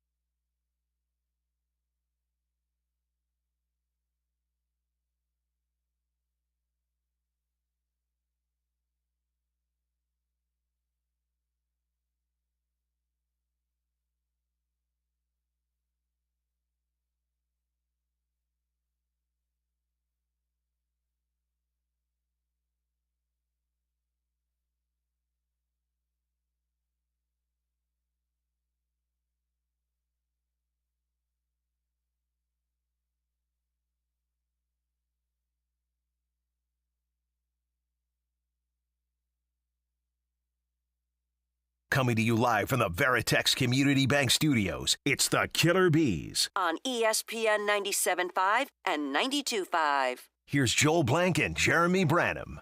If And I think this is a big if right now. If the Astros are buyers at the deadline, what should they be looking to upgrade? Who do you want? What do you think, Blankers? Who would you be looking to upgrade? What do you want? Yeah, we talked a little bit about the starting pitching aspects and everything the other day, but I don't want a starting pitcher at this point. I like where they're at currently. My two goals would be a bat, preferably a first baseman, and then a middle to late relief pitcher that could fortify the bullpen. I think those are the two areas that I'm really deeply concerned with. I think that would be the biggest upgrade for them. It would be great if you could get the versatility of a guy that could play first and play outfield if Chaz doesn't find it and you're trying to figure things out. But to me, the priority would be a bat that could be at first base, that could be an upgrade. Paul Goldschmidt, if you can get him cheap, Paul Goldschmidt would be a guy that I think for the rest of this season, and probably that's it, but for the rest of this season, Paul Goldschmidt would even be a guy that I'd be willing to accept because I don't want them to have to dig too far into their farm system to go get him. And then if you could go and get a Chafin from Detroit, or you could get a veteran relief pitcher that's better than some of the guys that you have middle to the back part of your bullpen that gives you some more flexibility out there, then that's what I would like them to do. Yeah, I like where your mind's at there. Goldschmidt hit a dong today. Now they have to fall out of the race. They need to be sellers themselves. That's why so much matters in the next 5 weeks. Astros might not be buyers. They could be sellers. And then all these teams that are still kind of in the race, they need to fall off as well. I like where your mind's at there. Like I probably would want a first baseman too. I agree with you that I think Alonso's too pricey, even as a rental. I don't want to tear down this farm system more. So if you can figure out the finances with Goldschmidt, that's something that would excite me. Now, I think you need to figure out some financial stuff, whether it's them taking back the Abreu contract and then you pay down his next year's salary, like 95%, maybe even more. You might have to just cover it up for the entire year, or maybe even have to DFA him. Before you make that type of trade. They take on a Montero contract, something like that. Now, there is some financial components for the Goldschmidt trade. If Alonso were to be traded to the Astros, would I be excited about that for 3 months? Yeah, but then I would probably crush it in the offseason after you give up all the prospects. So I'm good with that. The starting pitching, if they were to trade for a starter, it wouldn't upset me. I'm with you that they don't currently need a starter, but they might in 2 weeks. You know what I mean? Because pitchers get hurt all the time. Players get hurt all the time. You look at the injured list right now for the Astros: Luis Garcia, Lance McCullers, Jose Urquidy, Christian Javier, even J.P. France. Starting pitchers get hurt. So it scares me that right now, I like the 5 that they currently have. It depends on the day. I'm not very happy with Fromber today. I think Justin Verlander's been very mediocre in his last couple of starts. Hunter Brown's been better, bad at the start of the year. Spencer Arrietty's been better, bad at the start of the year. And then Ronel Blanco has been really good all year. His previous 2 starts before his last one were kind of meh, but still weren't awful. So I'm comfortable with the starting 5 right now. And then also you think you have reinforcements on the way in late July. The fear that I have when it comes to starters and why I'm not as comfortable as you, what happens if there's an injury in the next 4 weeks? Now you're talking about Blair Henley. You're talking about, I know that they like this Blas kid in Corpus, Blue Ball, and I think he's in Corpus, maybe in Sugar Land. I don't know. So, if you sustain another injury to a starting pitcher, you're in trouble. Mm-hmm. No, you're right, and that's a big discussion because I think that's unfortunately one of those situations where, because they are limited in their farm system, I don't think that they would go out and attack the starting pitcher market right away, but they would be forced to probably get behind the 8 ball and have a little desperation should they face another injury, because that Garcia is not ready yet. That hopefully he's close. McCullers isn't ready yet, so that's a if and or when is he going to pitch. So yeah, I don't know exactly everybody that's in the farm system, but I'm not really excited about any of those guys, and I don't think they're ready for prime time to be pitching in the middle of an Astros team trying to get back into the race. Yeah, the couple of people on the YouTube where the Real Sports Conversation is had. Text tags. He says it really depends. I say go get Luis Robert. It's gonna be pricey. Sure up the outfield and have a power bat in case Tucker walks. Myers left field, Robert center, Tucker right. You're not moving Myers from center field. I think Luis Robert would probably play left field in that situation. I don't think the Astros are will be in on Luis Robert. I think it's gonna be too expensive. I feel like they think they're comfortable in center field with Jake Myers. Left field's kind of an interesting thing. If he would play left field, it'd be great, but I think the bigger issue is, like you said, I don't think that they're going to be in for the finances and what it would take in a package to go get him. If you were to have one ideal guy or one pipe dream guy, one dream guy that you could go get that is rumored to be out there, do you have one? Not really. I mean, to me, and maybe it is too much, and it's a huge pipe dream, but Vladdy Jr. would be awesome. See, I worry about the price there, and I think Vlad's overrated, honestly. I think in the middle of this lineup and young enough to be here for a while, I think that would be a great – I'd be excited about that selfishly, but I understand the prices and everything that's involved, and you're probably going to have to pay quite a bit to get him. I think that his contract is up pretty soon, though. Okay, he's got one more year of club control. So you'd have this year and next year, and then he's up. So now you're adding another guy to the time frame of Kyle Tucker, Framber Valdez. So that's that would pretty much kind of close your window. I think he's a little overrated. He doesn't really hit for a whole lot of power like you would expect. I think that he's probably going to cost more than the actual production that he produces. I'm really not intrigued on Vlad. I'd be more interested in Alonso than Vlad because I think that he'd be cheaper because his contract's up sooner. Alonso? I think so, yeah. I mean, the big thing to me is Toronto's entire offensive lineup has kind of underachieved for the most part to where you put him in a lineup like this. Maybe he sees better pitches. Maybe he gets back to some of the years we've seen previously with Vladdy. But I think there's talent there. And I think that, again, what intrigues me is he's young, too. And I think that he would be a nice add to maybe try and keep the window open. But the price would be a big part of the conversation. How much better is the Astros offense than the Blue Jays offense, though? Well, I just think Blue Jays are below average. They score like 3.9 runs a game. Astros 4.4, so they score more. I guess it would depend on where you're batting Vlad. Like if you're batting him behind Altuve, Bregman, Jordan, Tucker, whatever order you go there, I don't think there's a whole lot that helps him behind that. But if you were to sandwich him in between, let's say Jordan and Tucker, I think that would move the needle. Mm-hmm. So I guess it depends on where you would put him in the lineup. And who's healthy, because I think that those numbers might change in terms of the team productivity when you get Tucker back, Yiner's back, and now you've got you've got a lot of power throughout the lineup. You got guys that can set the table if Jake and Pena keep doing what they're doing with Altuve and the guys they have.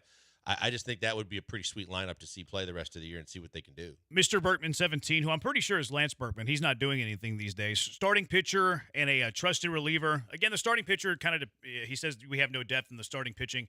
That is true, but if you do stay healthy, now you're looking at a surplus. Like, it's a very weird spot because you have 5 guys that you're comfortable with. You're fearful of one of them going down, but then you're expecting 2 more on the way in late July. So it's a weird spot. Relief pitching, I'm cool with one more relief pitcher. We kicked this around yesterday. I think that Dana Brown's going to be interested in trying to shed a contract, which I think it's going to be a contract of probably Ryan Presley, maybe Rafael Montero. Certainly pay down more of Montero. I don't think you have to pay down Presley's. Presley's just more, let's convince him to accept a trade because he has a no trade clause. Montero, you're probably going to have to eat 75% of the salary. I think Dana Brown's going to try to trade one of those relievers and then maybe trade for a cheaper, less cachet type of reliever. Jim Bowden of The Athletic, he put together he had a little primer today about the trade deadline.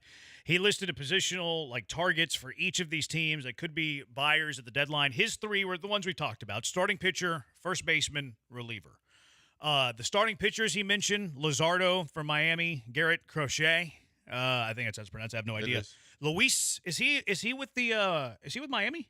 Or is he with Chicago? Garrett, where is he now? Garrett Crochet. I think I can't remember if he's with the White Sox or if he's with he's with the White Sox. He's with the White Sox. The other names that were mentioned here: Luis Severino, which that would be interesting. Tyler Anderson, who was the guy that mowed down the Astros the other day. Jack Flaherty, Eric Fetty, I don't know how to say his name. Trevor Williams, and then the first basemen he mentioned were the ones we talked about: Pete Alonso, Vlad Guerrero, Paul Goldschmidt, and then the relievers he mentioned: Kyle Finnegan, Michael Kopech, Lucas Ursig. And then Tanner Scott. He's the lefty from Miami. Kopech's the big arm that had arm problems with the White Sox that we've seen in the playoffs, I believe. Didn't he used to start? He did. Yep, he sure did. I think he started against the Astros in a playoff game. He sure did. Yep. Yeah, I'm not too in on Kopech. But I would be intrigued by the guys that they can kind of kick the tires on, that they could possibly get something out of in that bullpen, because I think that you can. I like where your head's at too. But just get a cheaper version of Montero. That I think if they have a secondary pitch or two decent pitches in this league, I think they can do exactly what this team needs them to do in the middle of the bullpen. 713-780-ESPN. Let's go out to the HRP listener line. Chris, you're in the Hive of the Bees. What's up, Chris? Yeah, what's going on, guys? Hey, I'm mowing the yard out here in this 95-degree weather, and I'm listening to you guys talk about the Astros and what they need to do this year, and it's just getting me really hot under my collar because we're the New England Patriots now. They keep comparing us to that dynasty, and their run. Well, they suck now, and it's time for the Astros to suck now. And the reason why I'm saying that is because I have no confidence in the front office. You know, you guys bring up good point after good point. Let's start with Jose Abreu starting at first base still. You know, I was thinking that Spada was doing that just to show Jeff Bagwell, you know, hey, you want him? Here he is. He's in the 8th inning in a big spot. I'm not hitting for him. So I was thinking, you know, Spada's trying to shove it down their throat because they're shoving him down their throat. So, you know, Loperfido getting called up to pinch run, that's a waste of a call-up in my opinion. You know, I mean, that could come back to bite us later on. Those are valuable. Yeah. You know, and the Sugarland Skeeters erasing Loperfido's great play at first base. You know, I mean, it's comical. I have no faith in the front office right now. None. Yeah. You know, Espada was asked why he didn't pinch hit for Abreu in the 8th inning the other night. He said he had a short bench. And it's like you said, Branham.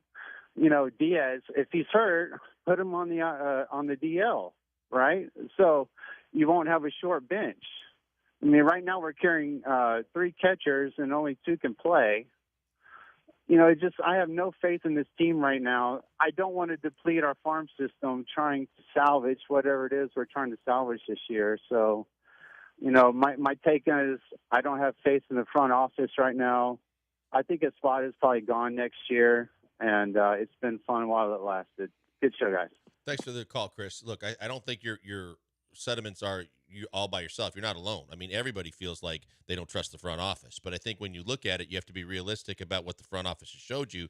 And I don't believe that they're going to be in embrace the suck mode anytime soon. I think that they believe even if this year ends up being a disaster, they believe that they have enough to build around and work with, that they're going to try and reload to make a run next year. And they firmly believe they're going to be in the middle of it. So it's going to be a very, very interesting couple of weeks here to find out, can they get any closer? What are they really, truly going to do? And the belief around everybody is they don't trust the front office and the fact that they're going to be more in go for it and buyer mode than seller mode. Yeah. Did you catch his flex? Did you catch Chris's flex? About cutting the lawn in the heat? He's got a yard. That's a pretty big flex. You got a yard. That's a flex. Yeah. Hey, look at Chris dropping a little flex. Hey, just wanted to let you guys know I'm cutting the yard. I got a yard. I saw the flex, Chris. You didn't get the flex by me. I saw the flex. It is not cool out there. Why is he doing it at 3:45? That's what I'm saying. Why is he mowing I'm walking my dog at 3:45? At 6:45 this morning and still sweating. The fact that he's doing it in the middle of the day is insane. Yeah. I got a yard, guys, and I'm mowing it at 3:45. Not only do I have a yard, but I'm a tough dude that's a little borderline stupid because he's doing it at 3:45. I'm kidding, Chris. I'm sure you had things to do. It's the only time that you could fit it in. Yeah, I echo everything the way you said about the Stros. Like, I don't have this is what's gonna happen in July. We're gonna sit here saying that they should buy, that they should sell, wherever they're at in the standings, and I have zero faith that this front office, that's I think being run by Jeff Bagwell, is going to do things that I think are prudent. So I'm with them. I think the biggest thing too that most people feel like, if I take kind of a general overtake of what Chris said, is everybody's tired of the politicking. They're tired of forcing Abreu to play. They're tired of this guy has to play, this guy can't play. You can do this, but you can't do that. We have to do this regardless of. Just try and win some baseball games. Put the best lineup out there every day, and try and make try to be relevant this season again, because it's entirely gone too far in terms of the Abreu experiment and re-experiment and what's been happening across the board with the less than lineups that have been being put out there. Yeah, this Crochet guy's got some good numbers. I didn't realize he was leading the American League in strikeouts. Starter this year, he's been a reliever only in the past, so maybe he can give you the flexibility that if you do come back, like everybody comes back, then he can like bounce to the bullpen. This guy's interesting. So the White Sox are trying to sell him and Robert. Yeah, this guy's young, though. He's only 25, and it looks like he has years of club control, and he can start. He's got a 3.33 ERA. That guy's going to be pricey. That's a big price tag. Yeah, that guy's going to be expensive. All right, Big 12 is doing some things, doing some financial things for the betterment of the league. They're talking about selling away the name of the conference. I love it. It's the Bees on ESPN 97.5 and ESPN 92.5. Guys, we know we got maybe 1 or 2 more games left in the NBA Finals, but there's time for you to cash in if you've got a feeling, a tip, and you think that you can call it right. Coming up starting again on Friday night. I'm here to tell you that the only place to do any kind of wagering is mybookie.ag, because you can bet from anywhere, anytime, and you never miss a shot to cash in on anything that's going on. You can even live stream and bet on the games right from the sportsbook, giving you everything you'll need to decide whether you want to cash out or you want to continue to let it ride. MyBookie really makes it easy to get paid. Tons of boosted props, all the parlays. New boosts are now posted on the daily. It's more than just a sportsbook.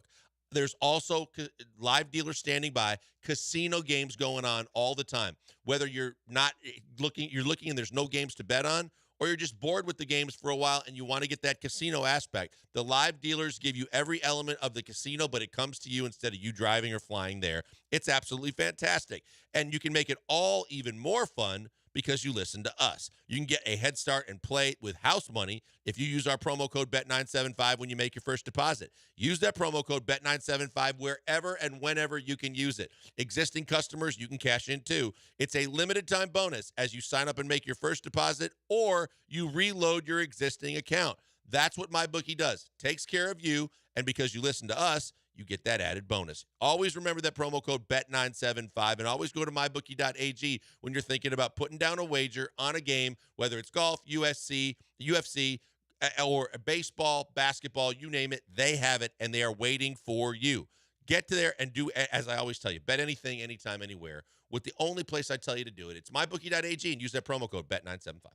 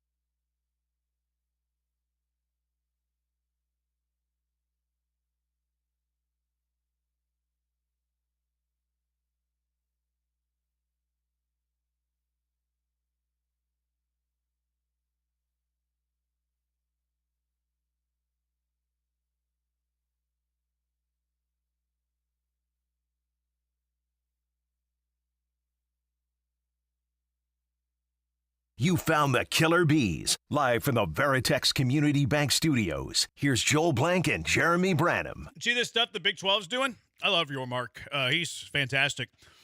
They're talking about selling the name of the Big 12 to a corporate sponsor, and they're going to be called whoever buys them. They're in conversation with Allstate. So if that comes to fruition, they're going to be known as the Allstate 12. I wonder if they do make it the actual number of teams, like because there's 14 now. I wonder if they go Allstate 14. Yeah, I was thinking that they'd keep the conference name, but you're right; it's kind of out of date and inaccurate with the amount of teams that are going to all these conferences now. Because, I would say right away that they would probably just use the Big 12 and the Big 10, but it doesn't make sense. So yeah, you would get a consistent name with probably the start of it. Pac, SEC, Pac's out obviously, but Big 12. Whatever you name it. But I don't blame them. I mean, this is the same conversation you had in sports a couple of years ago when it was absolutely taboo about thinking about anything to do with gambling when it comes to professional sports. And then professional sports, which was desperate across the board, even the NFL, but not so much, but NBA and MLB, that they needed another revenue stream and to create other revenue streams to kind of support everything they have going on from their team's perspective and player salaries.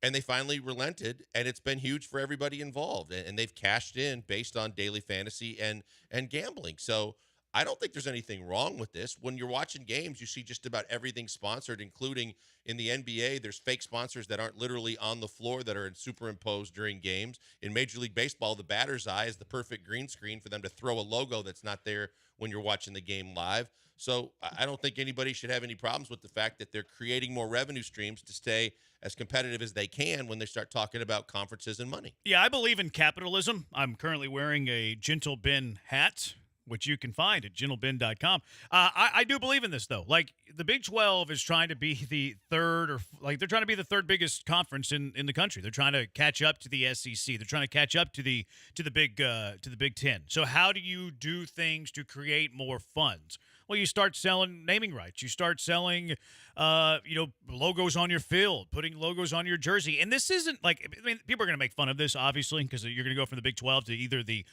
All-State 12 conference or the big All-State conference. And it's going to sound funny for a little bit, but then once you say it a few times, by the end of the year, no one's going to even bat an eye about it. And this does happen in other leagues. Like, what is the G League called? Why did they go from the D League to the G League? Because it's Gatorade for sponsorship.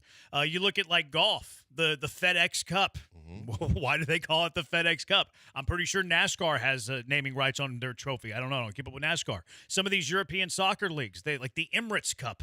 Like, this stuff is very, very common. It's the first time that it's ever going to be happening in college football. And it's like, oh, my goodness, what is happening? Conference USA has said that they're talking about this. And then once these conferences do it, they're all going to do it. Let's also think about how much ado about nothing this is going to end up being, because we've been naming bowl games forever, and we laugh about how frequently they change. But every bowl game is not just the Rose Bowl, or it's always brought to you by, or the All-State Sugar Bowl, or the chip company Fiesta Bowl. Yeah, Tostitos. Tostitos Fiesta Bowl. I mean, and you make fun of the ones that are always the Mayo Bowl and some of the different ones that have been crazily get involved in it. But we've seen it forever and a day with the bowl games. Now it's just on a more frequent basis when you start naming conferences. But the main thing is that the way it's currently set up with the NIL and the transfer portal and how money is such a huge factor in being competitive, conferences are looking to try and make as much cash as they can. Yeah. Then it also came out today that the Big 12 is considering private equity investment, which would give them $1 billion up front, and they're going to sell 20% of the conference for it. That's the talk. Luxembourg-based firm would bring a massive influx of cash to the league. So they get $1 billion for 15 to 20% of the league, 15 to 20% stake. So when you're talking about TV negotiations in the future, they would have a stake in that. They would have a share in that. You get a cash influx into the conference, again, trying to keep up or catch up to the SEC, to the Big Ten. I like this. I like this. cash in hand when it comes to this. So I like where your mark's going. I understand that it's going to get a lot of criticism. Oh, you're selling out. Well, yeah, everybody sells out. NBA teams put logos on their lapel. It's just the way that it is. It's capitalism. So it's interesting, and I think it's going to come across the board. Once you start getting a conference, two conferences to do it, they're all going to do it.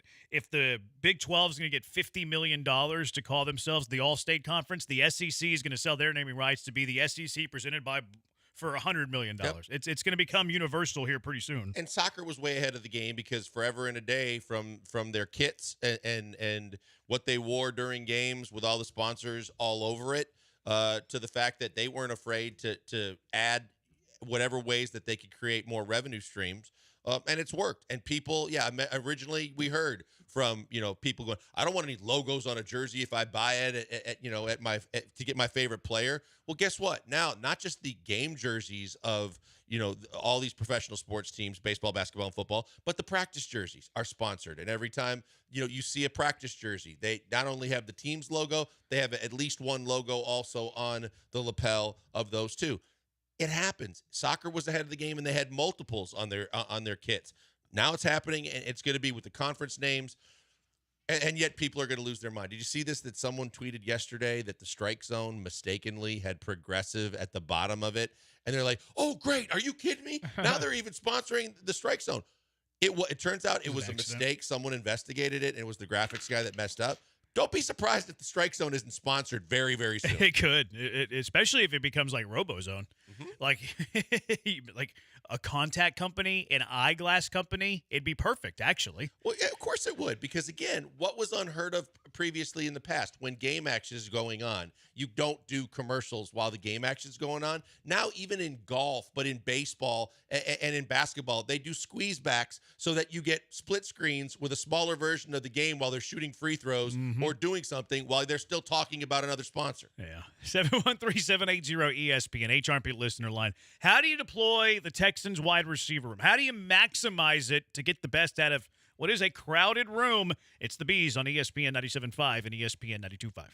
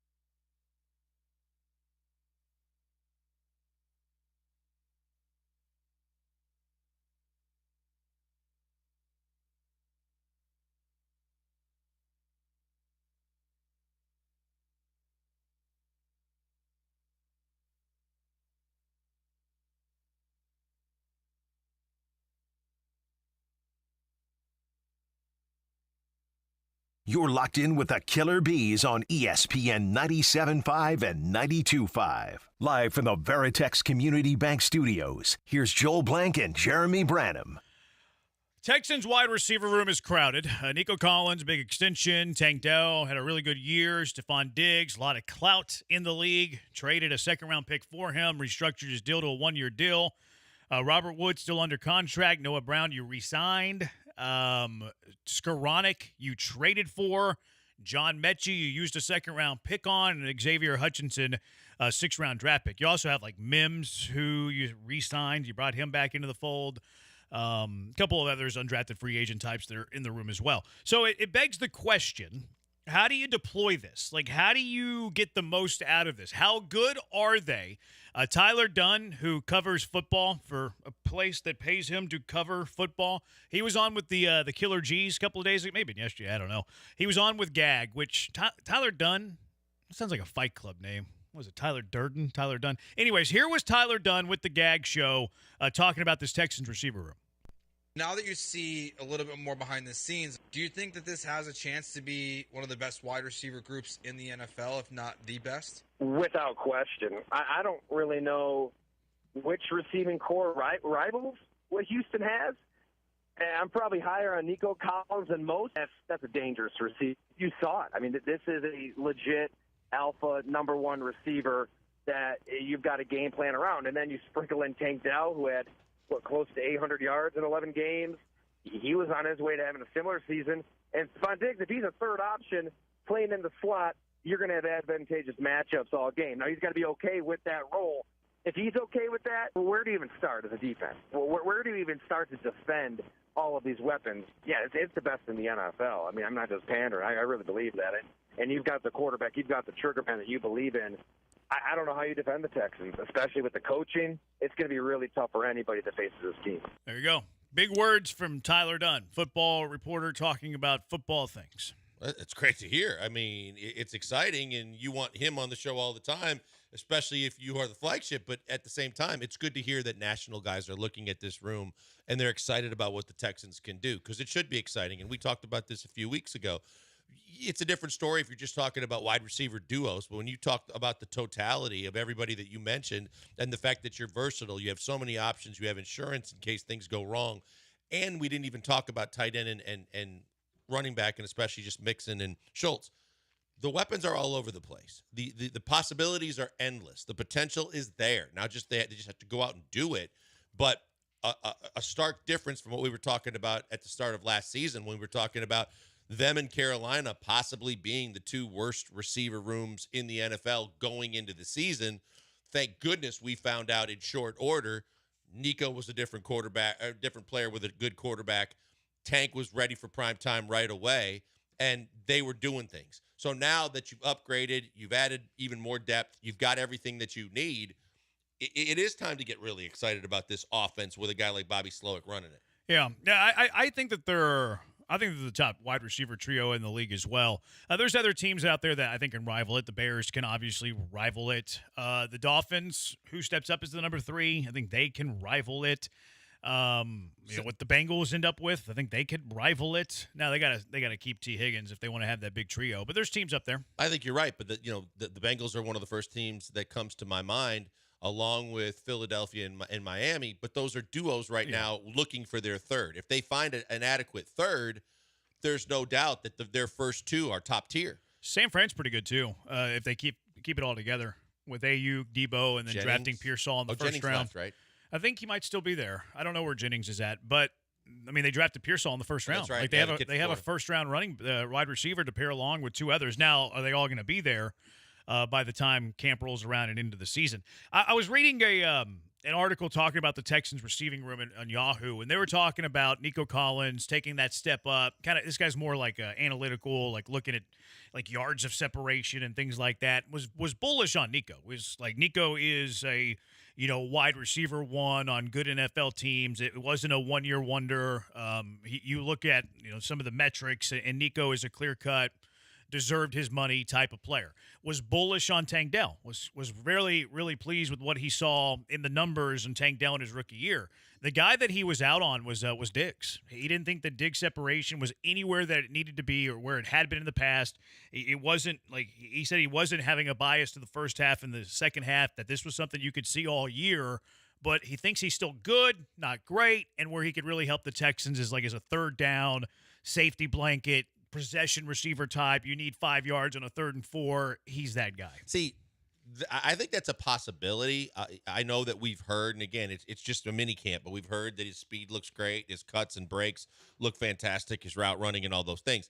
I think it goes back to what Tyler Dunn said, and that is that if he's okay with it, if he's playing in the slot a little bit more, if they're moving him around and he's not just an outside guy, I think that's where the potential becomes endless from the standpoint of this offense, because his attitude's going to matter. His ability to be flexible is going to matter. But if he's willing to do those two things, then I think it doesn't matter as much to some of the things that you were saying in that article, because of the fact that he might not always get best corner outside coverage. He might get great matchups inside where he can create a lot of opportunities. He'll get enough space. He'll wreak havoc on defenses, and it'll be a huge advantage for C.J. Stroud. Yeah, one of the things he was talking about too was Tank Dell in the slot. And he said that he doesn't like Tank Dell in the slot because he's a better outside receiver. He's not as strong in the middle of the field where it gets kind of trafficky. We saw that when he got hurt. He thinks he's a much better boundary receiver than he is an inside receiver, and he could see Diggs a lot in the slot. Now, I think that Slowick's going to move his guys around a lot, using motion, getting them into favorable matchups, things like that. But he doesn't view Tank as a slot. So, this whole, hey, Stephon Diggs is here, move Tank inside. I think we might see Stephon Diggs lined up in the slot more than Tank Dell. And I love it. Again, it's all going to rely on Steph's ability to want to be that versatile, flexible team guy that's willing to do that, especially because he's playing for another contract. And from whatever you've heard or want to believe about his attitude in the past, but he knows this is a really potent offense, and he knows that he is going to be looked at favorably if he makes this thing work and does whatever he needs to do to be a part of the success of this offense. And I'm hopeful that continues throughout the entire season, because I think the opportunities are endless for all three guys. Because I believe, like you do, that it's not just going to be, hey, this is your role and that's it. Nico, you're going to be outside all the time, but he probably will. Tank, you're going to be inside or outside all the time, and that's it. I don't agree with that at all. I think that he's going to rotate guys in and out.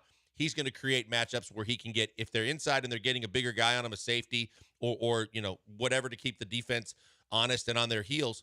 He has tons of different ways he can get creative. Yeah, I want him to be creative too. I don't want Tank getting hurt again, though. Bobby Slowick. Someone texting in, who is quarterback 2 if C.J. Stroud goes down? I'm not a big Davis Mills guy. I still think, and I think situation matters. I think last year the situation mattered a lot with Case Keenum, but I think that this year, probably, especially if it would happen early or in the middle of the season, I think they would probably go with Davis Mills before they would go with Case Keenum. Yeah, I'm a Case Keenum guy. Go Cougs, not just because he's a broadcast partner of mine, but go Cougs. I don't care. I don't care who the quarterback 2 is, quite frankly. If Stroud goes down, you're in trouble. And if any starting quarterback in the NFL goes down, you're probably in trouble. It depends on how long the quarterback is gone. The best backup quarterbacks are the ones that can win you 50% of your games. Is Case better than Davis? I don't know. Is Davis better than Case? I don't know. I think they're pretty similar. I think Case can do some things, veteran quarterback, probably gets a better feel of reading defenses. I think Davis Mills has a stronger arm at this point of his career versus Case's career. But if C.J. Stroud's gone for 8 weeks, your season's over. Yeah. So, it doesn't really matter who your second quarterback is. I've seen this talk, during draft season and all this, and free agent, they need a better quarterback too. What? No. I've seen it. You could sign the best backup quarterback that's on the market. If C.J. Stroud tears his ACL in week 3, the season's over. Yeah, everybody's looking at Gardner Minshew and Nick Foles and all those type guys and saying, where's our version of that? That's a rarity that you find a guy that you can, plunk off of the street or a roster or free agency or however you get him and put him in, and he's going to grasp the offense and he's going to be ready to go, and he suddenly is just going to take the keys from whenever CJ and however he goes down for however long he's needed, and be the guy like Teddy Bridgewater the year with the Saints got you 5 wins when Breeze went down, or what Foles did, in the playoffs, or what Minshew did a year ago. It's a tough situation to be in, and by the way, you've got to pay them a lot more than you're paying your other quarterbacks right now too. I just don't think they're in the process of thinking about that. Even if Minshew's your backup quarterback, if Stroud goes down in week 3, I think your season's toast. And on top of that, Minshew has a really good chance to start it in Vegas. Mm-hmm. That's why he went to Vegas. He's not signing to be your backup quarterback whenever he could be fight for a starting job somewhere else. We put way too much stock in QB2. Yeah, way Flacco's another guy that gets a ton of run, and he Flacco's was out of so the league. old. Yeah, he's so old. But again, because he did what he did last year in Cleveland, oh my God, you got to have Joe Flacco. No, you don't, because he's a year older. And yeah, it was a nice story that he did what he was able to do last year. But I don't think you have to go out and overpay and get Joe Flacco for a year. Yeah, Virginia says you might as well talk about what happens if John Weeks goes down. Exactly. Season's over. John Weeks goes down, your season's toast. You can kiss the season goodbye. 713-780-ESPN, HRP listener line. Somebody said, remember Kurt Warner? Yeah, because Kurt Warner was so coveted. They got lucky. They didn't covet Kurt Warner. Let's go find Kurt Warner and make him our backup. I'm pretty sure he was the third string for a while. And then you had the Trent Green injury, and he took over and was very, very good. But that was fortunate. Like, that was luck. Same thing with Brady. Like, you're not, like, hunting these like, random quarterbacks. If Stroud goes down, your season's over. 713-780-ESPN, HRP listener line. Let's make the pick. You're the Rocket general manager. You're Rafael Stone. Who are you picking based on today's mock draft from the Ringer? Also, Luka Doncic. Ooh, he's getting crushed. It's the Bees on ESPN 97.5 and ESPN 92.5. Hey, right now, before we go to the break, let's talk about my good friend Doc Linville and the way that he can get your hair back. Yeah, that's right. I said your hair back, not all the sprays and the free creams and the foams that just mask the problem that you hope will fool people enough to think that you actually aren't losing your hair. No, it's getting your own hair back. And the NeoGraft procedure and PRP are the ways to go about that because it's actually your hair. In the case of PRP, it's like putting fertilizer on your lawn. Your own hair follicles are still there, but they're getting thinner and weaker, and they're more brittle and fragile. And with PRP, they get stronger, they get thicker, longer, and they're going to be more visible when they're on your scalp. It's fantastic. But if Doc Linville and his staff look at your scalp and say it's already too far gone or your hair's already too far gone, you really need to consider the NeoGraft. The NeoGraft is the answer that I went with, and it has been phenomenal, a game changer. You love it because of the fact that you get your hair back, you can have confidence again, you like the way you look. And the NeoGraft procedure is simple. Basically, genetically, you're never going to lose the hair on the sides and the back of your head, no matter how bald you go elsewhere, like up on top and back or your hairline in front. I didn't know that until I met with them and had my consultation. When I found that out, I realized, hey, this is a game-changing procedure because of the fact that up to 99% of the follicles that are going to move from the sides and the back to where you need them are going to stay and grow and be with you for the long haul. That's amazing. And that's why I did the procedure. You get that consultation like I had, you get it for free instead of for $150 because you listen to us. Just go to 975hair.com right now. Look at all the information on the site. Set up your first appointment and consultation. It's free of charge. And the best thing about it, no money out of pocket, no signing on the dotted line, no commitment from you. Just question and answers after they explain the procedure and you thinking about if it might be the move you need to make. It was right for me. I couldn't be happier. You might be the next in line, and Doc Linville's the best in the business at doing it. Check him out today. Go to 975hair.com.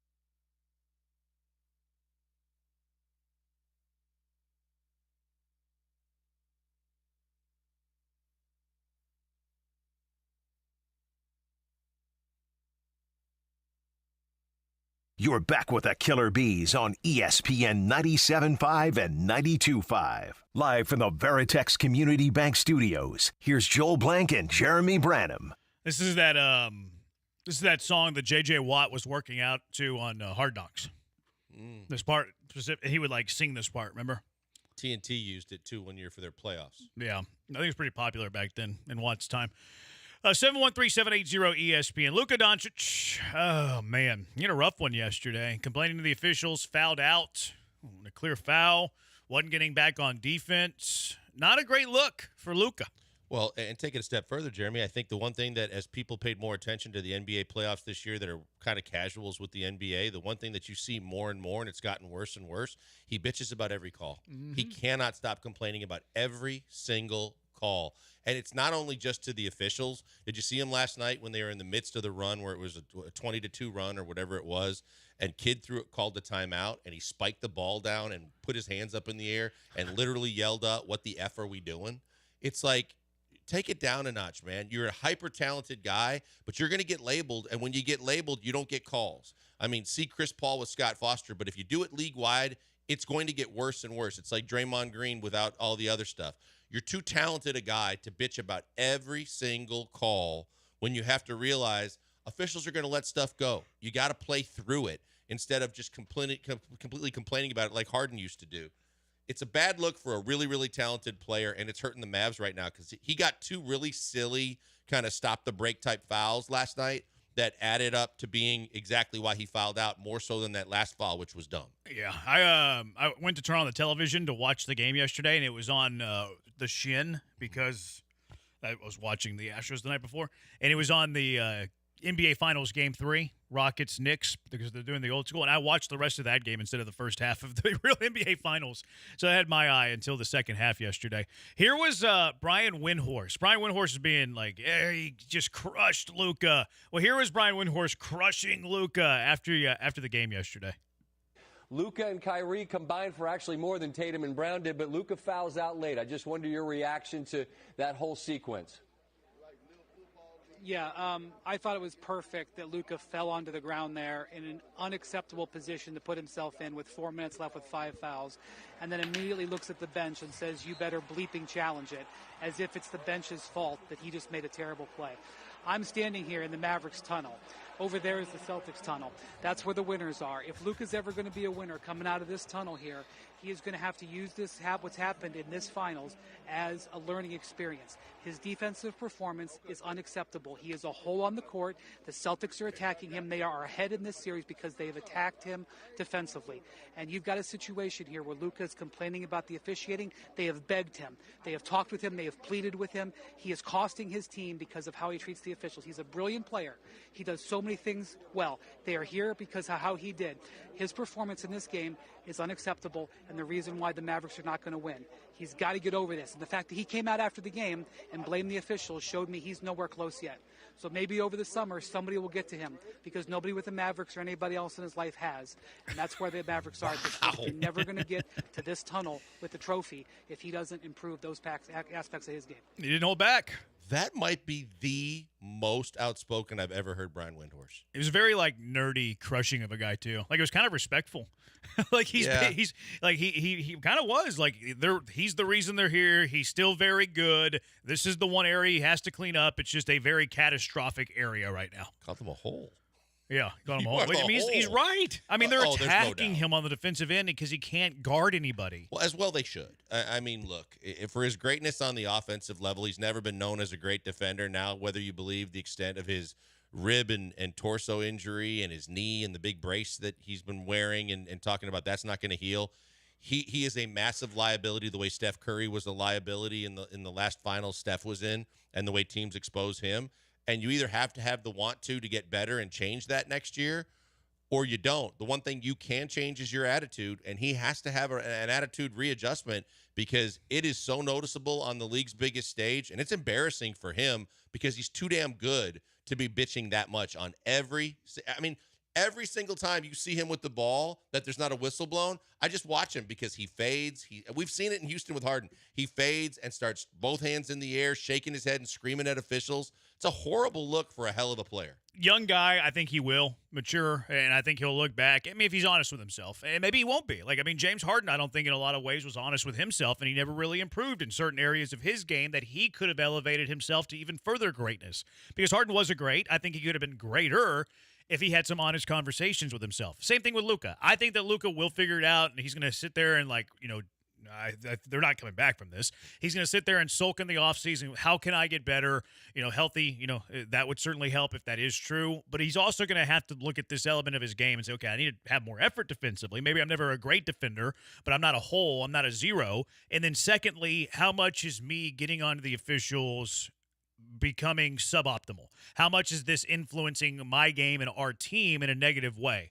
I think he's going to sulk, have that honest conversation with himself, and get better in that aspect. It's not a guarantee. It was never a guarantee with Harden, but I do think he'll figure it out. I would hope so, because a lot of times when we talk about guys that are limited defensively, you can get better just by understanding switches, and you can understand rotations, and you can understand team defense enough that it will allow you to get better based on what's thrown at you with high pick and rolls and switch situations and things like that. He can get better just by doing that, no matter how bad his foot quickness is or where other teams think they can expose him, because he is a large body. He is 6'9". He has a wingspan.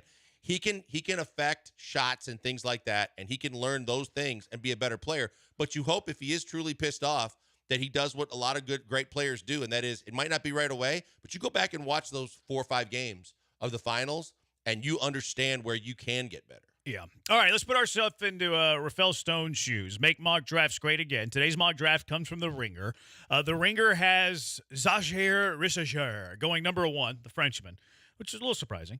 Number 2 is Alex Sarr, another guy from France. So Frenchmen go 1-2. And then the Rockets at number 3 has selecting Donovan Clingan. Now, there's been a lot of talk that the Rockets are seriously shopping this pick, and they've been talking about trading it. There was a rumor out there today from NBA Draft Waz. I don't know really who that is. Jonathan Wasserman, you ever heard of him? Lead scout, NBA Draft Insider.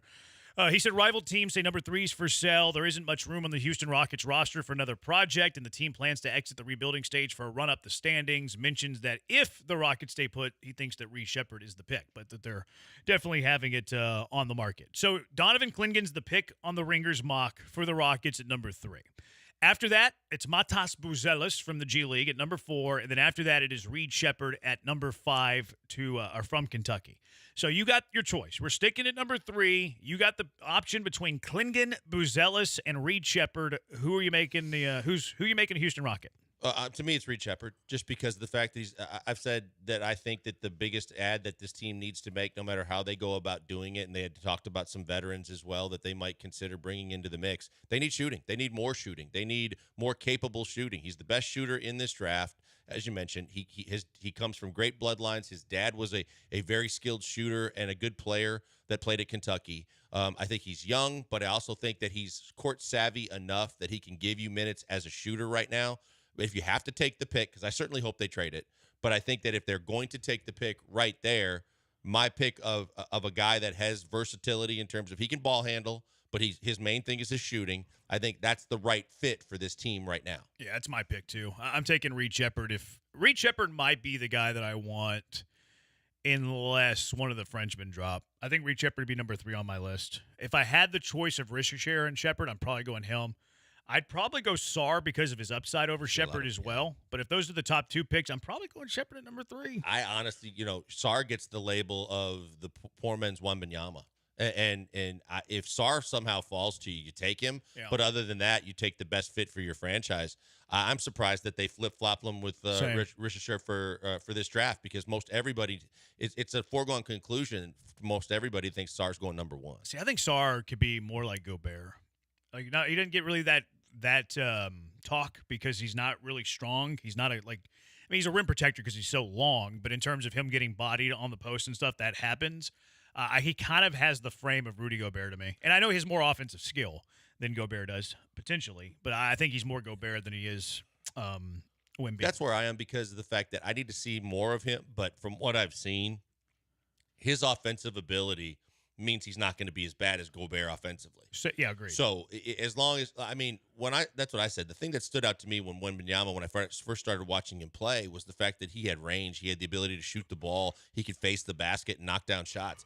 That's so key because if you get bigger and stronger and you have an offensive game like that, you can do the things we were just talking about from a defensive perspective, and you can learn the system and the switches and all the rotations and be good, but you could be great with a long wingspan and the ability to block shots and clean the glass. I think he can do that. I'm not saying he's going to be as great as like a Wembanyama type guy, but I think he has probably the most upside in this draft. Yeah, I do too. I don't like his handle, and I don't think he's a good shooter. I think he's capable. He hasn't been a good shooter. 713-780-ESPN, HRP listener line, 713-780-3776. Let's get to Bad Take Boulevard. Worst takes of the week. What are those worst takes of the week? It's the Bees on ESPN 97.5 and ESPN 92.5. The great takes of the week. Sin lawn for your yard. That's always a great take. It's not even a great take for the week. It's a great take for the year. And it's that time of year where you're wasting your valuable time dealing with your yard. The weeds, the dead spots, all those chores you don't want to put up with. Stop doing that. Get in touch with Sinlawn, 975sinlawn.com. Have them come out to your yard, free consultation. They'll spend a half hour of your time. They'll tell you the charge, and then you're probably going to sign up for it. Sinlawn is here to tell you to get your weekends back. Have the perfect lawn year-round. Sinlawn, the evolution story of the AstroTurf, made popular by the Dome, and now Sinlawn, S-Y-N Lawn, wants to improve your lifestyle. Stop mowing, stop pulling weeds, stop throwing money into an ugly yard that you're embarrassed of people seeing. Sinlawn artificial grass is the best on the market. Why? Well, Sinlawn will control the process from yarn to yard. It all starts with quality, top-shelf products that are made in the USA, fully insured, fully bonded. Sinlawn has their own in-house crews. They don't contract anything out, and Sinlawn backs it up with their lifetime warranty. Sinlawn's number one priority is making their customers happy. Highest quality job, too, with the resources to get it done quickly. You're not going to wait a long time for Sinlawn to get done. They're going to be in, they're going to be out, and it's going to be the highest quality job on the market. It's perfect for your lawn, Sinlawn is, whether it's your patio, kids' playground, your pets, no more tracking mud inside. You have the perfect yard that you've always wanted year-round without the stress and hassle. Head to 975sinlawn.com to learn more. That's 975synlawn.com to get started on the yard of your dreams. Sinlawn, artificial grass never looked more natural.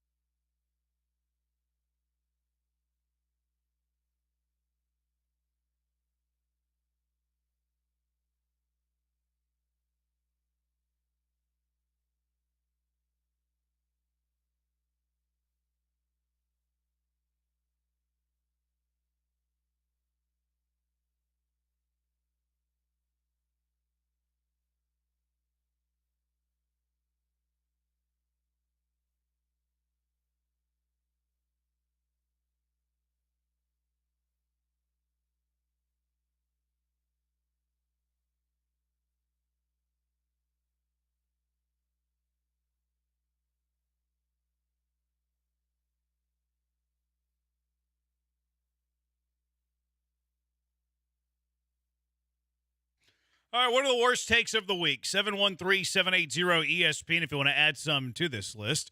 713-780-3776. What happened in the Astros game yesterday? What was the result? How did they fare?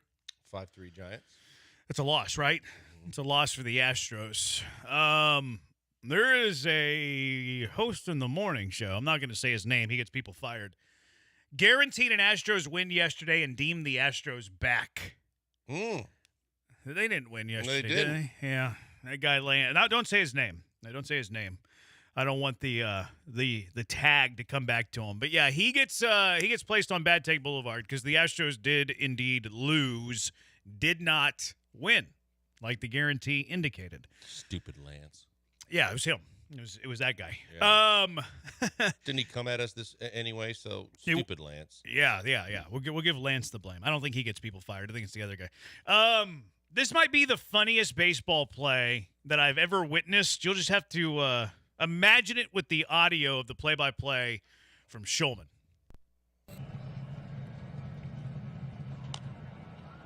Popped up, and again, a ton of foul territory here. Soderstrom over, oh my! He collided. Who is that? Is that Kikuchi? Like you said. He collided with Yusei Kikuchi, who was presumably trying to get out of the way and wound up running into him. Somebody's running away, and you could see Yusei trying to run away, but had his head down. And the ball landed right next to Soderstrom, so he's probably going to make that play. Yeah, he's got to be called out. That is the right call. Yep. So Blue Jays at Oakland. Oakland notorious for having like the most foul territory in the infield in any ballpark in the history of man. Pop fly towards the dugout. Kikuchi, who's a Blue Jay starter, literally runs out of the dugout and collides with the first baseman that's trying to make the catch near the Blue Jay dugout. That ball landed in play. Mm-hmm. Why was he leaving the dugout? That's my question. He ran out of the dugout, almost speared the first baseman for the A's. Why are you leaving the dugout? What is different in the leagues that he played in previously that is different than the major leagues? Why didn't he stay there? Well, the one thing that I would say is because Oakland was basically, it's the weirdest concoction of an old dump of a stadium, and you don't have that dugout carved out, drop down. It's like at ground level, and you always see when you're watching the games, it's real long and kind of narrow. But that's the only possible excuse you could give Kikuchi, because when you look at it, you're like, everybody, when they scatter, goes backwards. Yeah. They go under the roof of the dugout. They get away from the play. They don't want to interfere. This dude looked like a safety zeroing in on a running back or a receiver that was coming across the middle and just flat out put his head down and ran smack dab into the fielder. And it was like, what the hell are you doing? I have no idea what his philosophy was there. I would have loved to know. Because, yeah, just go further in the dugout or go to the back of the dugout. Go to the front of the dugout. Go sideways either way. The worst way the worst place to go onto the field of play. He ran onto the field of play and took out the first baseman.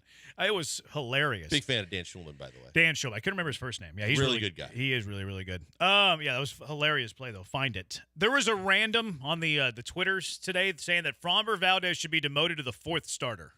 What? Like, seriously, we know that Framber can come off the rails. We kind of know why, too.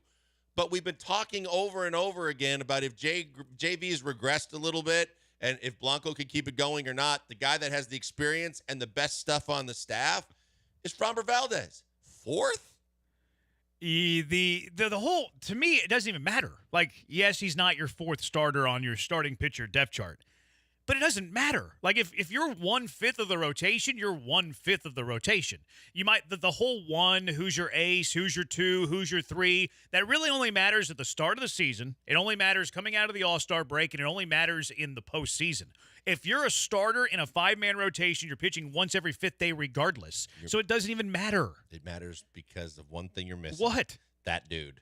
What do you mean? It only matters with Framber Valdez because remember when he didn't get to start in the All-Star game? Sure. That emotionally, if you move him at all, it's going to rattle his cage. But my point is, how are you moving him on June 13th? Yeah, I'm not moving him regardless, but I'm saying the one other factor that goes into that too is if you take a guy that's as mentally fragile as Framber Valdez and you start moving him down to the fourth starter, you think that he's going to be happy with it? But when do you move him to the fourth starter? At the start of the season, post All-Star break into the playoffs. Right. Like, you can't even do that right now. Like, even if he's like, okay, that guy's our fourth starter. Cool. Well, he's starting in 4 days. He's starting on the fifth day of rest, or the fourth day of rest. He's starting on the fifth day. He's starting every 5 days. It doesn't matter if you demote him or promote him. That doesn't exist in a starting rotation in the middle of the year.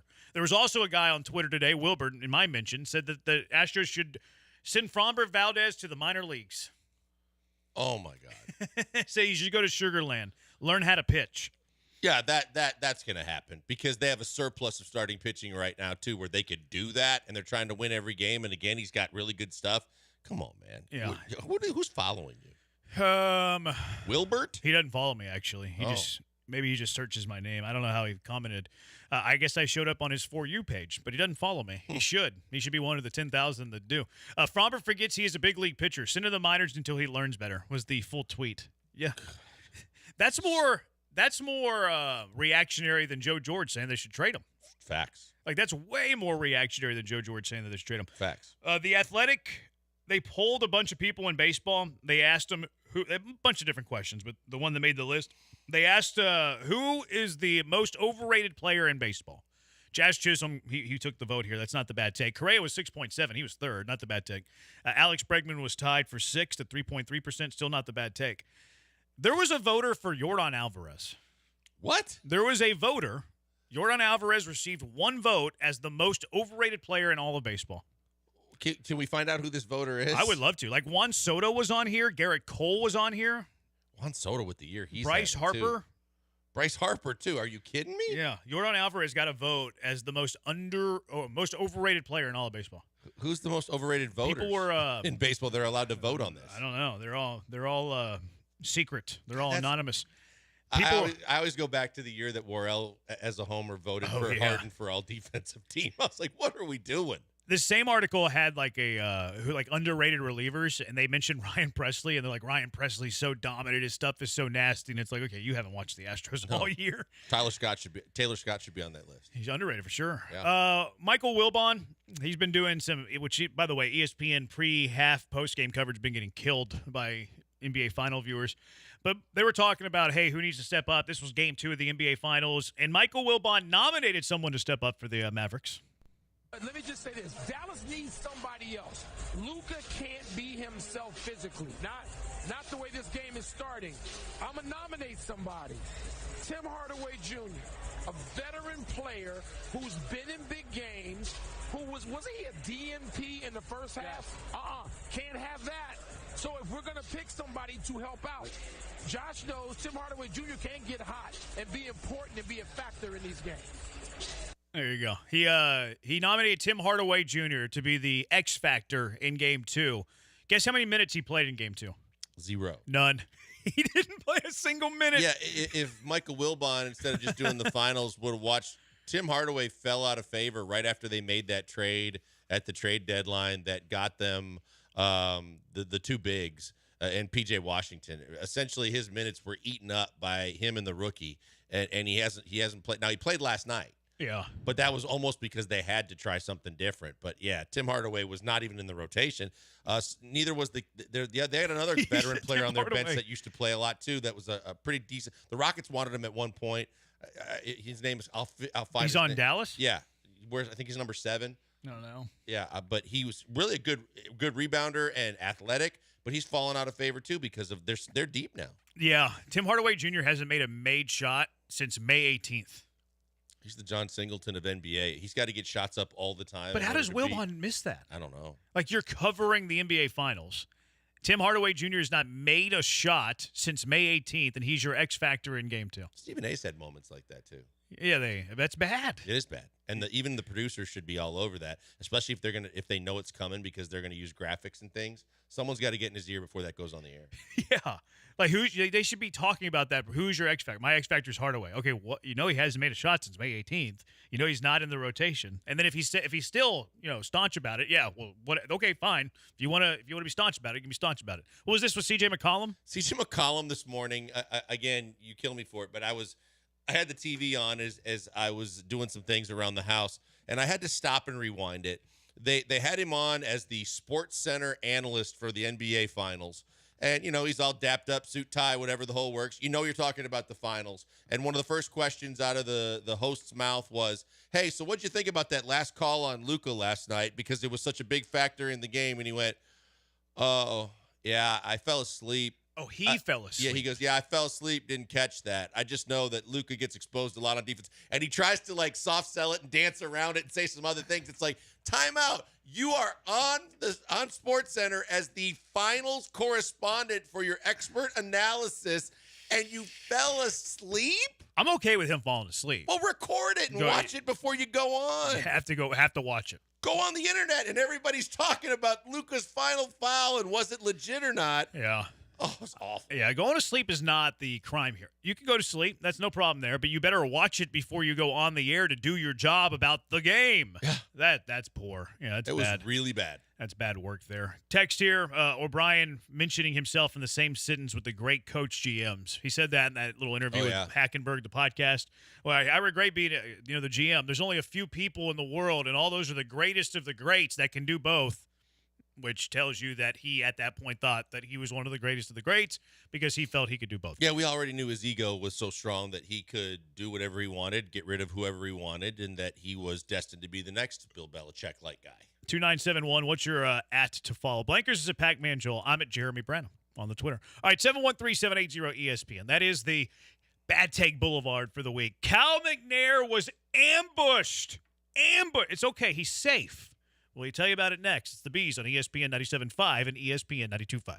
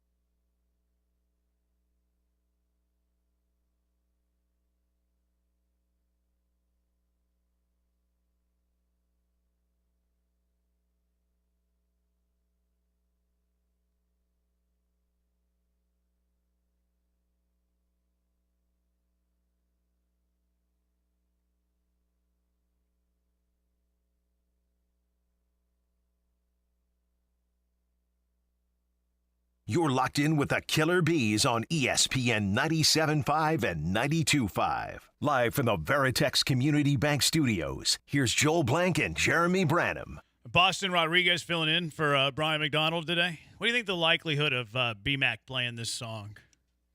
Rejoin? Less than 1%. This feels like one of those places where you walk in and it's pitch dark, but there's a bunch of neon lights.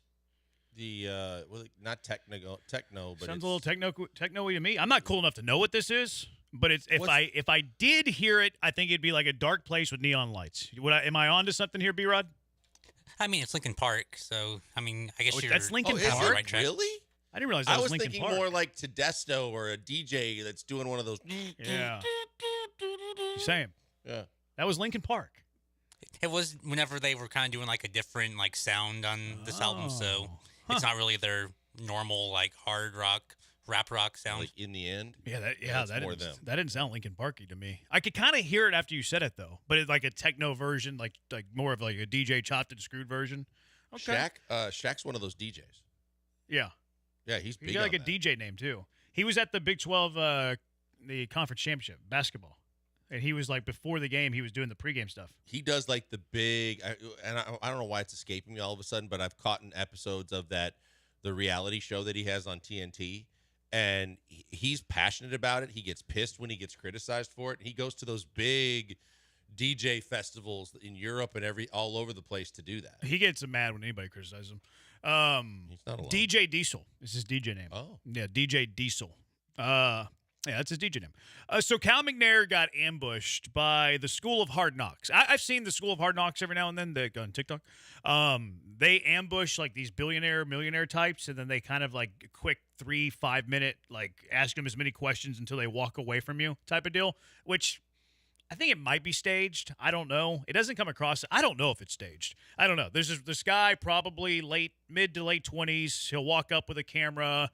Hey, who are you? And, I mean, he clearly knows who they are because he's ambushing billionaires for a reason. And then he'll just kind of pick their brain about, like, what's the best advice you got? What do you do? Like, type of stuff. I think it might be staged. This isn't the guy I'm that not got sure. Joel Osteen, is it? I don't know. Ooh, I don't know. That one was nasty. No, it's not really gotcha journalism. Okay. This is more, I'm going to pick your brain in a quick little set. Like, the ones that I've seen, they're usually, like, billionaire types that are, like, out walking their dogs. Okay. So they try to make it seem like this real life, bumped into you type of thing. I can't imagine that it wasn't staged, though. I think that it might be staged. I don't know for sure. They try to give the element that it's real, but we know that, like, reality television is definitely staged. I don't know. I don't know what to think here. Anyways, Cal McNair was the latest subject of the School of Hard Knocks. Saw this yesterday, and here was the ambush of the School of Hard Knocks pulling up on Cal McNair. Is this your G-Wagon? Yeah. What do you do for a living out in Houston, Texas to be able to afford a G-Wagon? Sorry? What do you do for a living out in Houston, Texas? Work hard. What industry are you in? Football. What are you doing exactly? Own a football team. What team? Houston Texans. You own the Houston Texans. H-Town, baby. And how long have you been a business owner for? We've had the Texans for 20 plus years. Over the 20 plus years you've been a business owner, what's the greatest lesson that you've learned about entrepreneurship? Never quit. How did you break into the National Football League, man? It's very competitive to try to get into that business. How did you break in and ultimately work your way up to be able to own a team? What did it take? Oh, well, we were very successful in another business. What business? And then sold it, the power industry, sold it. And then my dad actually bought the Texans as a franchise expansion back in 2002 was our first year. What was the best advice that you ever got from a mentor? Conserve your cash. Now, did you have to borrow money to start and grow businesses, or like? There was leverage involved. And then opportunities happen, you hopefully have some cash, you can take advantage of them. How old are you now? I am 63, but don't tell anyone. Are you a billionaire? I haven't added it up. You're probably a billionaire, though. So what makes you happy? I have a lot of happiness, a lot of joy in my life from family and believing the man upstairs and all those things kind of work together. And any negotiation advice? You've negotiated some massive deals. What's the secret to negotiating? You want to do it, but not that bad. What do you mean by that? You got to be able to walk away, or what? There you go. That was the ambush. Do you think this was staged? I think it probably, my gut feeling is it had to be because Hannah wasn't there to save the day, and he actually had some pretty decent answers. I was surprised that he wasn't going to throw up all over himself more. He was way better in this setting than a press conference. Yeah, and so therefore that leads me to believe that this was definitely a setup because he was coached through it previous. Okay, so you think that there's no way he's just like pulling up to a dude in a fancy car and be like, "Hey, who are you?" And then, "Oh yeah, it just so happens to be the owner of the Houston Texans." Like, and this guy goes to various different cities. So like, hey, I'm gonna go up to like the richest car that I see, and I'm gonna ambush the richest car. I have a hard time believing that. Maybe I just don't believe that it is. I think that this is a pre-set up. We're gonna try to make this seem as real as possible. That's just my opinion. Yeah, I've never seen this guy before, but normally when people come up and ask like, what do you do and what you're worth or things like that, most people are going to be hyper conservative and not answer that, thinking they might get robbed. Yeah. So yeah, I've never seen this guy before, but I know most people aren't really that forthcoming with information like that. Here was my favorite part of the entire thing. This was my favorite part of the ambush of Cal McNair. Greatest lesson that you've learned about entrepreneurship? Never quit. Never quit. The brilliance of one Cal McNair. Never quit. You hear all the great inspirational speeches over time. You hear the greatness of all of these billionaires that give this great advice to the youth so people can follow. What is it again, B-Rod? What is the advice that Cal McNair's given to all of the people that can follow in his footsteps? Greatest lesson that you've learned about entrepreneurship? Never quit. Why isn't this guy like selling out Carnegie Hall and Madison Square Garden with his motivational speeches? I think that he has a little side hustle where he can go out and give, like, he should be going to all these Ivy Leagues and giving these speeches to these Ivy League graduates. Never give up. One fish, two fish, red fish, blue fish is one thing someone said to me one time. King of Twitch said, dude needs to write a book. They're going to be pop-up pictures in the book. Yes, that's right. You can see where he was too. He was over there. Yeah, I looked it up. Yeah, I could just tell from the video behind him that it was that right over there off Kirby. It was like River Oaks area? Yeah, River Oaks off Kirby where they built that whole shopping complex. Okay, like I saw the name of the building. It's not Highland Village, but it's like that. But I saw the name of the building in the back, and I put building name Houston, and then it was River Oaks area. Well, when you see Cartier on one of the storefronts, that means you know it's pretty ritzy, hoity-toity. Yeah, that was what I looked up. I didn't realize we had one of those in Houston. Yeah, those are like Beverly Hills type shop names. I went detective and was trying to figure out where he was going. Like I was trying to see like if there were restaurants in the area, see if he was going to a restaurant, somewhere to eat. Never give up. Never quit. Never quit, my bad. You had Rudy T. Don't ever underestimate the heart of the champion. You had Valvano, like his great speeches. Don't give Cal up. McNair. Don't ever give up. Never quit. Thank you, Cal. Appreciate that advice, my man. All right. Speaking of Cal McNair, now you saw how quick he was to say that he is owner of the Houston Texans, though, by the way. Yeah. You saw how quick he was on the owner of the Houston Texans, which is kind of new. Which owner do you have the most trust in right now? Which owner do you have the most trust in? Jim Crane, a couple of World Series titles, or Cool Cat Cal McNair? Which of those two do you have the most trust in going forward? It's the Bees on ESPN 97.5 and ESPN 92.5.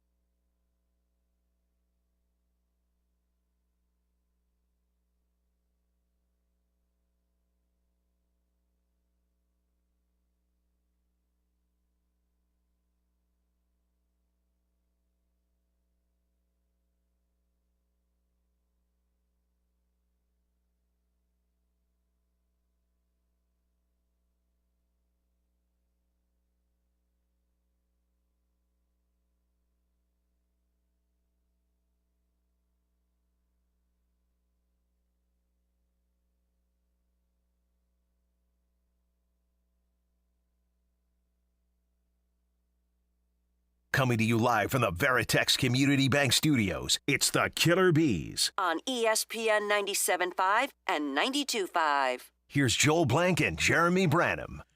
All right.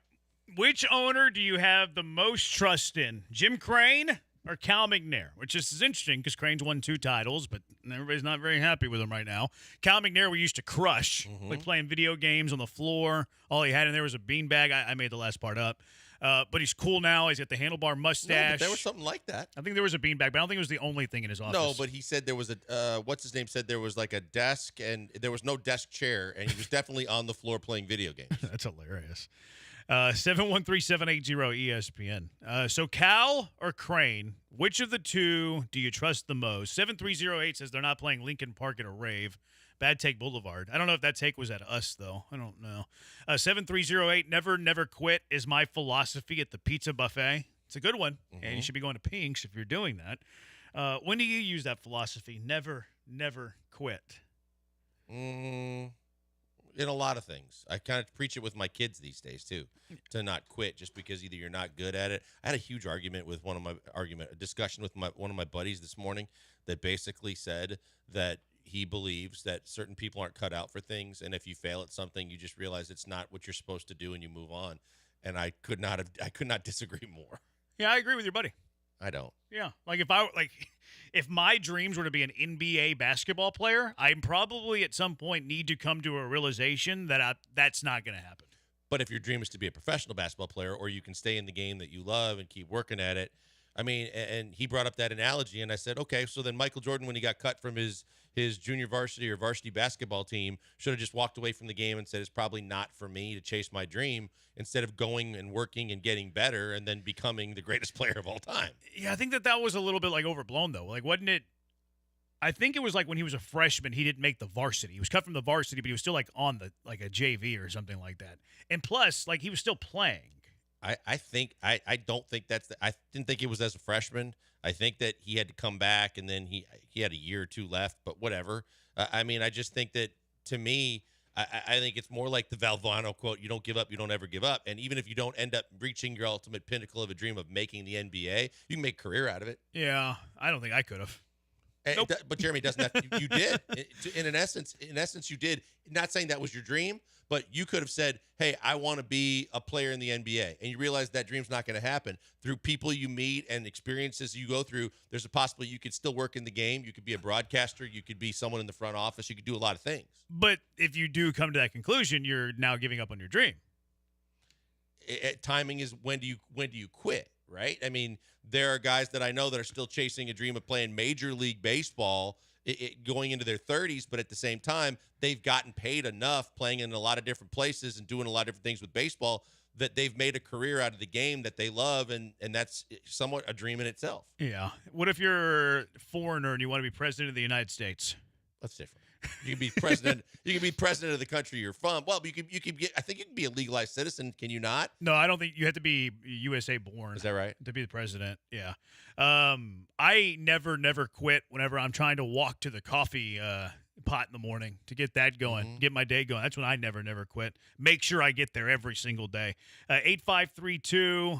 Actually, I don't want to read that one yet. 4631, never quit trying to have a billionaire NFL team owning father. That was the other funny thing about that whole little ambush. Yeah, we were very successful in other businesses. Oh, yeah, we were? We were very successful in other businesses, Cal? No, your old man was very successful. And then you were kind of, there to get all the inheritance, and that's okay. That's all right. You have a cool mustache. We like it. 7404, I'm glad Cal gave my lungs and heart a pep talk today. Never quit. When do you never quit? And it's the inspiration of Cal McNair for us to never quit. All right, Jim Crane, Cal McNair, who do you trust more right now as an owner? I honestly, and I never thought I'd say this, I trust Cal McNair. You know why? Because he trusts the people around him. He trusts the people around him, which Jim Crane right now, either he doesn't do completely in the case of like Dana Brown or his manager, Joe Espada, or the fact that he trusts the wrong people and doesn't have the right people working for him to make the right decisions for his baseball team, as opposed to a guy like Cal McNair, who trusts his wife and she knows how to basically keep him from putting his foot so far into his mouth that he can't get it back out. He trusts his general manager and his head coach to make football decisions, and he stays the hell out of it. And he trusts the people around him that give him the advice to kind of change his reputation and kind of get a lot further away than he's ever been from being a buffoon. I trust Cal McNair more than I trust Jim Crane right now. Yeah, I think I'm there too. It's hard to say. It really is. Because you go back, a year and a half ago, everybody was wanting Cal McNair to sell the team. Like, sell the team. I'm not so many people would text our show. I've given up on the Texans. I will not watch or support the Texans until they sell the team. So many people were telling us that. We're like, okay, guys, this isn't realistic. Like, you can't really have this conversation, et cetera, et cetera, et cetera. But that's where people were. Jim Crane's won 2 World Series as recently as 2022, but this is also the evolution of sport. Like, this is also the evolution of who somebody is and who somebody becomes. Because you look at, like, Jim Crane and where the Astros were, 2019, sign stealing, fires Luno, fires Hinch. Okay, he's flat out told us. Like, he said these things at a press conference. I'm not going to be surprised again. I'm going to, paraphrasing here, I'm going to be more hands-on. He basically told us that he's going to be a big decision maker and be hands-on with this organization. Fast forward 2022. In that year, you had general manager and player Bagwell. Well reported. Went back and looked at some of it today. Jeff Passan, there was Click and Bagwell were feuding. You had Click make a trade for Contreras that got rejected by ownership and whoever gave the advice to ownership. They win a World Series, and who wins the power struggle between Click and Bagwell? Bagwell wins the power struggle between the two. And then you hire Dana Brown late into that offseason when things were already done. You still have some questions as to who's making decisions in this organization. Like, whose idea is it that Jose Abreu's on this roster? Is it Dana Brown's? Is it Joe Espada's? Is it Jeff Bagwell's? Okay, like, answer that with, sincerity and actually ask yourself that. So who is making decisions? So, like you said, Cal McNair has hired good people and gets out of their way. And maybe he took some influence from Hannah McNair, and everybody thinks that he took influence from Hannah McNair to sever ties and cut ties with Jack Easterby. That's why we want Mrs. Crane to do that with Jeff Bagwell. Hopefully that day comes. But look who Cal has around him. He's got a football coach that everybody loves, that's well-respected, that's a former hometown hero, that has, like, he's well-respected in the city, and he's well-respected nationally by every football person. You have Nick Caserio, who knows what he's doing as a general manager. Is he perfect? No. Does he not know what windows are? Yeah, he doesn't know what windows are. That's weird. He tells people how they should and shouldn't be celebrating. But he's a good general manager that has built a really good roster, and Cal gets out of the way and gives them full power to make bravado moves, like trading up to number 3, bravado moves, spending money, Danielle Hunter, Stephon Diggs. Like, he gets out of the way and lets those guys do his job. Crane's not doing that right now. So if you're going right now this second, I got to go Cal McNair, the guy I have more trust in. If you're going who's been the best owner, who has the better resume, obviously that's Crane. But right now I give more trust to the handlebar mustache. Cool cat Cal. You know what's absolutely fascinating about all this too is the fact that how drastically both situations pulled the 180. When Crane bought the team, he got him away from Drayton McClain. He got him away from a bumbling idiot, and suddenly he was the hero that we all anointed as the best owner in the city, along with, at the time it was Les Alexander, then Tillman. But because of the fact that he got them over the top, he made the Verlander move. He was willing to do whatever it takes, and he wanted to win, and everybody loved him. And Cal was the bumbling buffoon. Cal was the guy that, oh, Lord, since your dad passed away, it's the Tommy Boy scenario of before we saw the heroic ending of this guy's going to drive this franchise into the ground. And now here we are in less time than you could probably shake a stick at, and suddenly Crane's the buffoon and Cal's the hero, and the two teams have switched course. It really is. Like, it really is, because Crane used to be the guy that, hey, Luno, you can have full reign of the operation. You can do a bunch of really good things, and he did.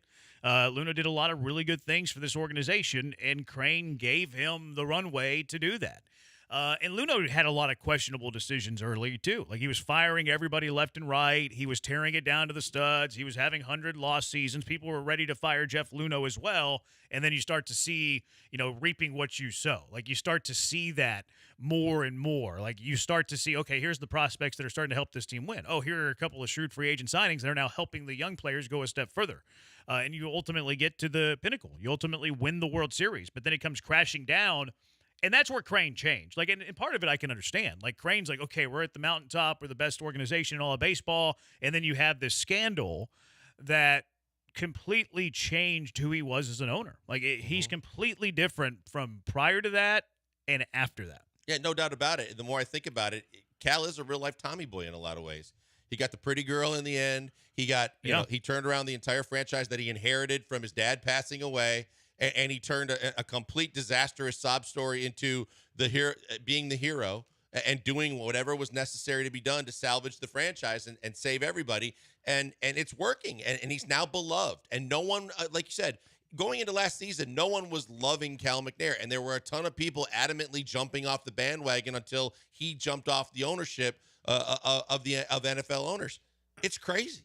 Yeah. 713-780-ESPN. I posted a poll on Twitter, too. Which owner do you have more trust in right now? Jim Crane or Cal McNair? 713-780-ESPN. We'll get to your reaction as well. It's the Bees on ESPN 97.5 and ESPN 92.5.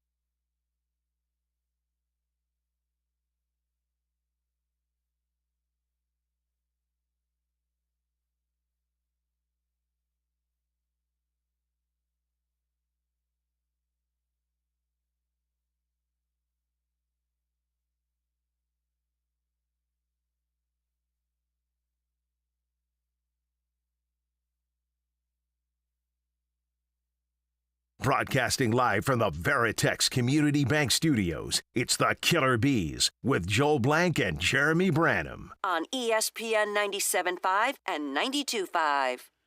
All right, who do you trust more, Jim Crane or Cal McNair? 713-780-ESPN. King of Twitch, who hates the Texans. He says that, which is a bit of his. He really does love the Texans. Deep down, he's a deep, still blue kind of guy. Cal hasn't changed. Hannah got control. Cal is the same buffoon he's always been, which I agree with. I don't disagree with you there. But he's a lovable buffoon. He's our buffoon. He's a buffoon that we adore and admire. I was defending him. I was calling him Cool Cat Cal when he was flipping burgers, and everybody hated him. I was like, look at this cool guy. He says, oh, okay, so you trust Cal more because he's not involved. The Vest and Hannah are the ones driving the ship.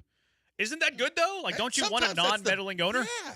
Look at some of the ways look at how many Cowboy fans want Jerry Jones to sell the team. Look at how many people were, and accurately so, completely disillusioned and pissed off with Dan Snyder until he finally had to sell the team. You get owners that try and do too much, and it can be a detriment to whatever your smart people with the team side of things are trying to do to make your teams better.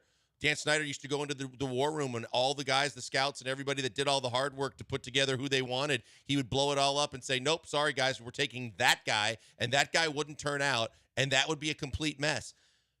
Sometimes you're smart enough to not know what you don't know and get the hell out of the way hiring people that do know what you don't know and let them do their jobs, and it's working out beautifully. I'm not going to go as far to say that he's smart enough to know that, but he has married someone who's telling him that it's smart enough to know that, and he's willing to listen to the one that's smarter than him to then step away. So, like, I give him credit for that.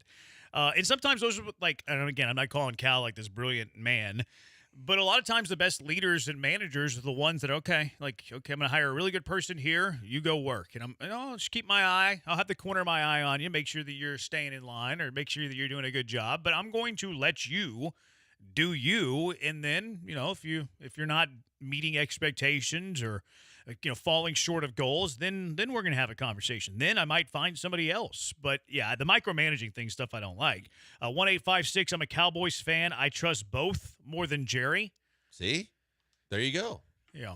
Because that's the point I was making. The fact is that if you get a meddling owner that thinks they're smart enough to do a general manager's job as well as owning the team, and their only reasoning for doing that is at Arkansas way back when you played football and or had been around some football people for a while when you first bought the team, he had the success of getting out of the way and letting his football do it early, and then just like Jim Crane, thought that he was smart enough to do it all, and that's where it can all go terribly wrong. You're right. I completely take back the fact that he was smart enough in Cal's case to do all these things, but he was smart enough to put his ego aside, listen to the people that are smart enough, and do the right thing. Yeah. Alex says, remember the guy that would hold the sign up in front of the McNair's suite? We had that guy on. That's right. We did. Can't remember his name, but he was, I think he was more anti-Easterby, though. He was, because Deshaun had a problem with the sign, too, because it was really crushing to Easterby. Yeah, and at that time, Deshaun even had a problem with the sign, and then he got banned, eventually. I think he got kicked out, and banned. Yep. Yeah, I can't remember what that guy's name was. We had him on before. We did. He'll still tweet every now and then. 8807, resume matters. I trust that Crane to make the right moves going forward. Still just a rough season. You know what? Resume matters sounds like back a baseball card, though. So let's look at resume. Let's look at resume. Like 8807, if you're saying resume matters, who would you rather have play first base, Jose Abreu or Joey Loperfido? Because if you're saying resume matters, then the answer is Jose Abreu. Jose Abreu's resume is far greater than Joey Loperfido's. Jose Abreu's got an MVP. Jose Abreu's had tons of success in his big league career. Joey Loperfido's had like 25 at-bats. So if you're going resume matters, you're talking about what a guy has done in the past to now lead you forward. So if you're saying resume matters, you're a Jose Abreu should be my first baseman guy. We're talking about who gives you the better chance to win from this point going forward. And if you're talking about this point going forward, resume has very little to do with it, almost nothing to do with it. Well, where resume matters is to get the job itself in the first place, but we're talking about owners here. Because if you were talking about a general manager, then resume matters simply because of the fact that you want a guy that's been a general manager before, that's worked under quality general managers, that understands all the aspects of general managing. You don't want a guy that played the game quite a while ago, that has no general manager experience, that's going to take over and just do things his way. Yeah. The guess what the poll's at right now? Which owner do you have the most trust in? Jim Crane, Cal McNair, 713-780-3776. 70-30 Cal. Did you see it? I did not. Yeah, 70-30. Is it really? It's 71-29. Wow. Yeah, Cal. Cal got the heavy vote here so far. Astros optimism says recency bias is absurd. The man has brought you 2 titles. Laughing face emoji. Imagine asking this a year ago.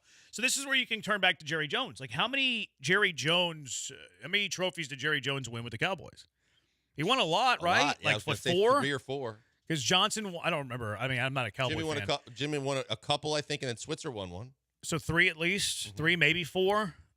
But so Jerry Jones' resume after he won those 3 or 4 titles was at the very best in the league. But then at that point going forward, he started to go downhill. This is why resume doesn't matter. And it's why recency bias does exist. That is true. But a lot of times recency bias is true because you can see the ship turning before other people are ready to join forces and having that thought. 713-780-3776. Let's go out to the HRMP listener line. Mike, you're in the Hive with the Beast. What's up, Mike? Yeah, how you doing? Good. What's up, Mike? Yeah, I was talking about the Jerry Jones thing. Yeah. And although Jerry did have about 8 to 10 years where he didn't do a good job of putting the team on the field, he has a team that if you have a better quarterback in the playoffs, may have already had 2 championships in the last couple of years. You know, and I think he gets a bad feel on it. But also going into that factor of winning championships is the coach. So a lot of those years he had Jason Garrett, who's really not a good coach. But he hired him. Well, I was going to say, Mike, so blame it on the general manager. He did? Oh, that's right. He's the GM. He did hire him. He did hire him and gave him an opportunity, and it didn't pan out. But, I mean, the talent pool that they have the last 3 or 4 years is up there. Yeah. The quarterback play is the reason why. He signed the quarterback, Mike. Yeah. He signed the quarterback. Yeah, he signed the quarterback, but I'm just saying, if he had Patrick Mahomes, how many championships would he have right now? I would have a championship with Patrick Mahomes, though. I don't even need other players, Well, and but I'd have I'm a just championship. saying, okay, if he had Aaron Rodgers, an old Aaron Rodgers, how many championships would he have? If he had an old Tom Brady, I mean, the Patriots won championships, but their quarterback was elite. So that means, Dallas Mike, don't have an elite quarterback. Mike, that's what we're talking about. So now, just instead of being just the owner, which then you could say, yeah, he had the wrong general manager and the wrong coach and the wrong quarterback, but guess what? He is the owner and the general manager who hired the coaches and also was the one that put the quarterback in place and then paid him all the money and continues to pay him instead of finding the guy you're talking about. He also passed Aaron Rodgers. He could have drafted Aaron Rodgers. You're throwing out Aaron Rodgers. Well, if he had him, they win a bunch of Super Bowls. Aaron Rodgers went 24th. The Cowboys drafted number 11 in the draft that year. They could have drafted Aaron Rodgers with their general manager, Jerry Jones. And I see where you're coming from. Jerry Jones has built a roster that's a playoff-worthy roster. Maybe they don't have the greatest quarterback in the world. I think Dak's fine. I think Dak deserves his contract. Does Dak pat Mahomes? No. So I see where you're coming from in that Jerry Jones gets a bad rap in terms of building a roster. But why Jerry Jones gets the bad rap of being power hungry and ego driven because he doesn't have a general manager. He fired Jimmy Johnson so he could hire Barry Switzer. He did the whole Chan Gailey thing. He signs his former quarterback Jason Garrett to be his head coach, which is fine to do that, but then he held on to him for 2 to 3 years too long. So that's the reason that Jerry Jones gets that reputation. Yeah, well, I mean, he has some fault on his own, but I don't think he's the only problem. Okay, fair enough. With those years, I just think that it's other problems. I got you, Mike. Appreciate the call, and Yeah. I see where you're coming from. He does have a playoff roster. Does he get scrutinized too much? Going as into GM, this maybe? offseason, he said we're in total go for it mode to make the roster better, to go for a Super Bowl, and then did nothing but watched his players walk out the door. Yeah, I mean, I don't really care what general managers and coaches say publicly. It's more actions to me. So, we're going to win it all. Okay, cool. Win one for the Gipper. I'm not big in the whole speech stuff. No, but he didn't get better. No, he didn't. He didn't get better. His running game is completely worse. He let all his running backs walk off, and then he brought Zeke back. Yeah. Yeah. I mean, I don't think he's a great general manager either. At all. 713-780-ESPN. I'm trying to pull up the 2017 draft. I wonder what the Cowboys did in the 17 draft, but it's not loading for whatever reason. I'll get back to that later. 713-780-ESPN. 713-780-3776. If Espada gets canned, what manager is going to want a job here with that circus running the show behind the curtain? My money is Espada stays because he's a yes man and we go nowhere, and so therefore I'll go with McNair. See, I think the Astros can still be saved. I don't think that all is lost just yet when it comes to the Astros. I don't think that they've hit rock bottom like the Texans did whenever Easterby was around. The Astros still have, and that's probably why I'm being so loud about it. It's because I still think that the Astros have a chance that if Crane came to his realization this year, this offseason, where they can still, okay, all right, we're not, this isn't heading in the right direction. We are not doing things in the best way we could be doing things. And Crane's smarter than Cal McNair. Like, Jim Crane is smarter than Cal McNair. Nobody's denying that. So I am hoping that at some point, really, really soon, Jim Crane's like, oh, my goodness, we ran off a general manager that won the World Series. My goodness, we were really good under Jeff Luhnow. My goodness, I'm listening to Jeff Bagwell, Reggie Jackson, Craig Biggio, Enos Cabell, and how to run an organization, and it's really going poorly. Let me go back to the ways that were working. And I hope that happens really, really fast. Yeah, because the other thing is you need a voice in the room that has skins on the wall that's strong enough, loud enough, and trusted enough, like Dusty Baker was, that can be the voice of reason in a lot of cases, too, at the managerial position, so that you still have the respect of all your players, but you have a guy that's been through enough situations to basically say, hey, we got to look at this way. We've got to consider doing this as well as that, because it's not as simple as saying old school still works. We believe in guys that have played the game at a high level to make these kind of decisions. You need number crunching financial guys. You need analytical guys. You need player development and player analyzation guys. And they all play a factor in the making the whole pie to be as good as it can be. Step back and be able to bring some of those elements back in. I firmly believe this roster has enough, no matter what happens right now for this season to next season, have enough to be competitive again. But you need those kind of people to make the smart, savvy moves that get them better. Yeah. Okay. So I was curious what that Mahomes draft looked like for the Cowboys, because he was like, if they could add Mahomes. And I was wondering if they would have had a chance to get Mahomes, the Cowboys. Cowboys that year had pick number 28, and they took Taco Charlton over TJ Watt, who went 2 picks later.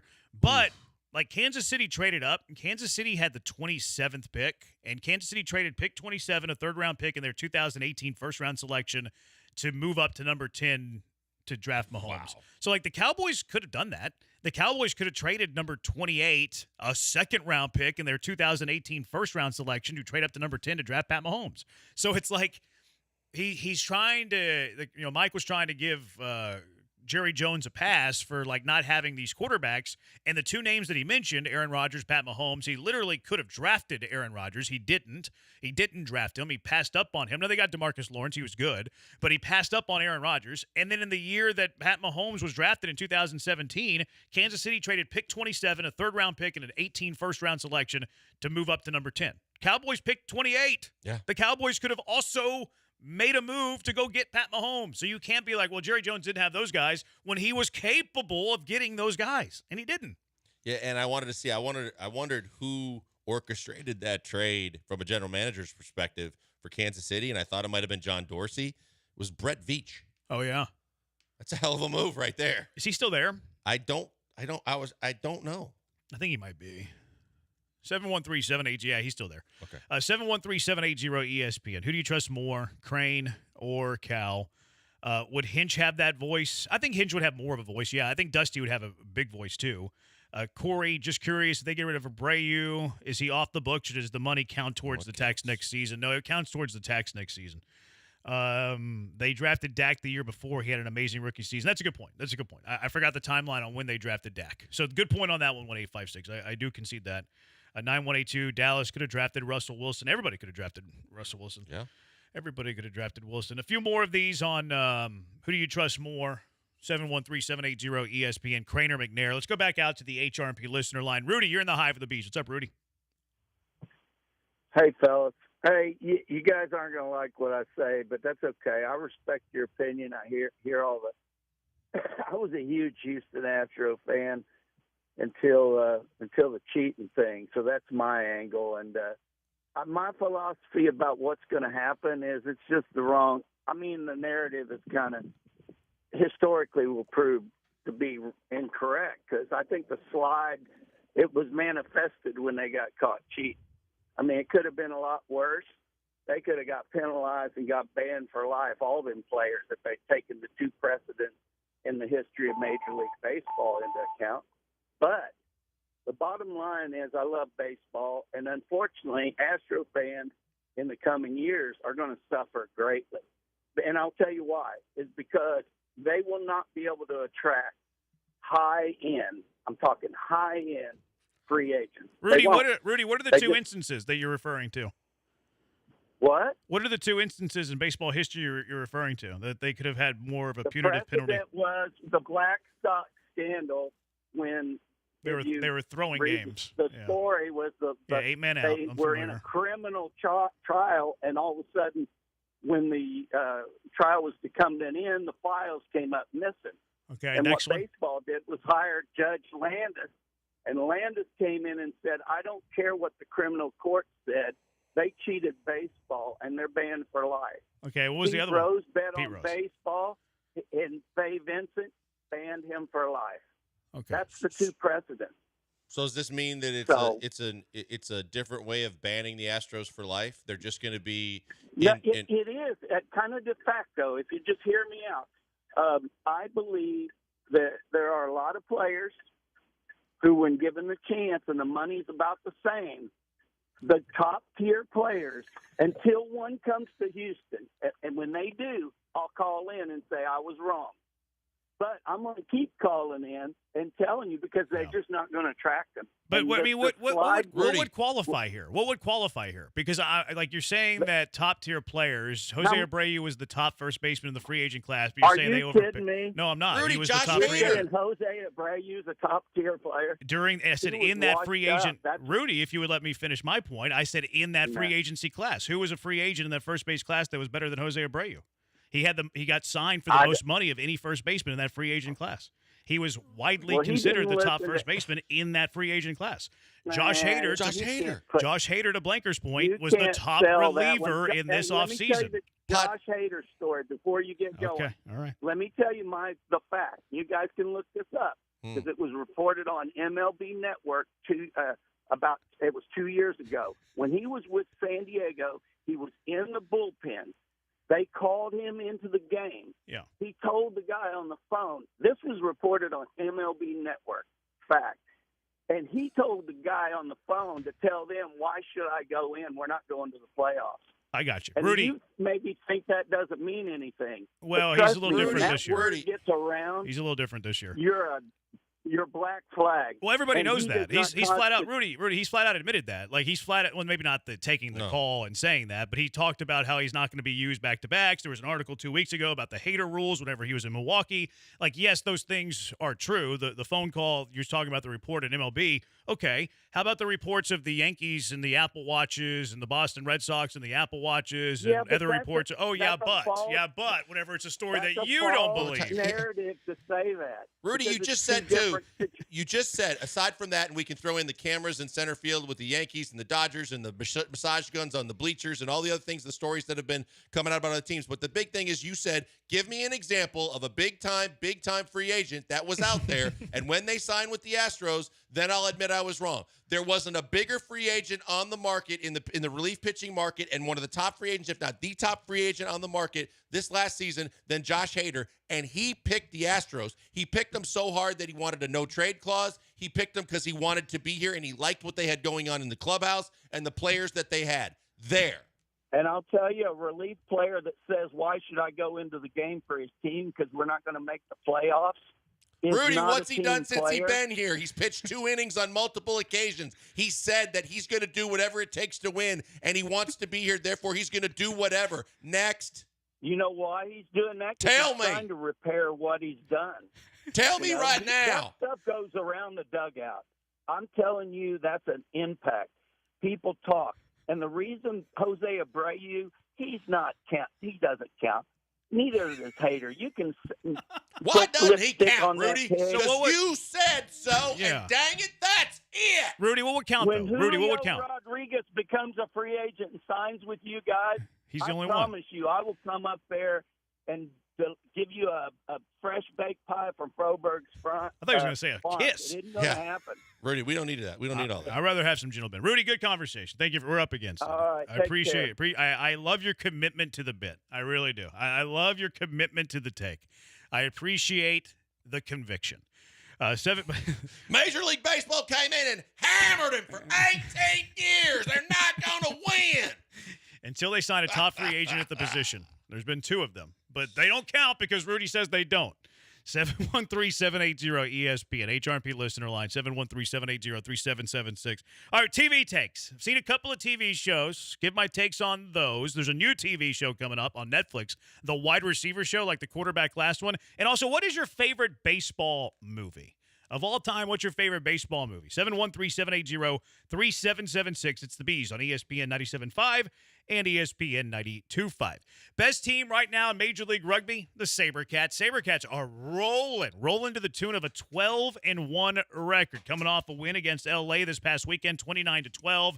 They are getting set for the biggest match of the season coming up on Saturday. 2 nights away. You got to be out at SaberCats Stadium as the Houston SaberCats, first place with 12-1 record, hosting the Seattle Seawolves. These two teams, bitter rivals, the top 2 teams in the Western Conference, and they're going to go toe-to-toe Saturday night at SaberCats Stadium, and you need to be there. Pre-game drink specials, a pre-game festivity, kickoff at 6 o'clock with the pre-game band, The Fuse. Pre-game drink specials, like we mentioned. So the party gets started early ahead of that 6 o'clock kick. First 2,000 fans also will receive giveaway fans, help you keep you cool on that June 15th night. Post-game fireworks as well. So pre-game drink specials, pre-game band The Fuse, first place SaberCats, second place Seattle going toe-to-toe beginning at 6 o'clock. Post-game fireworks afterwards, best value in town. You got to get out to SaberCats Stadium on Saturday and secure your tickets right now at HoustonSaberCats.com, HoustonSaberCats.com.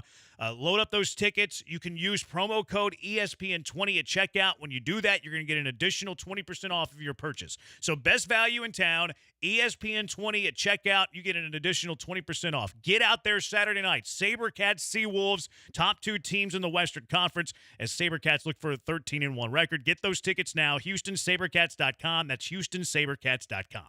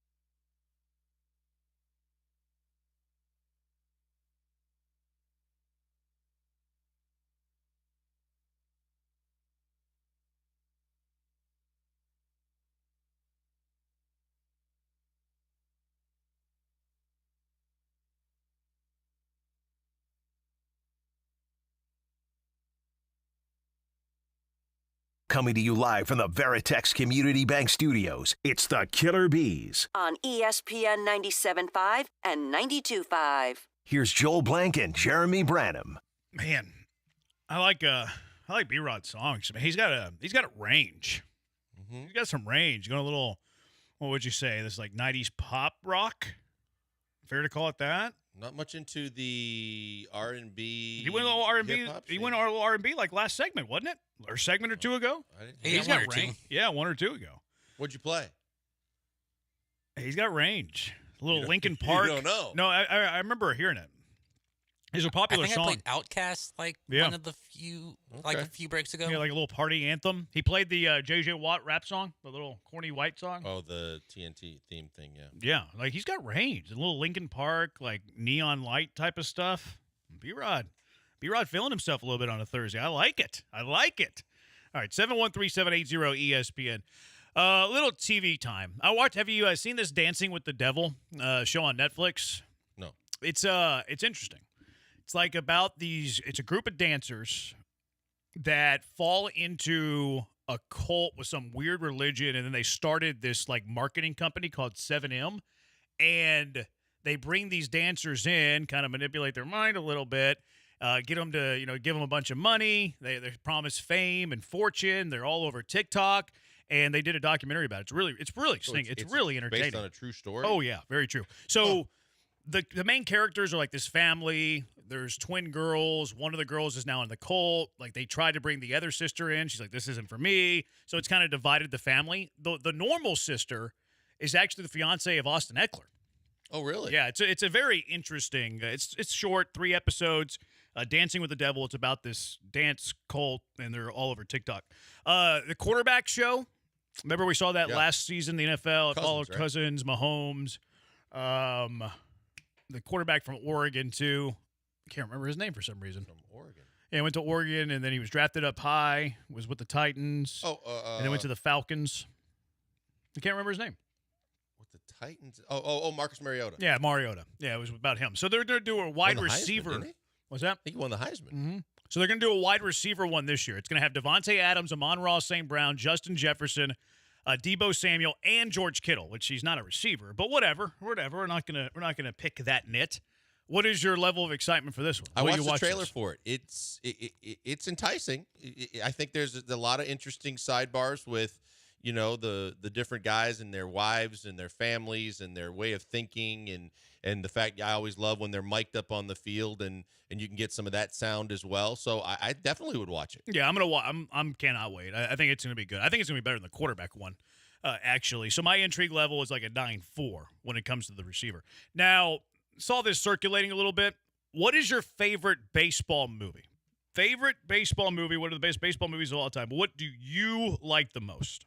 Man, I know that one of them is extremely controversial, but I love a lot what a lot of people's top 3 are, but I love Field of Dreams. I've always loved Field of Dreams. I love Major League. So I'm not a big fan of The Natural. I never have been. I just, not for me. But I love Major League. And some people say that Field of Dreams is not a baseball movie. Oh, really? Yeah. Huh. I'm not a big fan of Field of Dreams. Major League is my favorite. If I had to go with like a serious movie and not a comedy, I would go with League of Their Own. I think A League of Their Own is very, very good. Actually, I like 8 Man Out too. Eight Man Out was great. I like A League of Their Own better than 8 Man Out, but 8 Man Out is good. Rudy actually alluded to that with that whole scandal. And Rudy was a football movie. Because we're getting a lot of votes for that. Ray Liotta did a hell of a job in 8 Men Out. I think that what was the Costner movie? I think it's underrated. You talking about Bull Durham? No, he was a pitcher for the Tigers. On that's the like downside of his career. He throws the perfect game. He throws the perfect game. I forget what that one's called. Yeah. Oh, the greatest isn't the greatest game?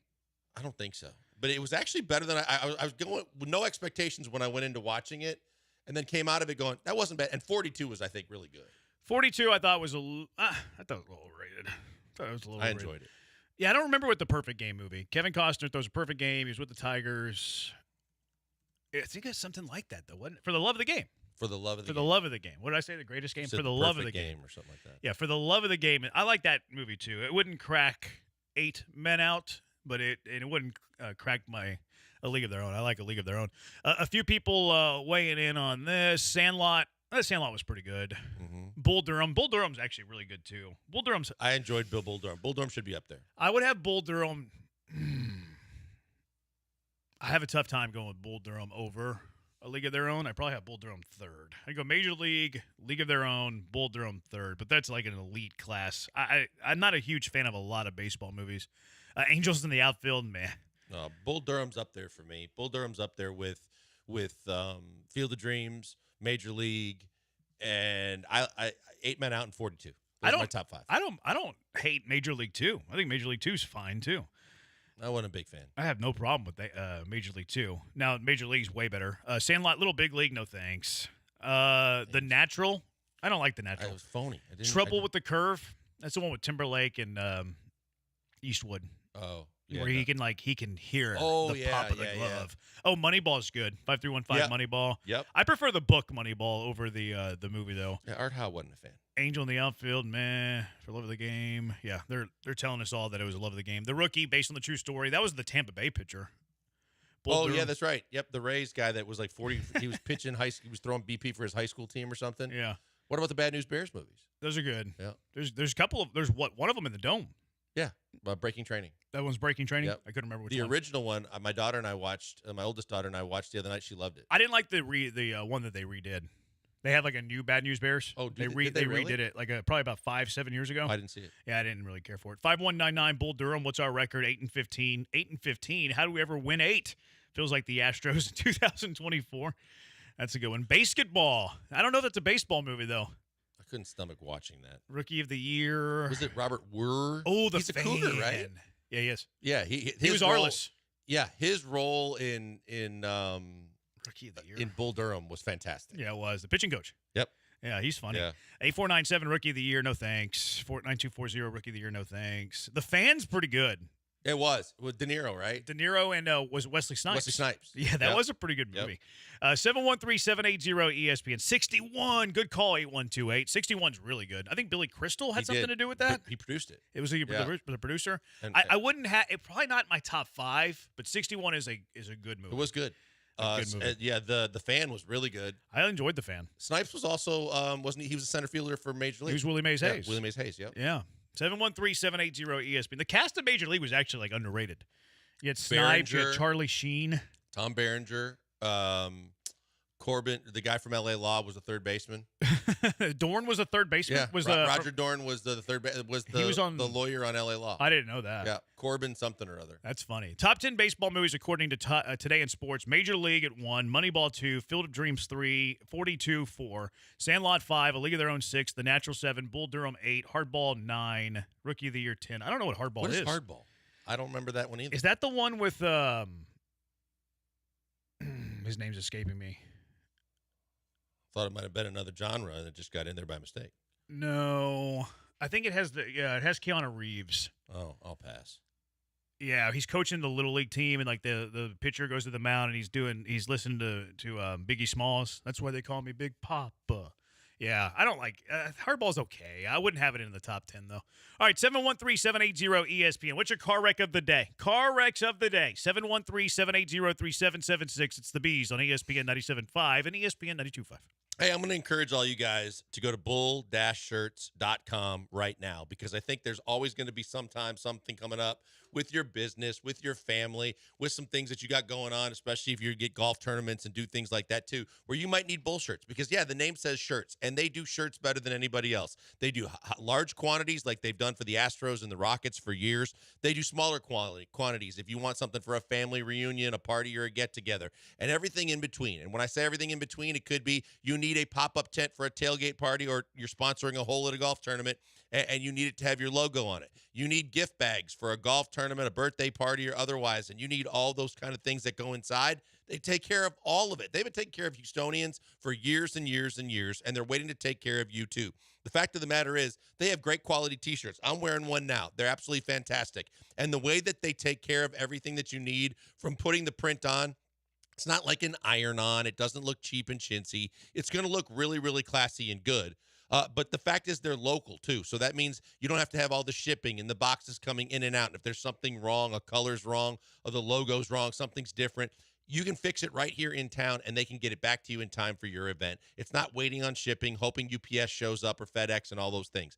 They are the best in the business. What I encourage you to do if you've got anything like that coming up or you think about something coming up in the near future or down the road is go to bull-shirts.com and see all the different ways they can help you because we believe in them because they take care of us the way they will take care of you. Check them out today. Go to bull-shirts.com.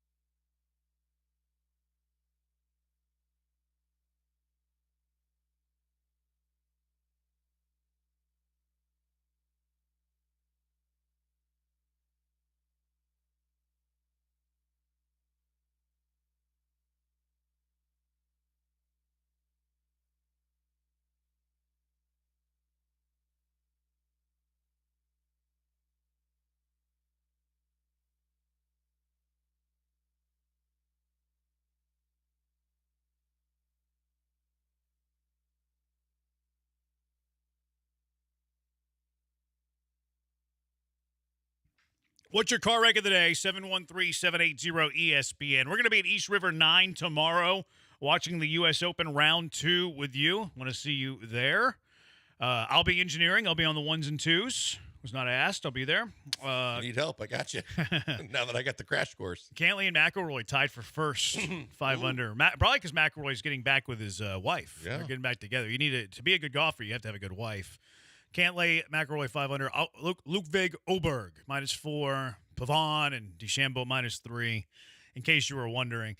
Also, breaking news from the NFL. Trevor Lawrence has a contract extension. This might be a car wreck of the day. The Jaguars, Ian Rappaport, the Jaguars have reached a deal with their star quarterback, Trevor Lawrence. Sources say they're giving the former number 1 pick a 5-year extension worth $275 million. That's $55 million a year, with $200 million guaranteed and $142 million fully. Man. Take note, Texas fans, because CJ's getting more than that. That's a lot. It's coming. Yeah, I wonder how. I think Mulligan is going to try to get C.J. Stroud paid before any other quarterback, like faster than any quarterback in history, quite frankly. I wonder if $55 million a year, I wonder where that puts him relative to other quarterbacks in the NFL. Mahomes was the first one over 50, right? Yeah, Mahomes is like weirdly structured too, where like it peaks at like 65 and it like drops to like 42 and it like kind of like roller coasters. I don't know why they did it that way, but it does. I think it was because other guys under contract, possibly. But it was like, I think that was early, but even like it's part of like the late of the deal. And maybe late when they think that maybe it's a bargain, like Mahomes' average salary is only $45 million a year. So $55 million a year, is that what I said? Yeah. That makes him tied with Joe Burrow for the largest annual salary given to a quarterback. Joe Burrow, 55. Trevor Lawrence, 55. Jared Goff, 53. Herbert, 52.5. Lamar Jackson, 52. Hurts, 51. Kyler's at 46. Deshaun's at 46.